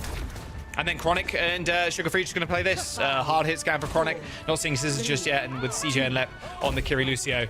Yeah, I like this a lot. Having the Lucio over the Wu Yang, yeah, I don't mind that either. I mean, being able to help out Hawk in the neutral on Zarya is super important. And you know how much damage and how much work Hawk can get done. So kind of pocketing the guy is going to be one of your best bets going into any series. Oh, of course. I think the speed and the healing are both going to be very important here, but also the boops. You have that crowd control that's going to be nice to have versus any of these more mobile heroes. Gen.G, Tracer come after you, then you can just boop them away. Similarly with the Hazard, if you use the Violent Leap, then also get him out of your face. So I'm really happy to see this Lucio pick. But with the Hazard too, I mean, you're really just hoping that you can get close to this backline. I think Ox gonna make that really hard though. He's already making sure he's marking down Astro. I mean, it's the same kind of game plan, right, as Zhejiang Tower with this comp from Team Z. They want to be able to catch Space Station Gaming on rotations. Yep. But the problem is, especially on this kind of map, it's so hard to actually do that. Oh, although Hawk steps in the mini room and didn't receive any help there. Looks like CJ was off to the side. But Sugar Free still manages to get a trade. We are trading a DPS for a tank. So Sugar Free needs to come up with some magic here. Although saying that, I mean, Astra's getting kind of dominated. Ends up having the wave crashed on him, as well as that Suzu to heat him up. And meanwhile, both supports occupied for Team Z couldn't help out Ryan. No. A high noon from Chronic in the front line. He already found one. Make that a second onto Astro. So despite losing Hawk, one of their key tools to winning these engagements, it doesn't matter. They shrug it off. I mean, Sugar Free was just full clipping into Astra's head. You can do nothing as the Hazard. You do a Violent Leap, and then you put up the Spike Guard. You got all of that instant healing, and you're still getting chunked by the Tracer for like some amount of range too. Astro just decides to swap off of the Hazard. This might even just be point cap here for Space Station, and they lay the Kitsune Rush over it. Yeah, they got the rush over the point, but the cap has already come through. Peace ends up going down as Astro is sent to the sky and then quickly back to spawn. A nice preemptive nade coming through from a Chronic. Beautiful stuff so far from Space Station. I mean, Esperanza, that game against Sakura, they full capped. It was 142 meters to 0 for Sakura. This is a map Space Station love to be brought to. Oh, for sure. It might be another full cap here if this is the pace that they keep up with. Just the Kitsune Rush there, Space Station have 4 more ults in the bank. If they end up using the Sugar-Free post bomb, then that's going to be enough of the win, and they're still going to have a pretty big bank getting into the final corner, which is usually where teams do have some trouble getting this over the line. But Team Z now, they have made a swap over to Cinnabar under the Lucio too, and yeah, just aggressive beat. Why not? Astro's in your face. Oh, Astro, he couldn't move, basically. Just CC to death. Hawk taken to the skies on the Zarya. It's a very quick push in. Peace has got that blade. They actually force Sugar Free's recall, but they can just grab Pulse Bomb. They can just grab and then Chronic High Noons. Like, there's so many combos here that Space Station can use to end the map. And Ryan's just already dead. Off to the side, that just runs a boop kill on the Lucio. And now Hawk just needs to force some CDs, although I don't think you need to anymore. Teleport away from Hanwei, and yeah, dead. And that's going to be a full cap. That's just straight up. Yep, nice High Noon. It's done. Full cap again from Space Station. Esperanza is their map as they take their series 2-0 in record time. Okay, do not take Space Station to Esperanza. That is what we've learned over the last 2 weeks. Esperanza is my city. There you go. It's going to be a little bit of a mental breaker for Team Z as well. They just got to keep their heads in the game. You can't let someone phase you. Oh, wow. I mean, like, sometimes push can just be a bit of a steamroll. I think there were a couple of hero swaps that also made that a compounding factor. Hawk was the only one that died, and it was that one time we got him caught in the small room. Yeah. Yeesh. All right, Sugar Free still on a single death for the series. So I think that's what, 29-1 29 now for Sugar 1. Free. Yes, it is. Yeah, fantasy points looking great for Sugar Free. 29-1. Yeah, real problems there. And like you said, that snowball effect, when you're rushing on the point after they get capped, it's great. But you need to be able to win that fight. You can't. Yeah. If that cap ends up coming through, if you lose that fight, like Hawk then has grab because Astro switched from Hazard, so you're not going to have the Primal Rage. And then Astro here, if you look at this clip, he ends up jumping up. The kill piece ends up jumping upwards, and then the Magnate comes in, or the Hinder Nade, drops down, instantly blows up, and then the reactive sound barrier from Lep, they end up again. The stun, the Hinder Grenade comes in, hits Astro. He can't leap away even after the bubble. It's There's not many highlights, to be honest. That's why I'm replaying it. But I mean, well, you also know that, like, you can use the sound barrier there because Cinnabar just switched to Lucio. After using the Tidal Blast on the Wu Yang, Cinnabar comes out with that Lucio. There's just such a big differential when you just switch. You give up all that ult charge as well. So, yeah, I mean, Left just had every single foothold to use the sound barrier as a reactive tool like that. You catch Astro out, and then you know your team is going to be able to pick up the rest with that early grab. You force out the Suzu, and then the pulse bomb comes in, and that's everything. Yeah. What a dominant performance by Space Station. I mean, it's kind of unfortunate too, because normally you'd use that beat maybe in response to like a blade or something. You can of course like grab the Dragon Blade too. But you know they have nothing, or you're just going to like kill the DPS anyway. And then you just, exactly. You end up just losing both of your DPS if you're Team Z, and it's like, oh, we have Blade and Pulse. Like, these are our tools to get back. But then the snowball has already collected enough. And Ryan died with Pulse Bomb. Ryan died with Pulse Bomb because Left just killed him. Blade. Yeah. All right, a 2-0 for Space Station as we go into our third map. A bit of a quick one, potentially, but this is a retooled and reformed SSG. I mean, we want this, you know, and the fans want this too. They want SSG to do well, especially at like an international stage too. So we'll see if they can kind of continue this. And their biggest opposition is going to be TL next week. And then GK, when do they face GK? I think it's the last week 5. Of the stage. Oh, no. Or yeah, second to last week of the stage. Week 6. Sorry, I was looking at TL. Oh. So I was right. Yeah, that TL match is going to be a bit of a tough one, but it's going to really kind of set the stage and really prove the power level of SSG after these pickups. We're going to Atlas next, kind of like that, picked though. by Team Z. If you're on the Space Station team, do you actually like that your hard matches are spread out like that? I know we were talking a little 100%. bit about Team Liquid yesterday, and like they've got GK into or like they're actually a little bit more spaced out as well, but like I think having 2 weeks in between your hardest opponents has to be such a good feeling. Being able to prepare and have a long time to do that is really nice. Those big games being so far separated. Lucio ban for Team Z. All right. Space Station with the Gen.G ban. To be fair, Peace has been the main threat to them recently. I mean, look at that control rose. It's just getting solo kills like Wazoo. So that's a really nice ban from SSG. We'll see where we end up going. I think it's just going to be the same thing. Chronic on the cast. Like this isn't breaking. It's just continuing to work for Space Station. I think this is their flavor of the meta.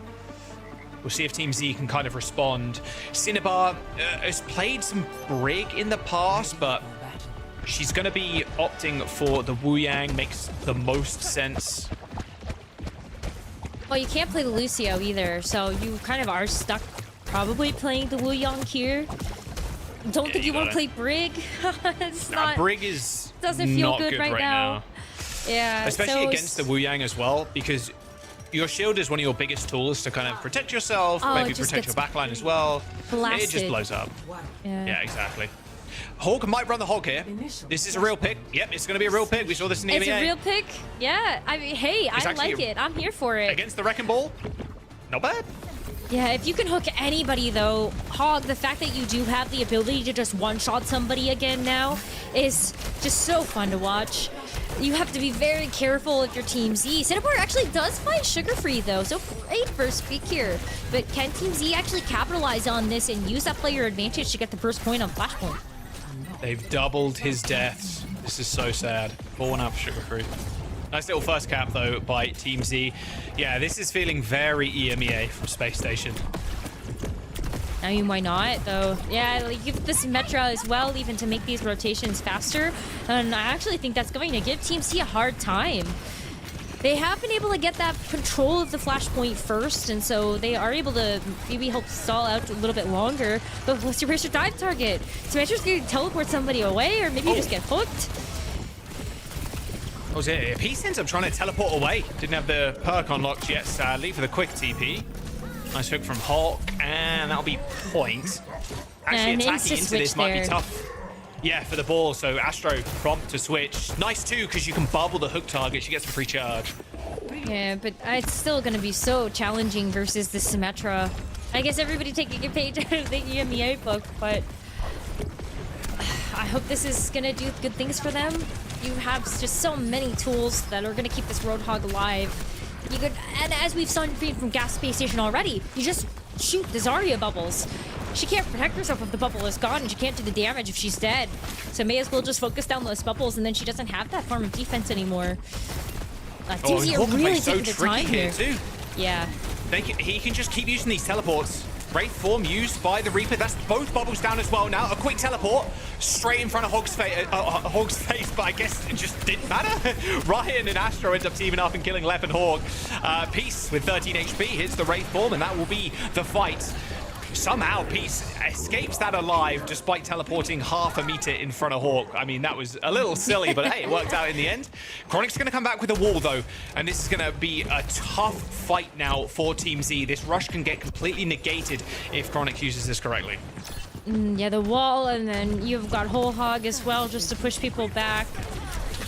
It's the Tidal Blast first here from Lep to get somebody in there. At least to touch the point. Yeah, it kills Astro, and sorry, it kills Cinnabar. Astro goes down to the Whole Hog on the point, but the rush from Hanbei is going to get deployed, but it's too late. It's already way too late. Team Z just kind of dominated in that fight. Nice, again, applying that Tidal Blast to Sugarfree has been so good at connecting with people, and the Tidal Blast damage itself killed Cinnabar. It's going to be a late touch here for Team Z. They've got Tracer to do it, though. Yeah, but you get to hold on to the pulse bomb. No, they don't. Well, there's the Suzu and the TP for the Kiriko, so it is easy pickings for Sugarfree now. Their backline completely vulnerable. I'm not sure there's even a wave here. Maybe in a couple of seconds for Cinnabar, but yeah, that's going to be point. A 99% for Team Z, but Space Station will take the first one. I mean, the fact that Sugarfree got a chance to even keep a pulse bomb, didn't need to use it after the Tidal Blast was given to him. They got that for the next flashpoint alongside the Symmetra Photon Barrier. And so they make it to the point first. They can just use the Symmetra Barrier and shoot Team Z from range. Like, may as well. They also have a rush. I think this is going to be a hard fight here for Team Z. They don't have a rush yet of their own. Hanbei and Cinnabar have just been on the docket for Space Station to take out first. So they're really starting to get lapped, and Peace, oh man. And they got rush advantage too. Sugarfree initially missing the pulse bomb there, but it doesn't matter. Still ends up getting the kill onto the Reaper. And then a rush on the point. They know they got that big advantage, and that was a little cheeky spot for the turrets, by the way, under that little archway. You can see if people end up dropping down, they get lasered in the back. That's kind of sneaky from Chronic, who's still got wall, by the way. So a wall and then a Tidal Blast for this fight. Let's get a quick SSG list in, see what the plan is. Grab Reaper now. Grab Reaper. Play split. Walk him in now. Woo, right? I saw maybe. They're all walking left. Who's far right? Don't shit at me, Lenny. Sorry, I'm here, bro. Sorry, weak, walking point. Enter is left as well. This guy's in his I can hold you in, Lenny. Where are you? Never grab his on. I'm far. Wait, you see me? I'll solve whoever can. Sorry. Try one. We can't flip. You guys are horrible, bro. There's a Reaper. Here, Tippy. You want this shit, Lenny? I don't think we need it. Definitely don't think we need it now.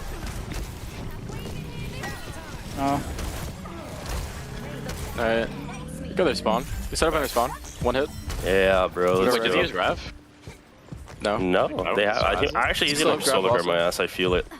I'm right side. Feeling a pulse. Trey, come here, right? I can hold you up, right? Yeah, I'm looking for their move first. Hold up, bro. Make him use one bub. Who's left? Yeah, hit me. I'm saving TP for grab. Try on. No bubbles. Who hooks? Reaper ship. Kieran, absolute. I can touch point. Shit, thank God I lied. Where's that Reaper? One shots. Holy fuck. Zai one. Bring me a Wraith point. Bring me a Wraith still. He TP. He help me point. Help me point. Yeah. Reaper on our mega behind. Reaper's one no shit. Trey? I got jump scare. Trey one. Oh Reaper, shit, TP in place. I have 5. Okay. I have TP. Reaper as well. Okay, I'll say 3-1. Carry. Who's one? Shit, this guy's too many fucking links. Okay, I'm going monkey. Where's the point? Oh, shit, it's so far. Okay, I need to die. No, okay. You need to die. No, you don't. Just go to spawn. Go to That was the least toxic Overwatch call of all time. You guys are horrible for giving up point. Least toxic comms of all time. That's how you know that your teammates. Still with the grab, by the way. So still with the pulse. Still with the Death Blossom. Team Z end up losing that point. Quick switch over. Just can't use their on ults. the Winston, which, by the way, Peace was apparently very scared of. So we'll see if this does have any impact against this Zarya grab. Oh man, you just like jump away from the grab at this point. But Team Z just haven't been able to use their ults at all. They do get the capture of the flashpoint first, maybe, but the whole backline is getting ripped apart by this Winston, and he does get solo grabbed. Fair enough. Yeah, it's a good trade, honestly. Grab, and then you get point hit, because there's no way you're actually killing this Zarya. Not without like a pulse bomb or anything like that. And Hawk straight back to the Hog. Hey, if it ain't broke, don't fix it. You already had 2 points. You might as well get a third with the Hog. I love the Roadhog pick. Oh no! Ooh, oh, scammed. Actually scammed. Actually Astro so scammed. Was, I thought he was gonna get Poppy on the wall. Nah, but that just popped the photon barrier. It's basically do the same thing here. It's good, but they end up trading. Hawk actually ends up getting pulse bombed. No heal left. Still with the control of the point at Team Z and Astro up. Tidal Blast available. It's going to be a rush too, so yeah, there's no chance for Space Station really to win this fight. But they can, again, just next fight, it's just going to be a Tidal Blast onto Sugar Free. If he does manage to get a knockdown, it's going to be a free kill. If he needs to use Pulse Bomb, that's fine. And then they can try and roll from there. I'm hoping the Team Z is able to just kind of get past that. You know, keep the Suzu. They do actually pop their support ults first. Tidal Blast actually onto Hawk. But a lot of that was actually soaked up by Astro. Ends up popping the bubble. A perfect response actually to that ult. A bubble on the target that's going to get knocked down. A stick onto Astro is going to be good though. Chronic ends up finishing the kill onto the Zarya, but the point is still in favor of Team Z.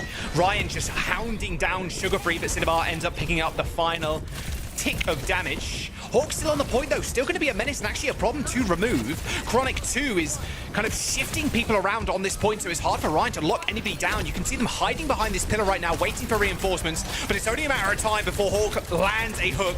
A quick TP in front of Hawk once again for Peace, but has to Wraith Walk away, ends up getting the bubble and a lot of free ult charge and charge in general for Astro in this fight, but they're still managing to find hooks. Hawk is still alive, eventually focused by 5 players from Team Z, and this will be a point for the squad too, keeping them alive in the series. Oh, what a scrappy fight. I must be one that feels good to win. They were able to use their support ult so early. The rush on top of the Tidal Blast, I think that was very helpful for Team Z. Like, they were the ones that were actually starting to push the aggression, use what they had in terms of that flashpoint capture, and just go from there. And they're already getting around to another full set of ultimates here after using that Graviton Surge in that last fight. So very nice to see that for Team Z. Hopefully they're able to actually get this combo to land. But Peace getting caught on the rotation is not good. Tidal Blast. Knockdown? Nope. Hawk just dodged it completely. Astro might have to grab here, but it's going to be a rather risky one. There you go, grab on the corner, perfect stuff. However, Tidal Blast and the wall in response to keep Chronic alive on the points. Team Z have control as they had position early on, but Chronic's in the back line. You got Cinnabar, you got to turn around at some point, man. You got it. Cinnabar, she ends up getting away, but not for too long, as Hawk ends up landing a hook again and killing one of the support. Sugar Free follows up with the next. Still though, man advantage for Team Z. It's a 3-on-2 as Sugar Free is still alive. Tries to go for the pulse bomb, but ends up whiffing. Has to back off as Team Z, in control of that point the entire time, have 40% now. Yeah, and now the Roadhog just isn't working anymore. We're going to see Hawk switch back over to the Zarya, and now Chronic over to the Cassidy. So a bit more of that standard look we were expecting from Space Station heading into this game and what we've seen so far in the match. Hopefully this will do a little bit better. I mean, you still have to worry about this Reaper. I think the Reaper now, at least you're not as giant of an ult battery with Roadhog, but you still have to worry about the Reaper getting in your face if you're the Zarya. Yeah, good rush there on the point. You saw Peace kind of wraith walking forward a little bit. Could have popped the Death Blossom, along with the Astro applying a bubble to the Reaper. Would have been a rather easy ultimate to use. Pulse bomb for Ryan, looking for a stick on Hawk, but he dodges out of the way. But Peace on the point, sneaks around, and just manages to catch 3 off guard. Team Z are going to cap this point.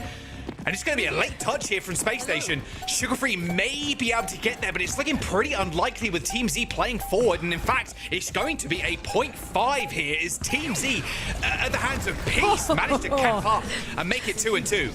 What a clutch! Oh my god, that was the best death loss we've seen all weekend, it feels like. And as we move into this 5th Flashpoint, Team Z really have started to string together some good fight wins. Now Space Station on the back foot. They're gonna have to play into this Kitsune Rush advantage that Team Z has. Zenithar is the Tidal Blast. You're gonna apply that over to Ryan, try to get out some of these support cooldowns and see if you can catch somebody off guard. But Astro's taking a lot of damage, so you do need to actually try to make this rotation back. And the Suzu actually gets used quite early. Really early Suzu, yeah, but they end up using the rush, so realistically that Suzu's going to be up in just a moment. Point unlocks in a couple of seconds, and Ryan, the designated capture here for the Tracer, should be able to get it for free, although Space Station Gaming kind of testing the limits now, see how far they can push, but against the Reaper it's going to be tough. A teleport onto the high ground and a Tidal Blast attached to the Reaper, a quick roll away from Chronic, and he manages to dodge out the way of that one. A return Tidal Blast onto Hawk as he now pushes forward. A teleport away from Peace, but right into the waiting hands of Sugar Free. A Graviton Surge on top of the tank, but it doesn't matter. That high noon from Chronic, and Team Z were just lying in wait, trying to get the kills onto the grab targets with little to no success, as Space Station get a team kill on the cap. There's still a little bit of percentage gain there by Team Z, but very expensive fight for them. You saw the rush, Tidal Blast, that Graviton Surge getting used. The way that Space Station countered that with all of that burst healing, it was a perfectly timed Suzu, as well as the wave coming through from left to make sure that the team stayed alive, so Hawk could continue to apply that damage pressure. Now Space Station come in with a grab of their own. They're going to be the ones that have the rush advantage, and they've got control of the point. They're very set up here to win out this map after they struggled for those last 2 flashpoints, but now they've got to steal the deal. And they can just buy time here as well, knowing they've got such a large altar economy. They end up using the rush, forcing Peace once again to Wraithwalk, but an unbelievable, picturesque grab from Hawk. Actually catches Astro on the other side of the wall there too. And now, if these kills are staggered, and Team Z know it, they are not going to be able to get back to the point in time. Looks like right now, Space Station looking for some additional picks, but they can play up. They've got Pulse. Well, they know that Ryan is sneaking around with that pulse bomb active as well. He picks up has the to be the one He's that has forced to to go in recall. and touch. He manages to touch at the end, but Sugar Free's lying away for him. There's a pulse bomb for Sugar Free. He throws it out. A little bit of damage comes in, but a Winston swap for Astro to actually jump onto the point. A teleport from the Reaper, but no Wraith Walk to keep him alive. There's 5 players up for Space Station. This is a 3-2, but it's a 3-0 for Space Station in the series as they clean on up. Signs of life for Team Z there. They look strong against a mighty opponent, but it is Space Station all day. I was happy to see that Flashpoint map did end up going to that 5th Flashpoint. I'm hoping that Team Z will be able to take a look at that, see what worked well for them, see maybe where they started to lose their footing, and take those lessons into their next matches. Sugar Free, unfortunately, did suffer a couple more deaths on this map, but still ends the series 29 plus 34 and 8. A lot. I can't do quick math like that anymore because I'm that. happy for Space Station. Congratulations to them. Broadcast maths. I would never. We would never. Yeah, we literally would never. I do know that you should also never take SSG to Esperanza. What a filthy performance. I felt like I need to, I don't know, wash it off afterwards. Hand sanitizer, a quick shower. Full body sanitation was needed after that one. That said, while the first 2 maps were a one-sided affair, I love to see the signs of life coming out from Team Z at the very end there on a Flashpoint. They definitely fought back. That could have gone the other way as well, and I think there were a lot of really standout individuals to make that happen for them. Peace specifically really stood out to me. Yeah, extremely good on the Gen.G. to start off the series, finding like just individual picks. I think this is actually a really good look for Team Z right now. I know Cinnabar, she struggled against GK, very much like picked on, and you are killing the Wu Yang, the Lucio a lot of the time, the backliners first, but in this game, Cinnabar, I think it improved a bunch coming from week 1 to week 2. It is Space Station with a 3-0, an expected outcome, but I think this does kind of shake up the middle of the pack table a little bit. There were some really good title blasts Cinnabar had in that final map of Atlas, and then the Death Blossom near from Peace was just so fun if you're a Reaper player to be able to have a moment like that. But unfortunately, just not quite able to get over the finish line there for our Atlas. And I think a lot of that was just Space Station returning to form, being able to play that Zarya again after they noticed the Roadhog wasn't working, and building up to that giant ult bank at the end.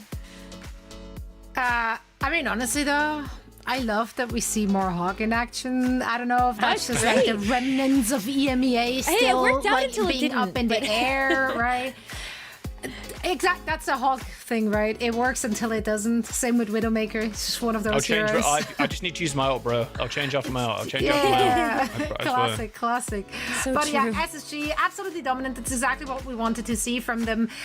Generally, they're just off to such a dominant start in this stage. Yeah, I mean, look, they want to just clean sweep the stage, ideally, right? But starting off with a 3-0, yeah, it's a clean look for the team. I'm curious how they match up against SSG. I don't think you can take too much away from this one. If you're Space Station, just iron it out a little bit. Will they be playing Hog against Team Liquid? I don't think so, but it is good news for the org. And hey, international stage, it's looking a lot closer. We heard a lot of players last week even kind of talking about that in interviews, how the gap is very much closing. It is indeed, and it's very evident in what we've seen these first 2 weeks. Let's bring in Coach Christopher for a quick chat after this dominant performance from SSG. Christopher, always great to see you. Let's talk about you first, though, before we're talking about the team, because you're taking over the coaching reins once more for SSG. What's it been like for you to return to the org, and also what's your coaching approach with this particular set of players? Yeah, it's been really good. I always had a super good relationship with SSG and stuff, you know, very timely with their salary payments, which is super positive in today's... Love that, yeah.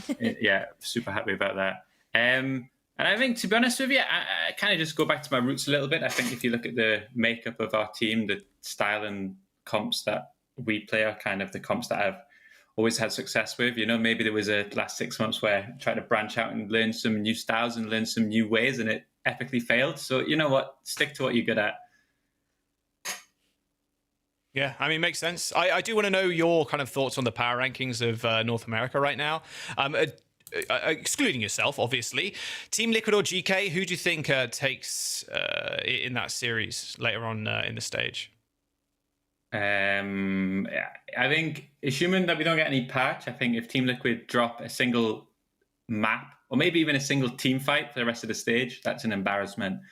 You know, they spend $10 million on a roster. They pay someone at Blizzard to handcraft the single greatest meta in human history for that team. So Team Liquid don't win. Like, even one round of cough is already, like, Kasora should be worried for his job if that happens. That's one way of putting it. Yeah, hey, fair enough. But maybe if you could give us a little bit of insight into how you're utilizing your DPS lineup. You had Scissors play a lot of the match last weekend versus Sakura, but then you had Chronic come in and play most of the series today. So what's your thoughts there about how you're going to utilize your DPS? I think what happens when there's a meta is every non-Korean team just waits for Korean or WCS and then starts practicing their comps. And when they first inspired the meta, it was a lot of Gen.G Tracer. That felt like the strongest DPS duo by far. I think over time, heroes like Reaper, maybe Sombra, maybe Sim, even a little bit, have become like pretty strong as like the non-hit scan options. And once we went away from only thinking about playing Gen.G Tracer, Chronic's hero pool is actually really fine. You know, like he plays a lot of Reaper if required, Sim if required. And I think obviously we're in a situation where with the heroes Hawk plays, maybe we can get away with playing hit scan in certain situations, which also is a strength of ours. Yeah, Cassidy looked good today, so. Right. So you have options. That's always good to know. And now, Christopher, we're going to let you go. Thank you so much for taking the time, and best of luck in your upcoming matches. Thank you. It was a pleasure hearing from Christopher. Interesting to get the insight into the subbing strike. Yeah, that's the thing, right? When you're putting together a team with a completely new meta and you're not entirely sure yet what the meta will be looking like, that obviously poses quite a challenge for any coach and any organization to put together their team to be somewhat meta resistant for what's to come, which is still a little bit unknown. Now, something that is also unknown is your very own careers in the FACEIT League. Shall you choose to... I know that was so dramatic. That was so over the top. But we don't know where it takes you, all right? Like you could be joining us next year in OWCS. So you're handing out existential dread live on the broadcast. You don't know where your career is gonna go, but face it, though, your career I came from a positive.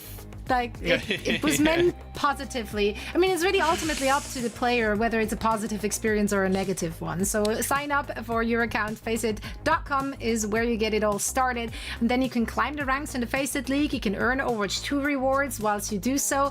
You can improve. You can learn. You can be part of our ecosystem. Wow, joy. Yeah. And you too will be Crusher 99 and be picked up by Team Liquid.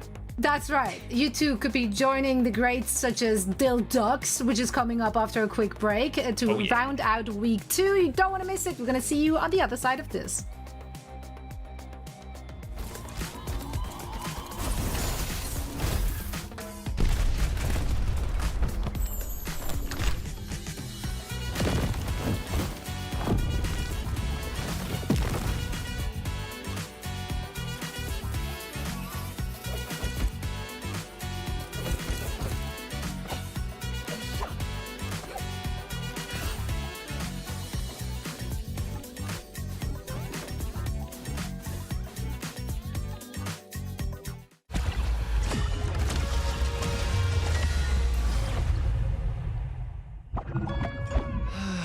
Was it Shifu told me? Nothing in the world is as yielding as water. But in its ebb and flow... I honestly forget the rest. So, I'll just go with the flow. Booyah! Making a splash. Always good to hydrate. Much better. Easy. Oh, check me out. Bye. Ultimate's ready. You're protected. Go make a splash. Hope you brought a change of clothes. Guess my training's paying off. Let's keep it going. Li Wang Huanglan. Wouldn't want to be ya.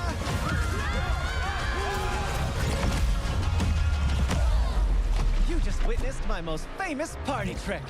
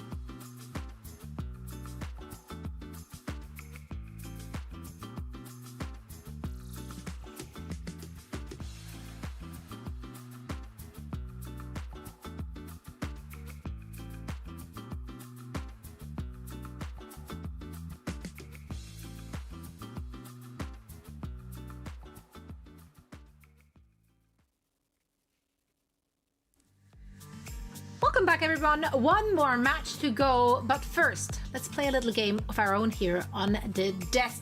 This is, I'm just gonna call it the Necra game because she's just crushing it. Okay. Guess the team/player by emojis. I don't know what it is about this game that makes you so good, Rose. Like, explain yourself. I probably because I'm on the spectrum or something. I don't know, guys. Like, oh, it's FACEIT. Okay. That's FACEIT. Oh, dude, how is this so quick? Okay, well. Okay. Anyway, okay, Logan, we're a team, right? This is a team situation. We're all in the. I'm oddly dude, this very is gonna good be at quicker like than very that Esperanza specific game, things. actually. Yep. Okay. That's number one. I don't know how many we have, but. Ooh. Tire. Tread. Oh, is it? Wait, how is that? The heck? Because tread on a tire. Yeah, like a tire tread. Like tread on a tire. This is not my native tongue. I don't know what you're talking about. Oh, this one's hard. Team Liquid. Yes, Team Liquid. That would actually make sense. Team Liquid. Is it Team the horse. Oh, it actually is. Oh, it actually is. Let's go, Zoe. It's an apple and a. And a man. Does that apply? And a dude. Is it apply? That's a no. Dude, I don't know. Like, it's an apple and a guy wearing like a suit jacket, like a dinner jacket. Juice from Dill Dogs? I don't know. I mean, there will be apple juice. So okay, type of apple. Hang on. Granny Smith. Jutsu. Wait, is it jutsu? It's not a. It's like a jutsu apple? That's like a thing. Okay, what's. Yeah. Okay, what apples do we have in the league? Oh, wait, now I'm. A type of apple. Granny Smith. Granny Smith. The best apple? I'd take the best apple. Granny Smith. What's the red ones? I don't know. There's Gala. A Gala apple. Ah! Wait, wow. She knows her There's apples. A Gala now apple? Zoe is crushing it. I have a Zoe's crushing it now. Lethal. Lethal? Maybe not. Wait, yeah, why not? Lethal. Oh, geez, what's the Finnish player? Ghost. Honestly. Ghost and then Ghost numbers. What was it? sense. 971 or something? Wait, we have a ghost. I don't know. A ghost player? Z. Ghost and then Z. Oh, Z. Nightmare. No. It's Nightmare, guys. Hang on. It's Nightmare. Oh, yeah. Yeah. Okay, that makes sense. I did not get any of them. Hey, Zoe. God. We're doing it. We're doing it. Here's some clips I guess that concludes our game, and we're just taking a look at Nightmare with that transition. Scary stuff, though. Scaries. Well, look, they are pretty good on Ilios, it turns out, with 2 maps won so far this stage, both of them being Ilios. So you know what? Control. Are we going to go to Ilios? Probably, because they are the number 1 seed, or the top seed coming into this series. That's right. They're also the favorite to win this one, so it will be great for them to get a dub under the belt after a difficult start to their stage. What have we learned so far about... Hello again. What have we learned so far other than the emoji for their name? Well, I think something that me and Rose were talking about the last week for Nightmare was their tank rotation.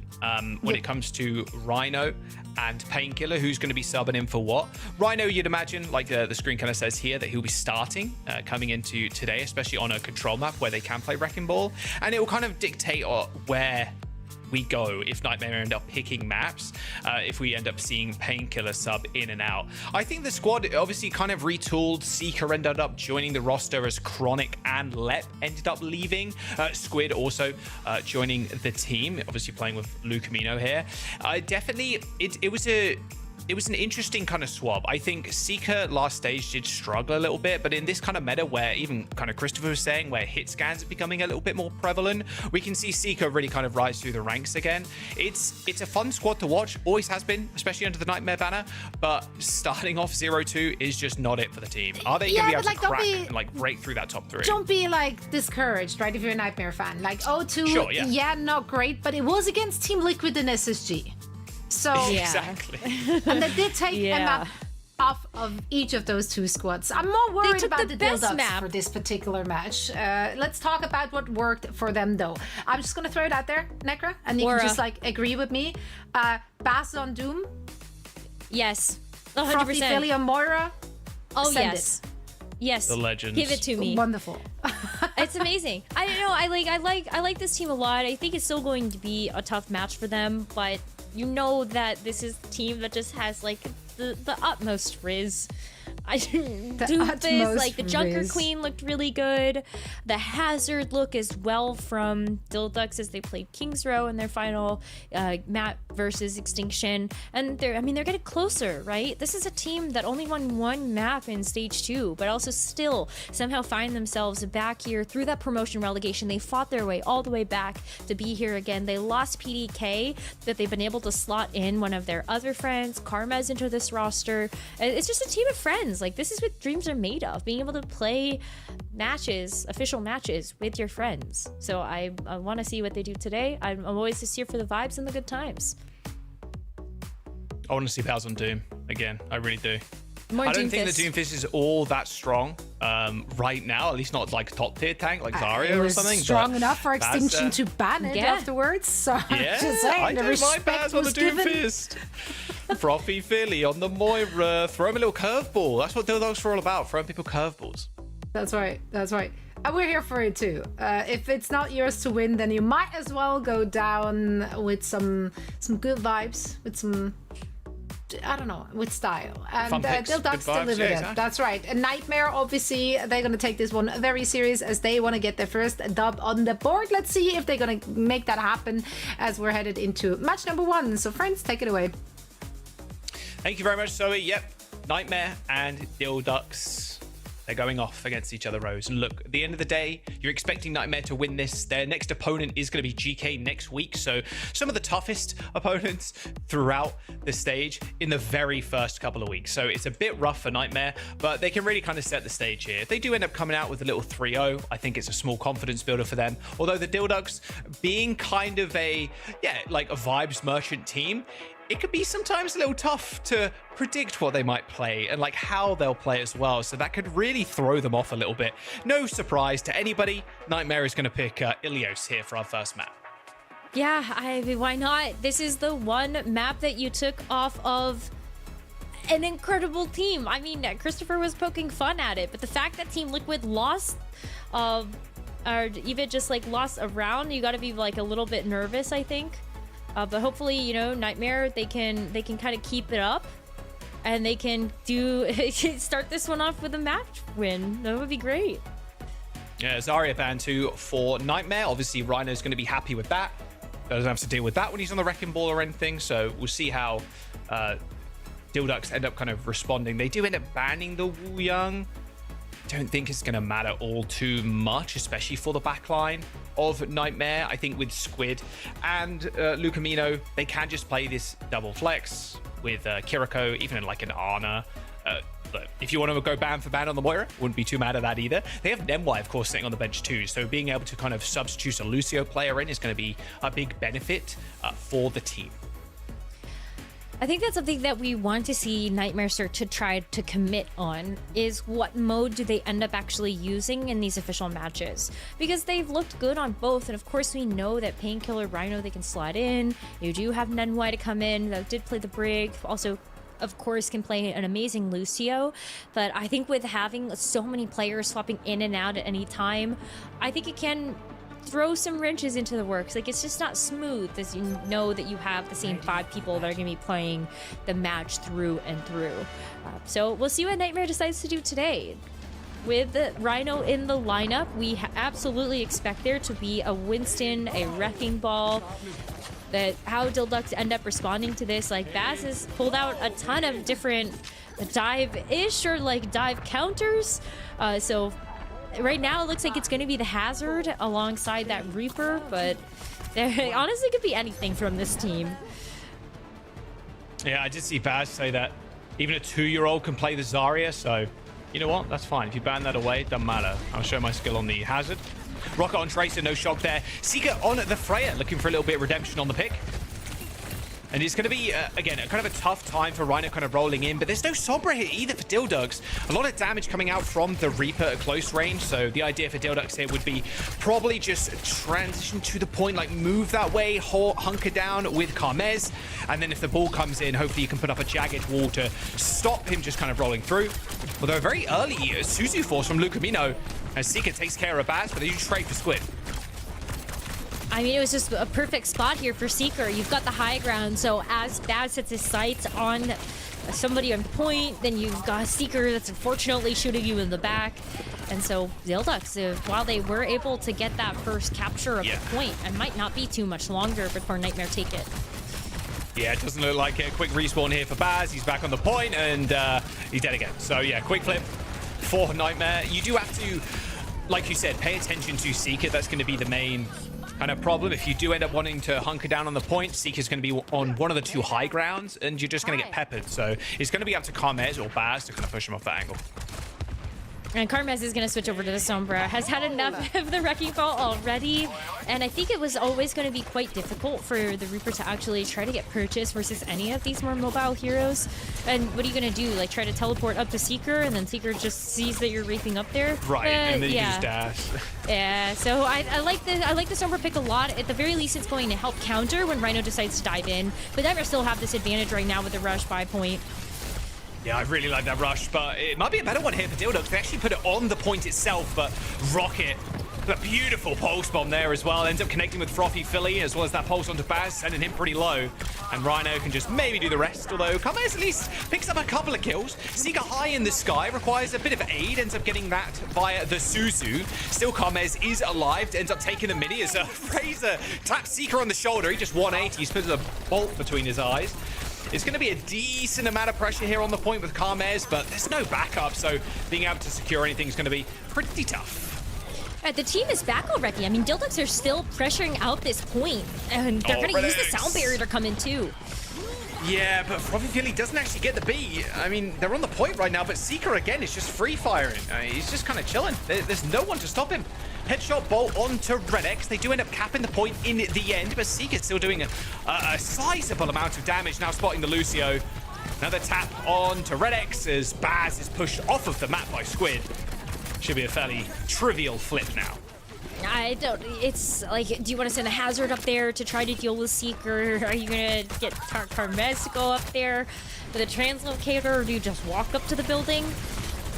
Yeah, I mean, Nightmare now, they're looking down the final fight. They've got the sound barrier too. After Redix used that, you've got barrier advantage. Rhino's just going to try to stop at the door. Give Seeker perfect sight lines. Yeah, but they're all going to have to touch. They've got EMP though. Or at least in 7% or so. Well, Baz does the slam, manual hack, virus connects, but he scuttles away. Sound barrier on the points. There's the pulse ball on top of Baz. A nice downpour, connects to 2 in the corner, but there's no follow-up at all from Dildux. They've got the EMP, but the Sombra is dead. No chance there. You hit with the EMP, Jax, if you end up using that there, and that's going to be the end of the round. You've got to imagine. Frothy Philly takes the butt of the crossbow there from Seeker. It was, again, just absolutely dominating. Oh, and then we've almost saw the Doomfist. Almost, Jack. We got so close. Look, the Doomfist against the Wrecking Ball, it's not too bad. I'd say Lighthouse probably one of the worst points for it, but maybe a little better here. I'm waiting for Baz to pull out the Roadhog. That's all I'm saying. I mean, there's going to be at some point he's going to do it, but we'll see when that actually happens. We just saw the Doomfist for Baz to even have a chance of being able to come back to point, but there wasn't enough sustain with everybody else there. This actually did get quite a good pick at the end, but I mean, Nightmare, look at this. Like, look at Mino, Seeker, they haven't died. Putting up some great numbers for damage as well. And so as we open the gates on Well, it's going to be Baz going over to the Diva this time. Carmez instantly comes out of the gates on the Sombra, as they do expect Nightmare to be rolling out with a very similar team. Seeker keeping the Widowmaker. Yeah, this is a crazy pick on this Wow, map. Yeah. I mean, I'm here for it, man. I mean, Seeker is just an unbelievable shot. His aim is ridiculous still. Oh, that was close. Well, Carmez dies anyway. That should have been a Seeker kill, but didn't quite charge up long enough. And especially with the slams too from Rhino, it sets Seeker up super well. Eventually gets chased down, and what you'd expect to happen 9 times out of 10 when a Widowmaker is pulled out on this map. So they at least get the 1 kill traded, although everybody is extremely low. Nice boot from Redex, pushes people away for the time being, as the point is going to get packed by Dildugs if Nightmare don't say anything about it. It looks like a free cap for them. Seeker's still on the Widowmaker. We'll see if he can find another opening pick. And the Widow is nice because if you can just get a headshot, you get somebody out early, then that is a big advantage for your team. A lot of Dilducks have quite a bit of point presence, so if you remove any of that, it makes it a lot easier for your Wrecking Ball to get in there. Same with Rocket, but Seeker's under so much threat. Yeah, it is truly a glass cannon pick. Like you said, you need a headshot. If you don't, then it might be GG. An insane amount of resources, though, used by Seeker. Onto Seeker, sorry, to save his life. Baby Diva, Baz jumps into the pit of despair as they go for a reset. But now this is the position that Nightmare wanted. They really want this Widowmaker on defense, not necessarily trying to open up the point, but trying to keep it. And then you also have Rhino with different mines. I'm just like, waiting Such a patiently. cheeky spot. Yeah, it's if you can get the shots here, that's great. Oh, that was so slippery. Close. Seeker a little bit stunned there himself by the looks of it, looking around a little bit. I mean, no one can actually touch Seeker a bit. They need to be able to boop him off somehow. Even Frothy Philly singing a couple of right clicks or like kunais towards his face might help. Is the rush on the point, though, to start off. Eventually, Seeker paid attention to, but is high in the sky, on top of the windmill now. Sights deployed by Seeker. Wall hacks available, but not for too much longer, it looks like. Yeah, Seeker quickly killed. Sound barrier for Squid, only 10% away, but Dilducks have made use of their early sound barrier to push Nightmare to the brink. However, 50% on board is going to be a good start for Nightmare, despite losing this fight. It is good. I wonder how much impact Seeker is having right now in terms of damage. Okay, not a crazy amount, but it's enough. Like, the presence, I think. Yeah, you're right. And there is something to be said about the fact that there's a Widowmaker that you have to send somebody after. Look how many resources that Dilducks invested by sending Baz up there. You can send Redex as a wall Lucio. Baz actually does get forced to try to use the mech. Oh, Seeker. Okay, eventually gets shaken down by Carmez. Still with the EMP available too. They are trading fairly decently in this fight. Frothy Feeling going down, though, is not good. Baz ends up getting away the defensive hack there from Carmez onto Rhino, or attempted one at the very least. And they're going to be able to hold on to this point for quite a considerable amount of time. Seeker now deciding Widowmaker's just not it. EMP does end up connecting with 3. Lucamino, Ryan, Rocket hacked.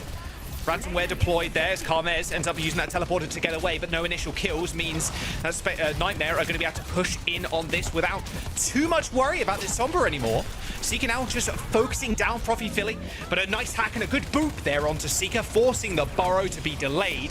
As continuing to hold the point, Dilducks, they're in a good spot to actually take this round. Yeah, but it was amazing how Nightmare played around that EMP. It ended up getting basically no value. Seeker's going to be back before you know it. Rhino's still going to use the mine. Squid actually being taken out there is big. Can't build up to a sound barrier now. There's a rush on the point. Return one from Frothy Philly. As a Nightmare now in a 3v5 situation on the point. Seeker burrowed already, ends up using that Drodash to get away, but quickly chased up. Sound barrier deployed by Redex. Yeah, maybe that Widow experiment is best left in the lab, at least for the time being.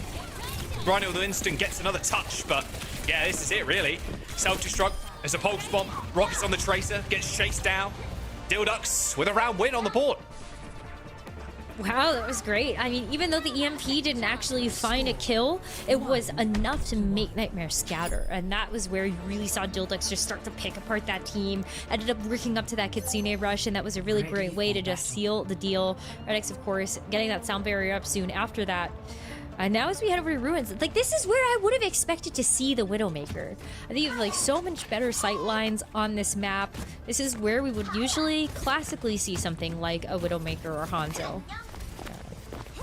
I don't think Mystique's actually going to use it again. There's no. I don't think so, but I was like, but this would have been the map, I think. Yeah. the one round on Ilios. Not Lighthouse. Oh, well, sorry. Yeah. But yeah, this is a little bit more of a cohesive omp here. And I do love this, though, from Squid. Playing the Alari with Lucamino on the Kiri. A very defensive backline. And it will be up to Dildux to kind of set the tempo here with this faster dive style comp. But if you're not careful, early, though. like, Yeesh. yeah, yikes. I was gonna say, if you're not careful, you're gonna get a Squid ton. just shifted off the map. Hello? He just shifted off the map. He was trying to get away from Razor, I think. And ended up just using the outburst and sending himself off the map. No. All good though. Your team won the fight, so it's fine. I was really trying to set up that Squid could do a lot of damage if you let him, and then he just does the damage to himself. And now he's on Moira. My goodness. I wanted the Alari. I wanted the Alari for you. That's really who I wanted. It is a fun pick. It is did see hard the to actually Alari stay earlier alive today. though. Yeah, we did from Violet actually, of all people. Found some good captive sons as well. Yeah, with the Moira now, I mean, sure, it allows you to at least have that point presence with the rest of the team. Maybe just not super confident in being able to bring out the Lucio here with this, but why not? You're actually putting a lot of pressure onto the D.Va to use defense matrix for things like we're about to eat up too many things on this team, so yeah, who do you save the defense matrix for? The Freyo or the Moira? Yeah, Baz is getting rolled right now, but it's all good. Distraction paid off there as Karma is teleported to the high ground, shifting the bolt as well so Seeker can get that. Race with the pulse bomb on the shield. All good though, throw away ult. It's fine. 53% for Nightmare. Still pretty good. And they get to come in now with the rush, opens up the point. You can mash that with Frothy Phillies. And then you've got everything else. I mean, Bola Shot, Pulse Bomb. Rhino will have Primal Rage at some point in this next fight as long as he's kept up alive enough. Oh, Rocket dies to Kunai. Wonder if they end up staying in this one. Rhino, you've got the Primal Rage still, and they still got Rush as well, but I just don't think there's the space if Baz loses mech here, maybe. that you need to use it. Yeah, I thought if Baz loses mech, I think you definitely commit, but now that Baz is full healed, you just wait for the rest of your squad to come back. And that is a sound barrier. Does hit 4 there. Yeah, Race is on the mega health pack, ended up trying to pick that one up, but it was already exhausted. Seeker already dead. A very aggressive push from Dildux, but I like what I'm seeing. They can still rely on this rush too for this next fight. They can go rush for rush, although saying that, with Frothy Philly now dead, it's time for Nightmare to just dump all their ults in, or at least this Primal Rage. There is going to be a Seeker now on the Reaper. Is going to contend with Baz, at least for the time being, on his mega health pack, as Nightmare are going to attempt to get the flip. Razor is back in the action, touching the point. Trying to contest for it for as long as humanly possible, but Carmez gets destroyed by that bubble. Ends up popping the Death Blossom to try and kill Rhino, but it's just eaten all of it up. Baz goes to the remake, but here's the late rush. A pulse bomb onto Baz's mech, though, instantly ejects him, as Frothy Philly was already in mid-right-click animation, so couldn't heal up the baby D.Va, or the D.Va mech, sorry. Squid of the Coalescence, which is not going to need it either, but a scrappy fight, and an expensive one, too, for Dildux. Yeah, the sound barrier is so early, and then you use the Death Blossom and everything else, and now Nightmare are able to come out on top. Coalescence actually might be quite nice if you're able to fight down main. Maybe that allows you to kind of step up a bit more to something like that Reaper or even that D.Va. But Razor has a Pulse Bomb that could be answered, and when the Moira's in Coalescence, we have seen she gets quite vulnerable. Really trying to force Seeker to use Shift now. Ends up teleporting to the high ground. The Coalescence is going to push everybody forward. Squid on this height. He's got a lot of targets to look down this sight line as well with. Race is in the back line right now, but the fight might have already been called as Baz loses mech to Rhino. He can't exactly eat up that Coalescence nor the left click of the Tesla cannon. And here comes OT. Razor with the touch, has got Pulse Bomb, of course. Bans ends up going down, so a 4v5 on the point. And no ults to Nightmare's name, but they've got a couple coming up in just a moment. Carmez ends up going down after using that Wraith Walk, and now it's up to Renix to try and touch a Death Blossom on the point. And a right click from Rhino will end it as Nightmare, despite that second round looking a little bit shaky, maintain their undefeated streak on Ilios. Good stuff from Nightmare. Yeah, definitely shaky with that Widowmaker pick. I think it, in theory, could have worked out for them, but that just wasn't enough damage. And I think we ended up seeing a really good response from Dildux just to send somebody after that Widowmaker, so it was such a non-factor. But you see Seeker come back out on the Reaper, picks it up like there's been no issues at all, and you see the team come out on top.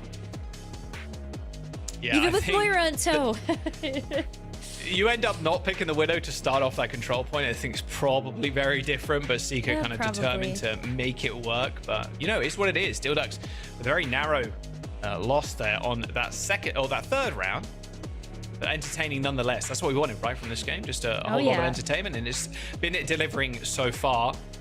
It's now Dill Ducks get to ban and choose the map. Doomfist. I want to see Doomfist. Me want Doomfist, please. It was just so fun. And it's like when the Roadhog comes out and when the Doomfist comes out, and especially with how much trouble the Doomfist actually did give Extinction, I may as well bring out some of these more pocket picks. And like the Sombra was also working out. Karmez was really, really good with the Sombra.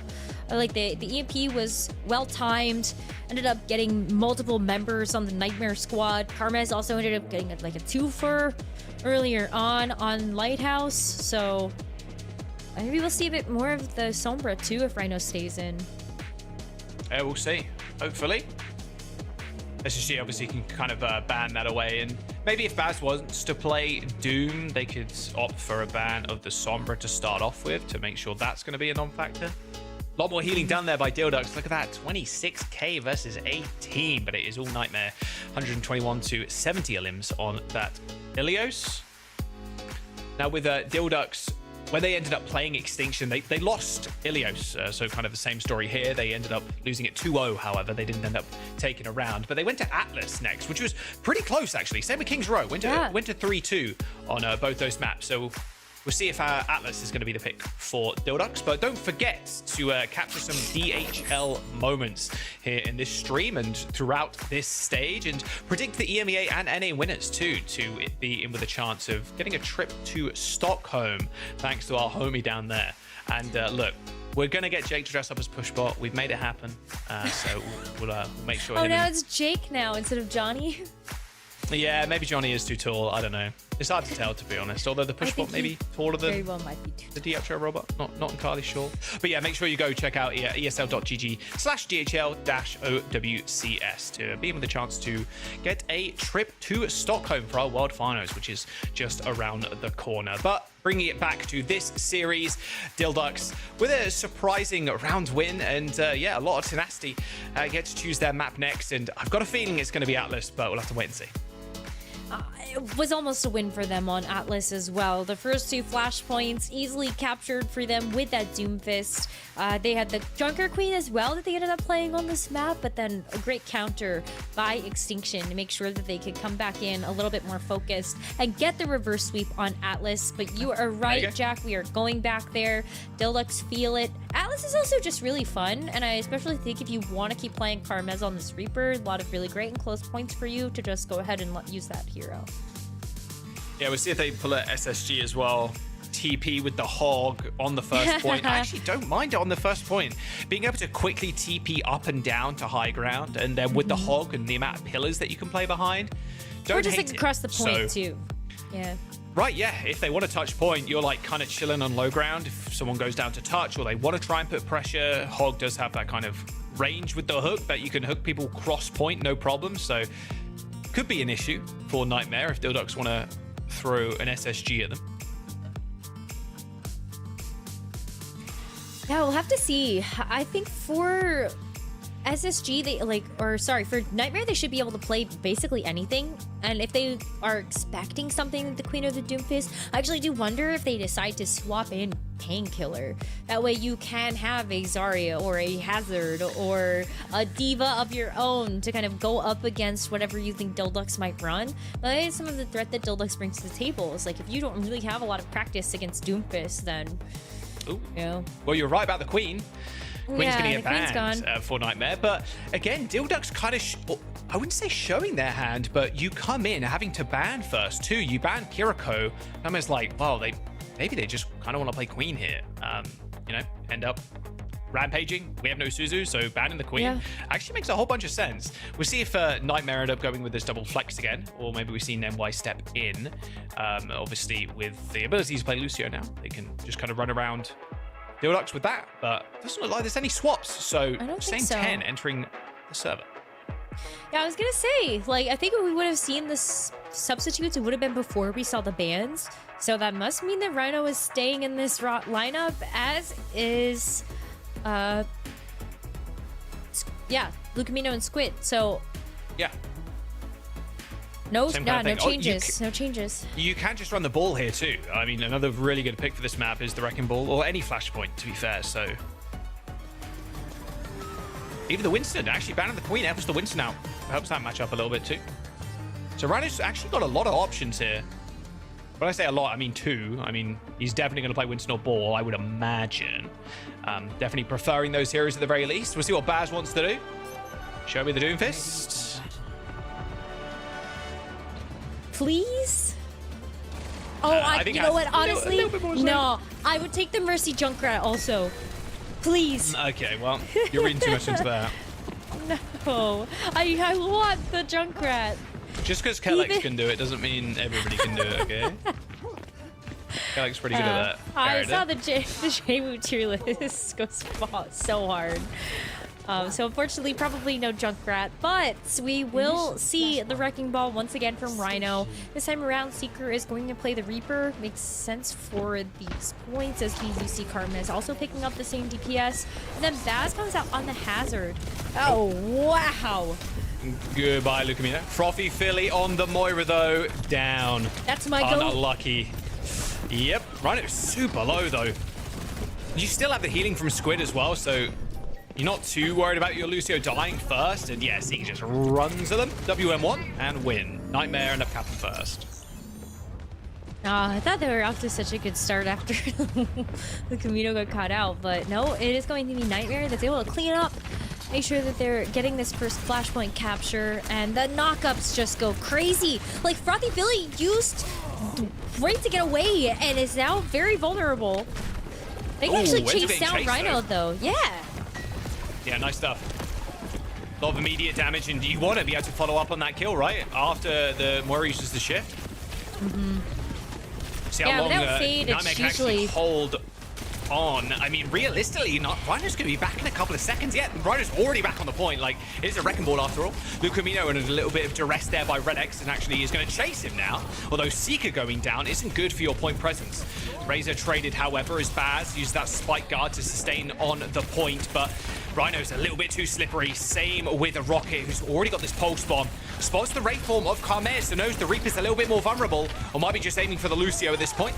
And they're getting right-clicked a little bit, but Ajaxes! No!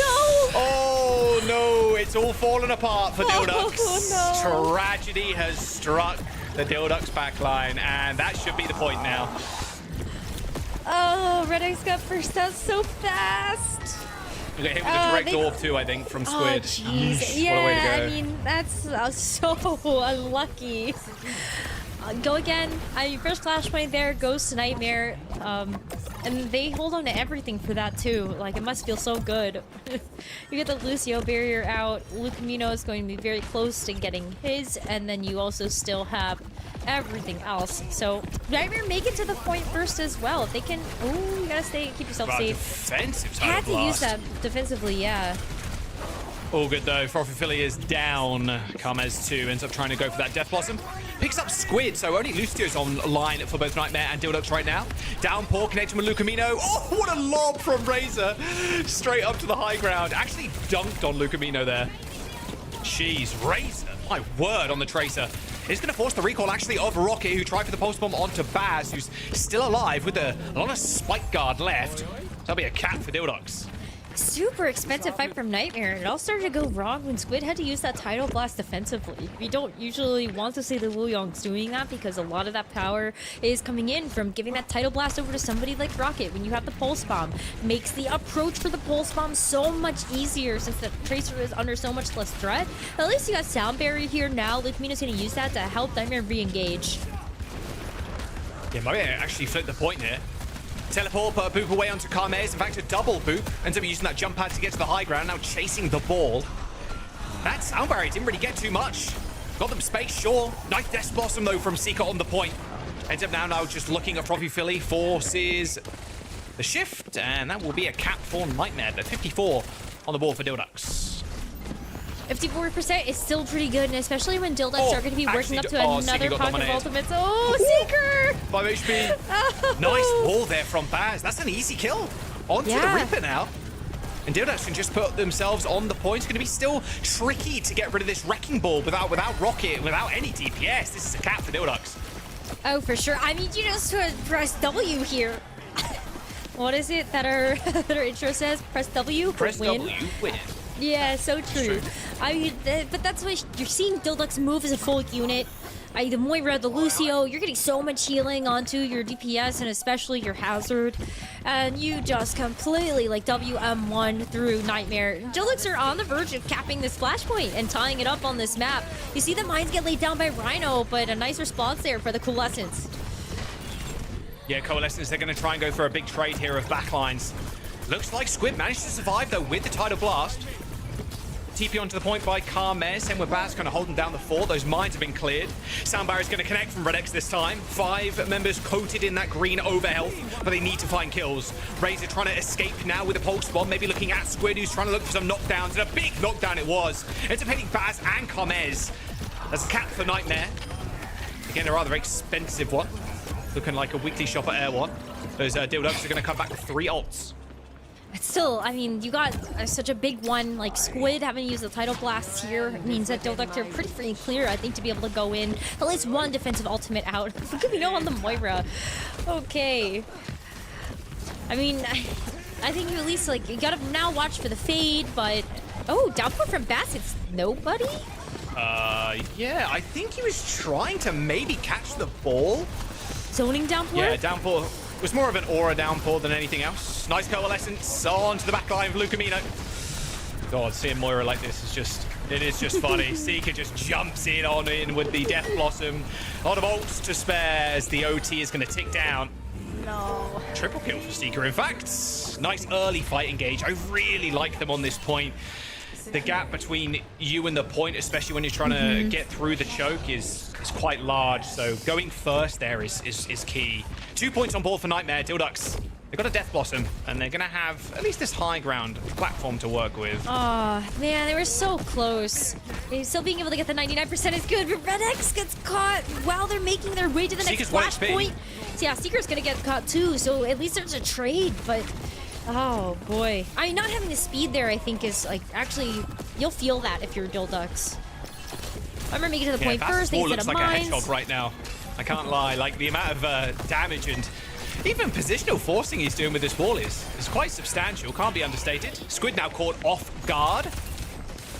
There's going to be a point cap for Nightmare, however. Even with Lucamino alive, it's going to be tough to keep everybody up, especially against this Coalescence. Although it's invisible, it still does a lot of work. Rocket begging for that health pack to respawn, but yeah, unfortunately, it didn't in time. Not enough time to help a Rhino. Now you still have the point as long as possible, though, and so you'll see Rocket just kind of keep blinking around. Inevitably, he will fall, but you're set up for the next fight with the pulse bomb. Squid is gonna have Tidal Blast very soon, especially with all the poke damage Dilduks are doing to the team. Squid's gonna be able to heal that back up, and then I'd be really careful if I were Dilduks here. You see them already kind of move back towards the point. They have this sound barrier as a defensive tool. Oh. Well, there is the wave. That approach here from Seeker is going to be devious. Ends up knocking down Profi Philly as well as the Tracer. Both Tidal Blasts ends up being used, and a Rhino sneaks away the capture point as well. That sound barrier from Red X only connected with 4, as Baz was already dead before the fight even really kicked off. Nightmare end up capping with Baz respawning, but there's a lot of point presence now for Nightmare. This downpour from Baz has been successful before, but catching people here is going to be tough. Everybody is so slippery. Like, all of the different mobility cooldowns means that this downpour might not be successful, more for one person.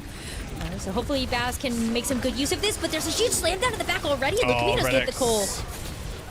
Yeah, downpour. Not sure if it connected with anybody there, as they're just going to get run over here. That's going to be the end of the map 2 for Nightmare. A quick cleanup with that Coalescence being the signal flare to end the map. There's a Nightmare, and she's kill Razor. Quick kill from Squid should be good, and there it is. 3-0 for Nightmare, making it a 2-0 in the series. Oh, man. I really thought there was on that second point of possibility of a Dildux win, but it just slips away from them. And Nightmare are just so good on an individual level. I think Razor did a ton though for the team.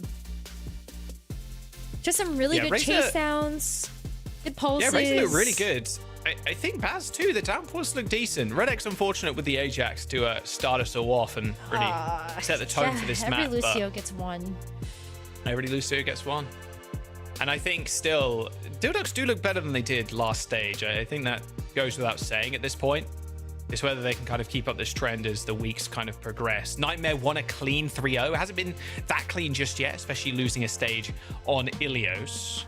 But still, it's definitely in their favor right now. Oh man, that's getting left clicked by the Buyang as you're going for the beat there is rough to say the least. Yeah.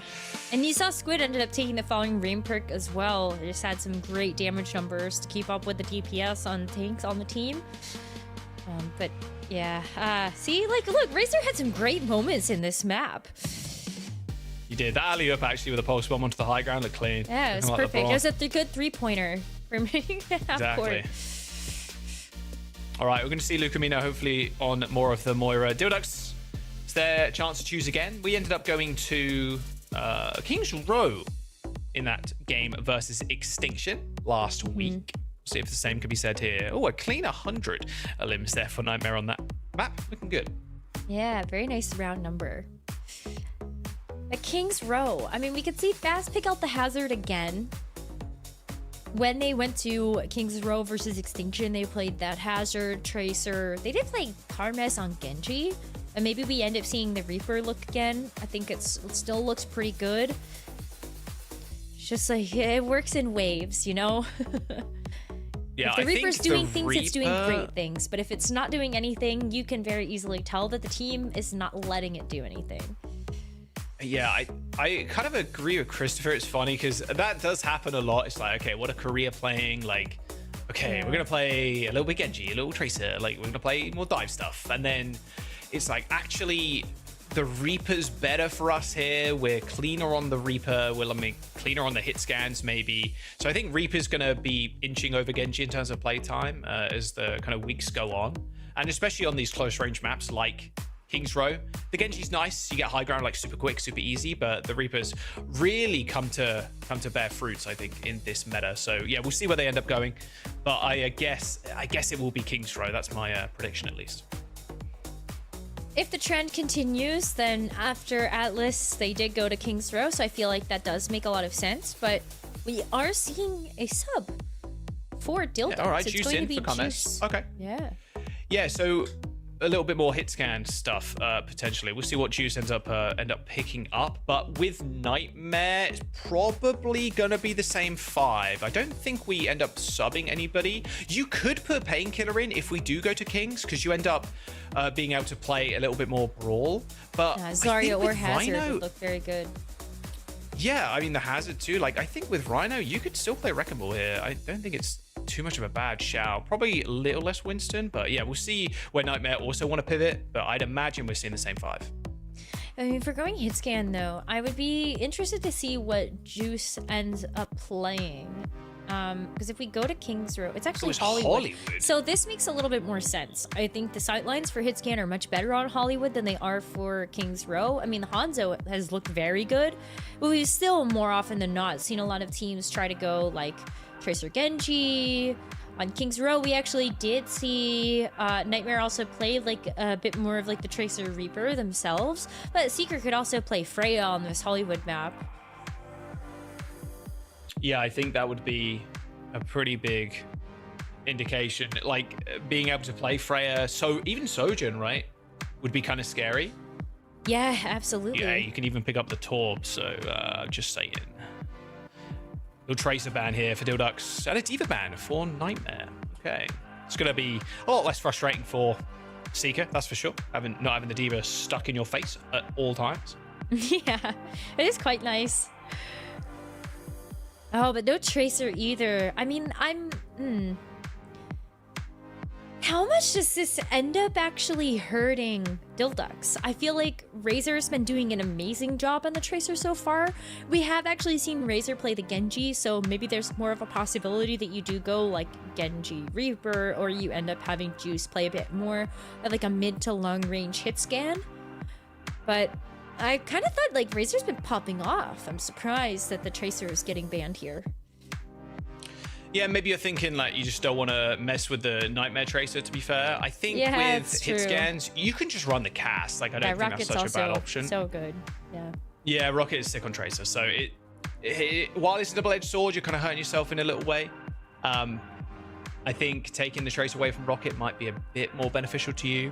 Don't forget, right now as well, there is a Overwatch League skin unlock, or like the vault, sorry, is opened. It has been unlocked. You can pick up some of the old school Overwatch League skins, the Pacific All-Stars Diva, Ryan, Rock Climber Zarya, and the Widowmaker skin. So yeah, make sure you go check that out. The Diva one is super sick. There's a lot of like cool little animations with the skin. Looks really cool, and I know there's a lot of Reinhardt players in the chat, I'd imagine, so yeah, pick that one up as well. That's all being unlocked until 23rd of September, so yeah, grab it before it's gone. My biggest issue with this Diva skin, I have it, but now there's been so many amazing Diva skins. How do you choose what to play with? There's also a Mythic skin for Diva too, so I yeah, know, I have too many. They're all so good. Mythic with Iridescent goes hard for the Diva one. Yes. It looks very sparkly. The Sojourn one too, actually. I've seen the Iridescent Sojourn, which is probably going to be my first Iridescent one. That or the Gen.G? Kiriko. I don't know. I haven't decided yet. Kiriko one's good. Although I'm wearing the new streetwear one from the Battle Pass at level 80. That one's pretty clean. But yeah, anyway, going back to Hollywood. Could see a little bit of Torbjorn here too. Decent on first point. No Tracer to kind of harass with the turret, but I'm waiting for someone to pick out the Torb. I did see a little bit of the Korea games, or at least some screenshots from them. There was a little bit of Torb, little sim action from Korea, so they were having a little bit of fun with it. That being like Crazy Raccoons and Zeta, so you never know. We did see one last week, so or yesterday, I think actually. It was yesterday, which was quite fun. But yeah, Hollywood is the pick for Dildux, going away from that King's Row like they did with Extinction. Thinking they have a better chance here against Nightmare, who are leading the series. Need a complete reverse sweep. I know a lot of people in the chat are probably cheering for Dildux, but I think a lot of you have put your money where your mouth is in terms of channel points, so I'll have to get the stats on that one. But as we load on in, we're expecting Nightmare to come out in full force, move on, and then prepare for their game next week against Geekay. Oh, that's hard. Oh, that's so hard. What a front-loaded schedule. That's challenging. Yeah, TL, SSG, and Geekay in the first 3 weeks. Yeah, extremely front-loaded. That's a tough schedule too, because the meta is like not settled and people are still like trying things.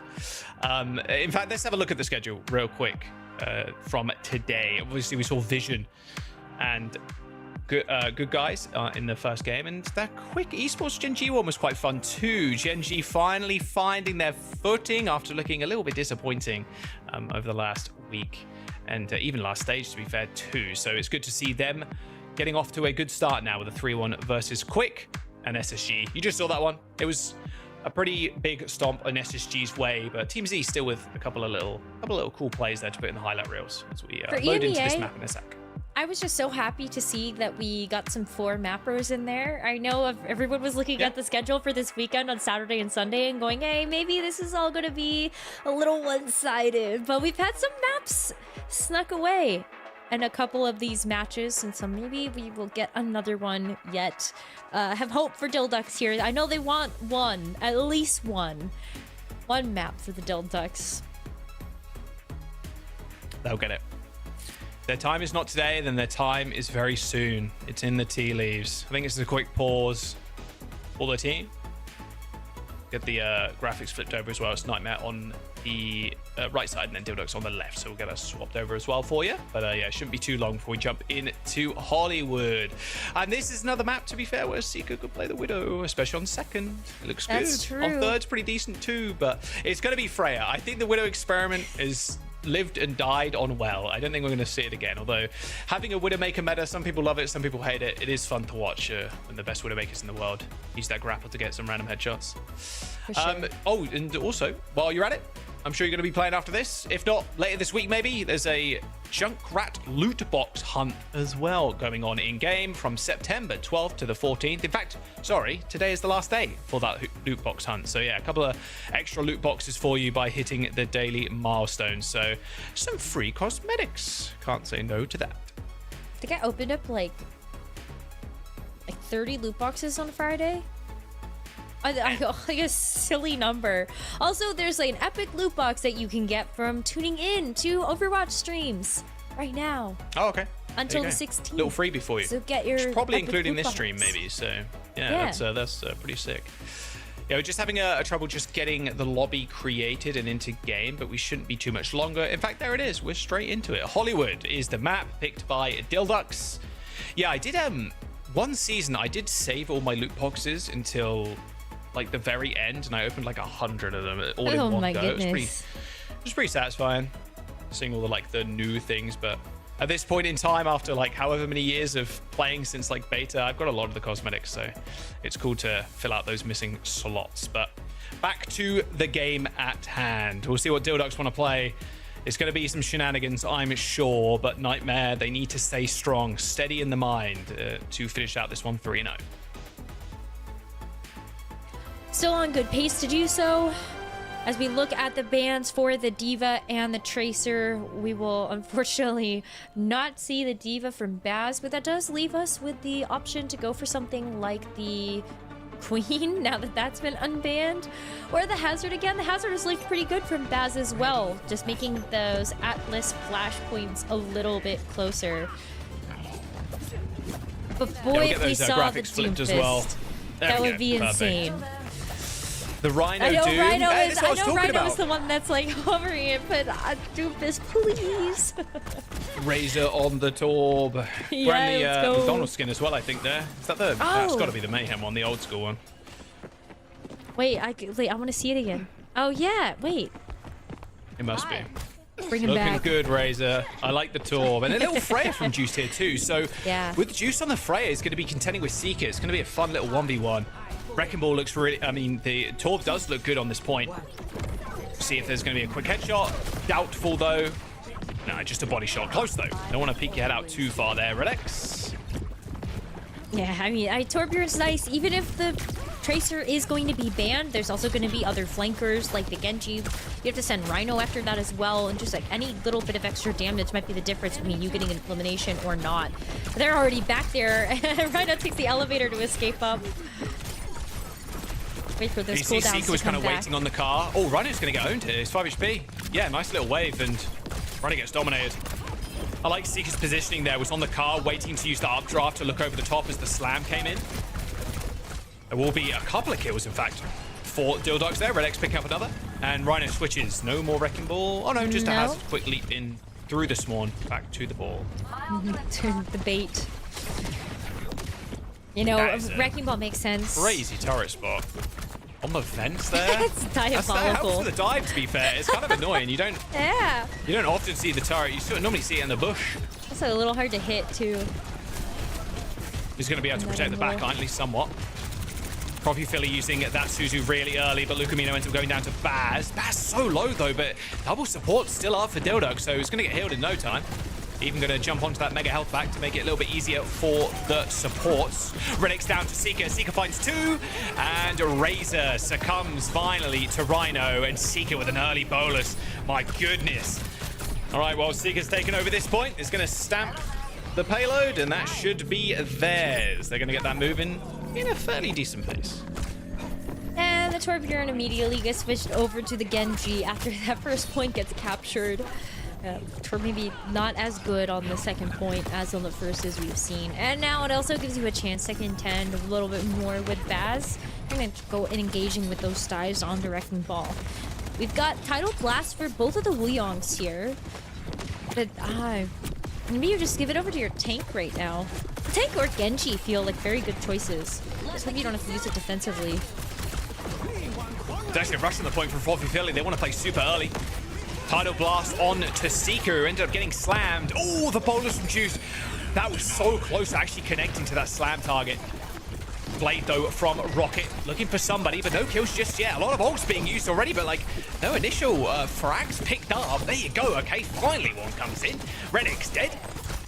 As a Rocket now just trying to get Razor out of there. Was playing on the mini health bag. Did end up dashing away, but Seeker was kind of lying in wait for them. Let's get a quick Nightmare listening. They've lost 2 already. But Dilducks, they're still fighting them back.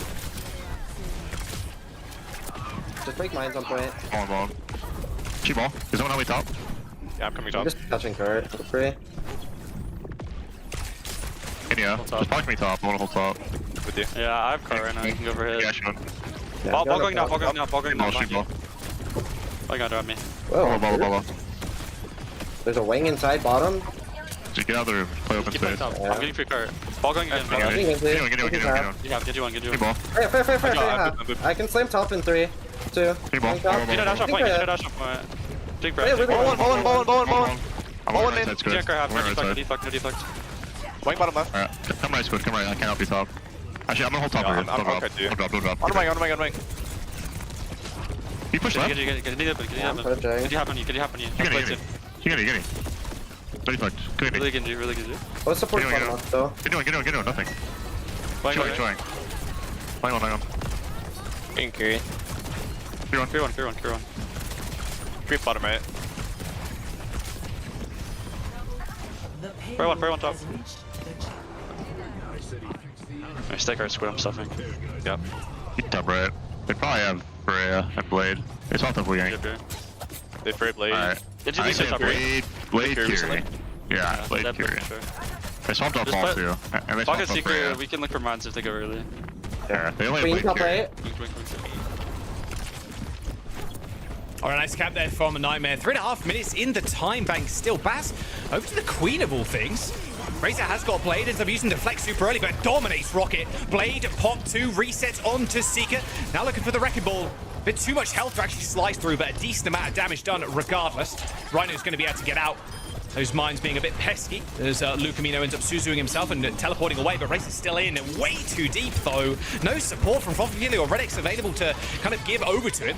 But now Dilducks are committed. They have to go in on this, and they end up actually using the rush in the spawn. Baz is going to be able to play on this, refresh the cooldowns pretty quickly, but actually locking people down on this queen is going to be so tough.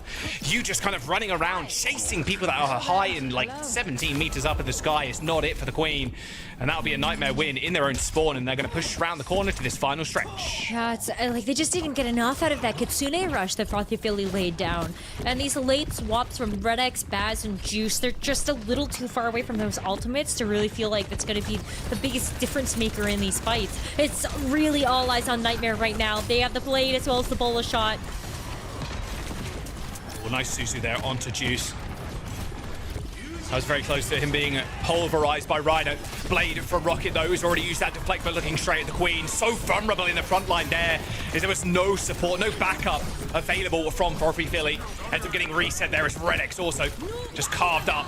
2 minutes in the bank for Nightmares. They cap that 3rd point. That's so much time to have. That 2nd point was so fast after Dilducks put up such a great fight on the first one. And then moving into 3rd, they made those decisions to swap off of their tank, their DPS as well as the support, and the sound barrier wasn't up in time. It's just tough when that timing is like that and you didn't get enough out of that rush. So now as we flip sides, I mean, look at how well Nightmare are doing, especially Seeker. The Seeker's putting up some monster numbers right now in terms of the damage department. Yeah, only 1 death too. Same with Rhino, only a single death on the board. Yeah, great stuff from them. That first point, it was actually a little tough. Like, that was when they ended up actually succumbing to Dilducks. Not sure I like this queen here from Baz. It's fairly decent on the first point, but as you kind of go to 2nd, it gets a lot worse. Playing on a, like it's something you have to walk up to the high ground. Like, whenever you're on Hollywood, you don't want to just, like, walk up there. I like when you can, like, easily access that high ground.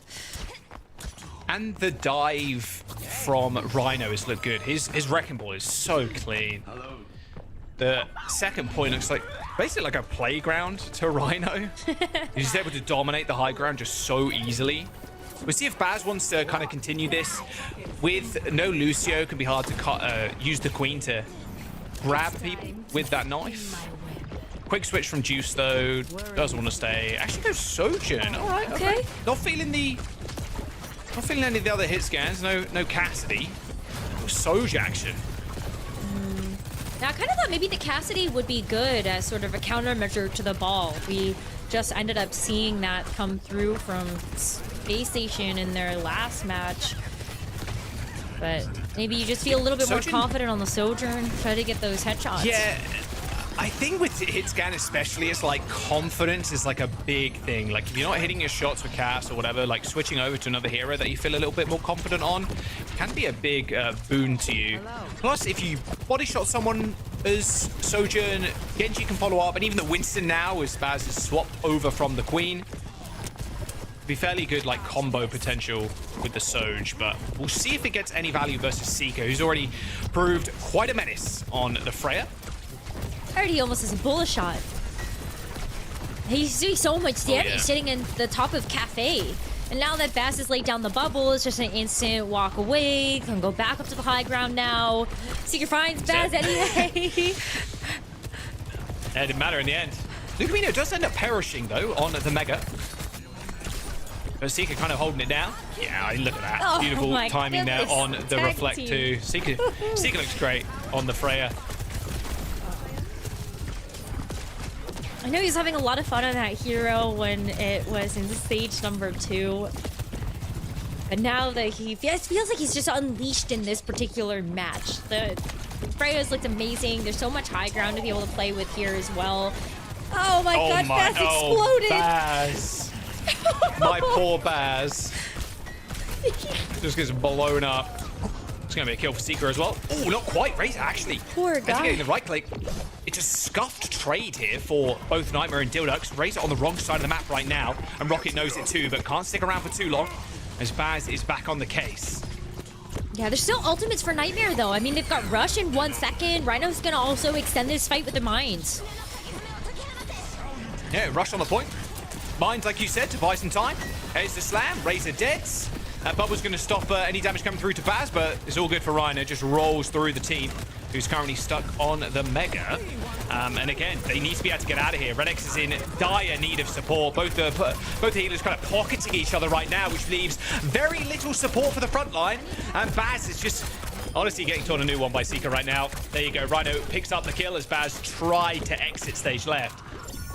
Yeah, I know Seeker has Rocket, but it's all good. Yeah, he's gonna come back so quickly, just like dash in, no problem. The fact that Seeker is basically just with Wuyong healing with Baz 1v1 is crazy.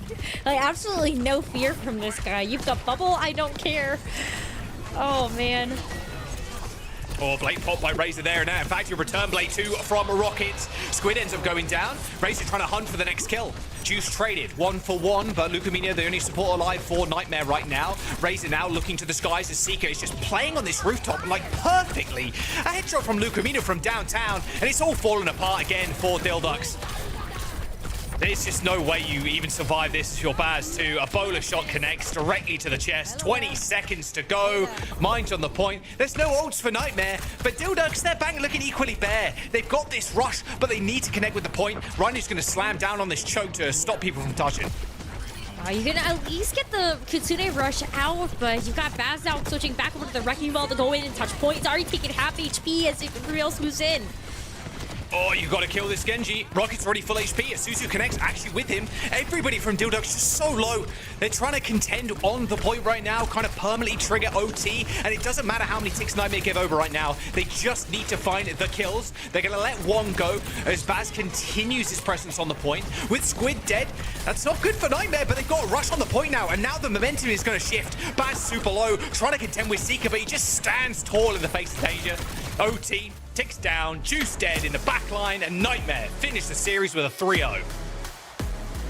Everything looking good for Nightmare. They have turned those wins that they've got on Control versus Team Liquid and versus SSG into a full match win this time around versus the Dildux.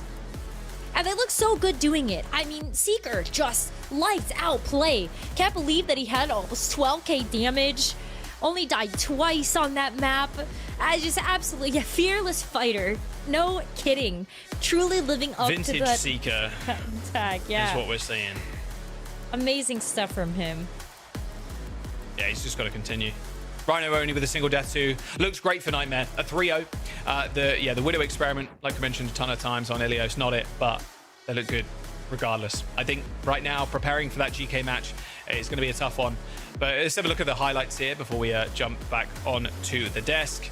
A couple of nice spots here for Dill. Definitely improved comparatively to last stage. They want to get that map win. I think a lot of people are going to be cheering for them as well to get that one on the board. And they were really close. They had some great moments on Atlas. I thought they were so close to that second flashpoint capture being theirs. Just unfortunately not able to get through this nightmare squad.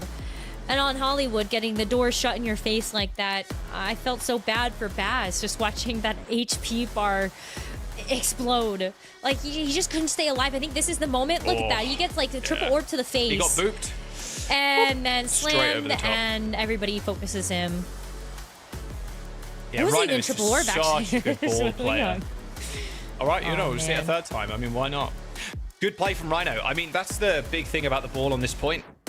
Balling people off that high ground. If you take control of the high ground, it's easy to look down on the cafe, especially with your hit scans. So, yeah, Rhino, perfect eye for the game there. Perfect eye for that point. Nightmare, take the win. Yeah, and I mean, again, they would have already had a win on the board if it wasn't for their tough week 1 schedule. They looked dominant. Each and every single person was firing in all cylinders. So that's the Nightmare we want to see moving forward. Do you guys feel like they have a good grasp on the meta? Have they found their own style yet? Yeah, Absolutely. I think so. Especially with it not being like the proverb, oh, we're gonna play Gen.G Tracer every single map. I think Seeker just being back on the hit scan, playing Cast, playing Freya here too, which looks much improved compared to last stage. I think, like I said before, vintage Seeker coming out, and especially in this series. So if they just continue this kind of style of play and just having Rhino in a lot more, playing the Wrecking Ball, I think they look good. They look good to take on GK next week. Whether that'll be a win or not, it should be a close game. Yeah, if you get Vintage Seeker, you know you're on a good trajectory. Also, Rhino, as you just mentioned, had a phenomenal match there as well. Very few deaths, lots of high impact, lots of damage. And Rhino is actually standing by for a quick chat with us after that victory. Rhino, welcome to the show. Thank you so much for taking the time. Congratulations on the dub. Let's talk a little bit about the learnings from week 1. We discussed it on the desk already that you had a tough schedule to open up the stage. What did you take away from those 2 defeats in week 1 heading into week 2? Main things we took away was just we just have a lot to work on, simply Team Liquid is, I think, the best right now, especially at this ball comp, with the ball comp being so strong, and just against Space Station, we just didn't play as well as we could have. We could have played a lot more aggressive, and I think that's just what we've been trying to do a lot more in scrims, and I think we've been having good success over the past week, and even though it was Dill Ducks, I think we still played well today, so yeah. Yeah, I mean, you look good with a win on the board. Your next match is against GK. Have you got any kind of thoughts leading into that week? Not really. I think it should be a good game. I definitely think we can and probably should win, but they're definitely a really strong team. We don't need to underestimate them, and I'm just hoping for the best. Can you tell us a little bit about how you are deciding when to bring in your other teammates? You have yourself, you have Painkiller. Both of you are so incredibly competent at your heroes. So is it map dependent for you, matchup dependent in terms of the team you're facing? A bit of both. I think especially right now with just ball being so strong, and I think the map pool for OWCS being very dive centric, it just feels that ball makes a lot of sense for most maps right now in the current state. But definitely against some opponents, we try to play PK a little bit more if we think it'll give us a more favorable matchup. But as of right now, I think it's definitely me taking most of the maps just because of the state of the meta. Well, we're very happy to see you guys doing well. We hope you can continue on that trajectory. Next week, it's going to be GK you have to go up against. Any thoughts on that opponent? Like I said before, they're definitely really good. I think UV is really good. Their backline's annoying to play against for sure. They're very strong. Their entire team is obviously very talented, but I definitely think we match up, and I think this is a really good meta for us. So hopefully we come out with the win. Well, it's going to be a good match, I'm sure of it. Rhino, thank you so much for taking the time. Once again, congrats, and have a lovely rest of your day. Yep, thank you so much. You too. Oh, they don't usually say you too. That was very polite. We like that. We like a polite Rhino, don't we? He is right. Like, I have full confidence in them being doing very well, and I'm glad they've found that little comp for them, right? The Wrecking Ball. The Wrecking Ball is so good right now. A lot of teams are going to be trying to countering that with things like Sombra. Expect a lot of Sombra bans over the next coming weeks, especially against a team like Nightmare. They have got subs, but if you're feeling confident in running these kind of comps, great. And if Rhino can't play the Wrecking Ball, that's fine. He's got a mean Winston too. So yeah, I'm excited to see Rhino play a lot more as well. We've seen him on a lot of teams where he has been the bench player, or like he's played a little bit here and there, but being more of a mainstay, I think is really exciting for him. I think in general, Rhino has been a player I've looked at for a couple of stages now, and someone that even before OWCS started with Overwatch League, people were like, this guy's really good. Like, he's going to make a name for himself when he comes of age in a league. So yeah, it's good to see him doing well. Yeah, absolutely. I mean, I remember Rhino from when I used to cast contenders back in the day. Like, he was just so standout on Odyssey. He was on Uprising Academy. I felt like every time we got a chance to see him in an official match, I felt like he was just such a strong presence for the team. And so to see him be able to come through, be able to play in OWCS now, unfortunately, I didn't quite hit the age to play in Overwatch League, but I think he would have done amazing there. And so I'm really excited to see him also getting more playtime in OWCS. Yeah, and Dildux, as you guys said already, improvements are definitely there from stage 2 into stage 3. They're getting close to those map victories. Perhaps it will be a match victory at one point as well. Well, they do have Sakura coming up in Team Z, so week 3 is their week. There, I said it. I'm ready for it. I'm manifesting it, speaking it into existence. Everyone's a Dildux fan. Next week's actually a banger week. Like, we got the 2 Dill games, and then we have GK Nightmare and TL SSG. Like that. That match is so week 3 is a banger. Yep. That should be a good week. Really good. I'm excited. But we do have to wait. And also, first, let's just recap the day a little bit, shall we? And what better way to do that than with the DHL daily highlights? Let's see what we had in store in this very region. It's sugar free. He's still a beast. Like, there's nothing stopping this guy on Tracer. It's such a fun meta too. I'm so happy we didn't see like Perma Malga, Orisa, or anything like that. Even Ram. Yeah, I love when 90% of my damage gets blocked when he holds a right click. It's so sick, so epic. It's cool when damage actually connects with tanks. So yeah, seeing like Space Station Gaming, they look great. I'm excited to cast Hawk again. I think Sugar Free 2 is on the top of his game and just continues to be. Dude has just never really had an off day, it feels like. He's always looked super solid. I think the way that the team is working together right now as well, though. I mean, just knowing that they're bringing Chronic into the roster a little bit more too. I think being able to use these first couple of weeks to also play around with that a little bit. Are we going to play Chronic? Are we going to play Scissors?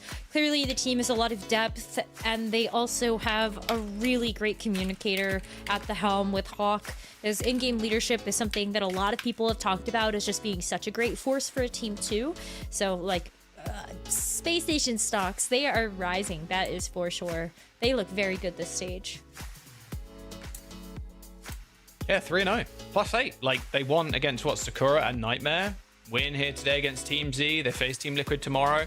I like Rhino's take, like saying Team Liquid is probably the best in the region. Obviously, we'll have to prove that at some point with GK. I mean, Christopher kind of said so as well, right? Christopher said if they, as much as, and he was trolling like a little bit, if but they lose a round, if they lose one fight on the checkpoint, I'm like, okay, bro, like maybe a little too far, but well, Team Liquid did lose a map though. Like they lost a map versus Sniper. They did. They lose. That's what I thought they was poking fun at. Was the Ilios loss they had versus Nightmare?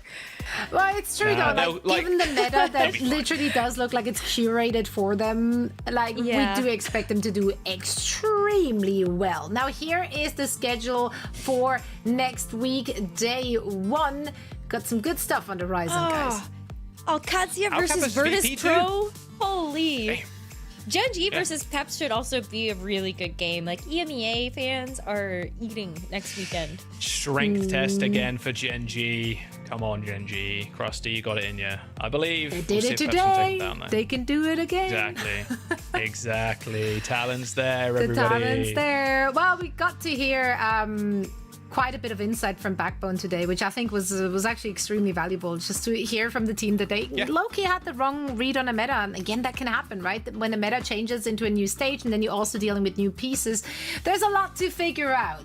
One thing you don't need to figure out, I'll tell you that one for free, is that today's the last day that you can earn yourself the Junkrat's loot boxes in the Junkrat loot box hunt. It's actually a normal loot box, but it's to be received within the Junkrat's loot box hunt event. There we go. I said it. 9 loot boxes up for grabs, so make sure to log in today right after the show and play your little hearts out to earn them loot boxes. I already got all mine, I think.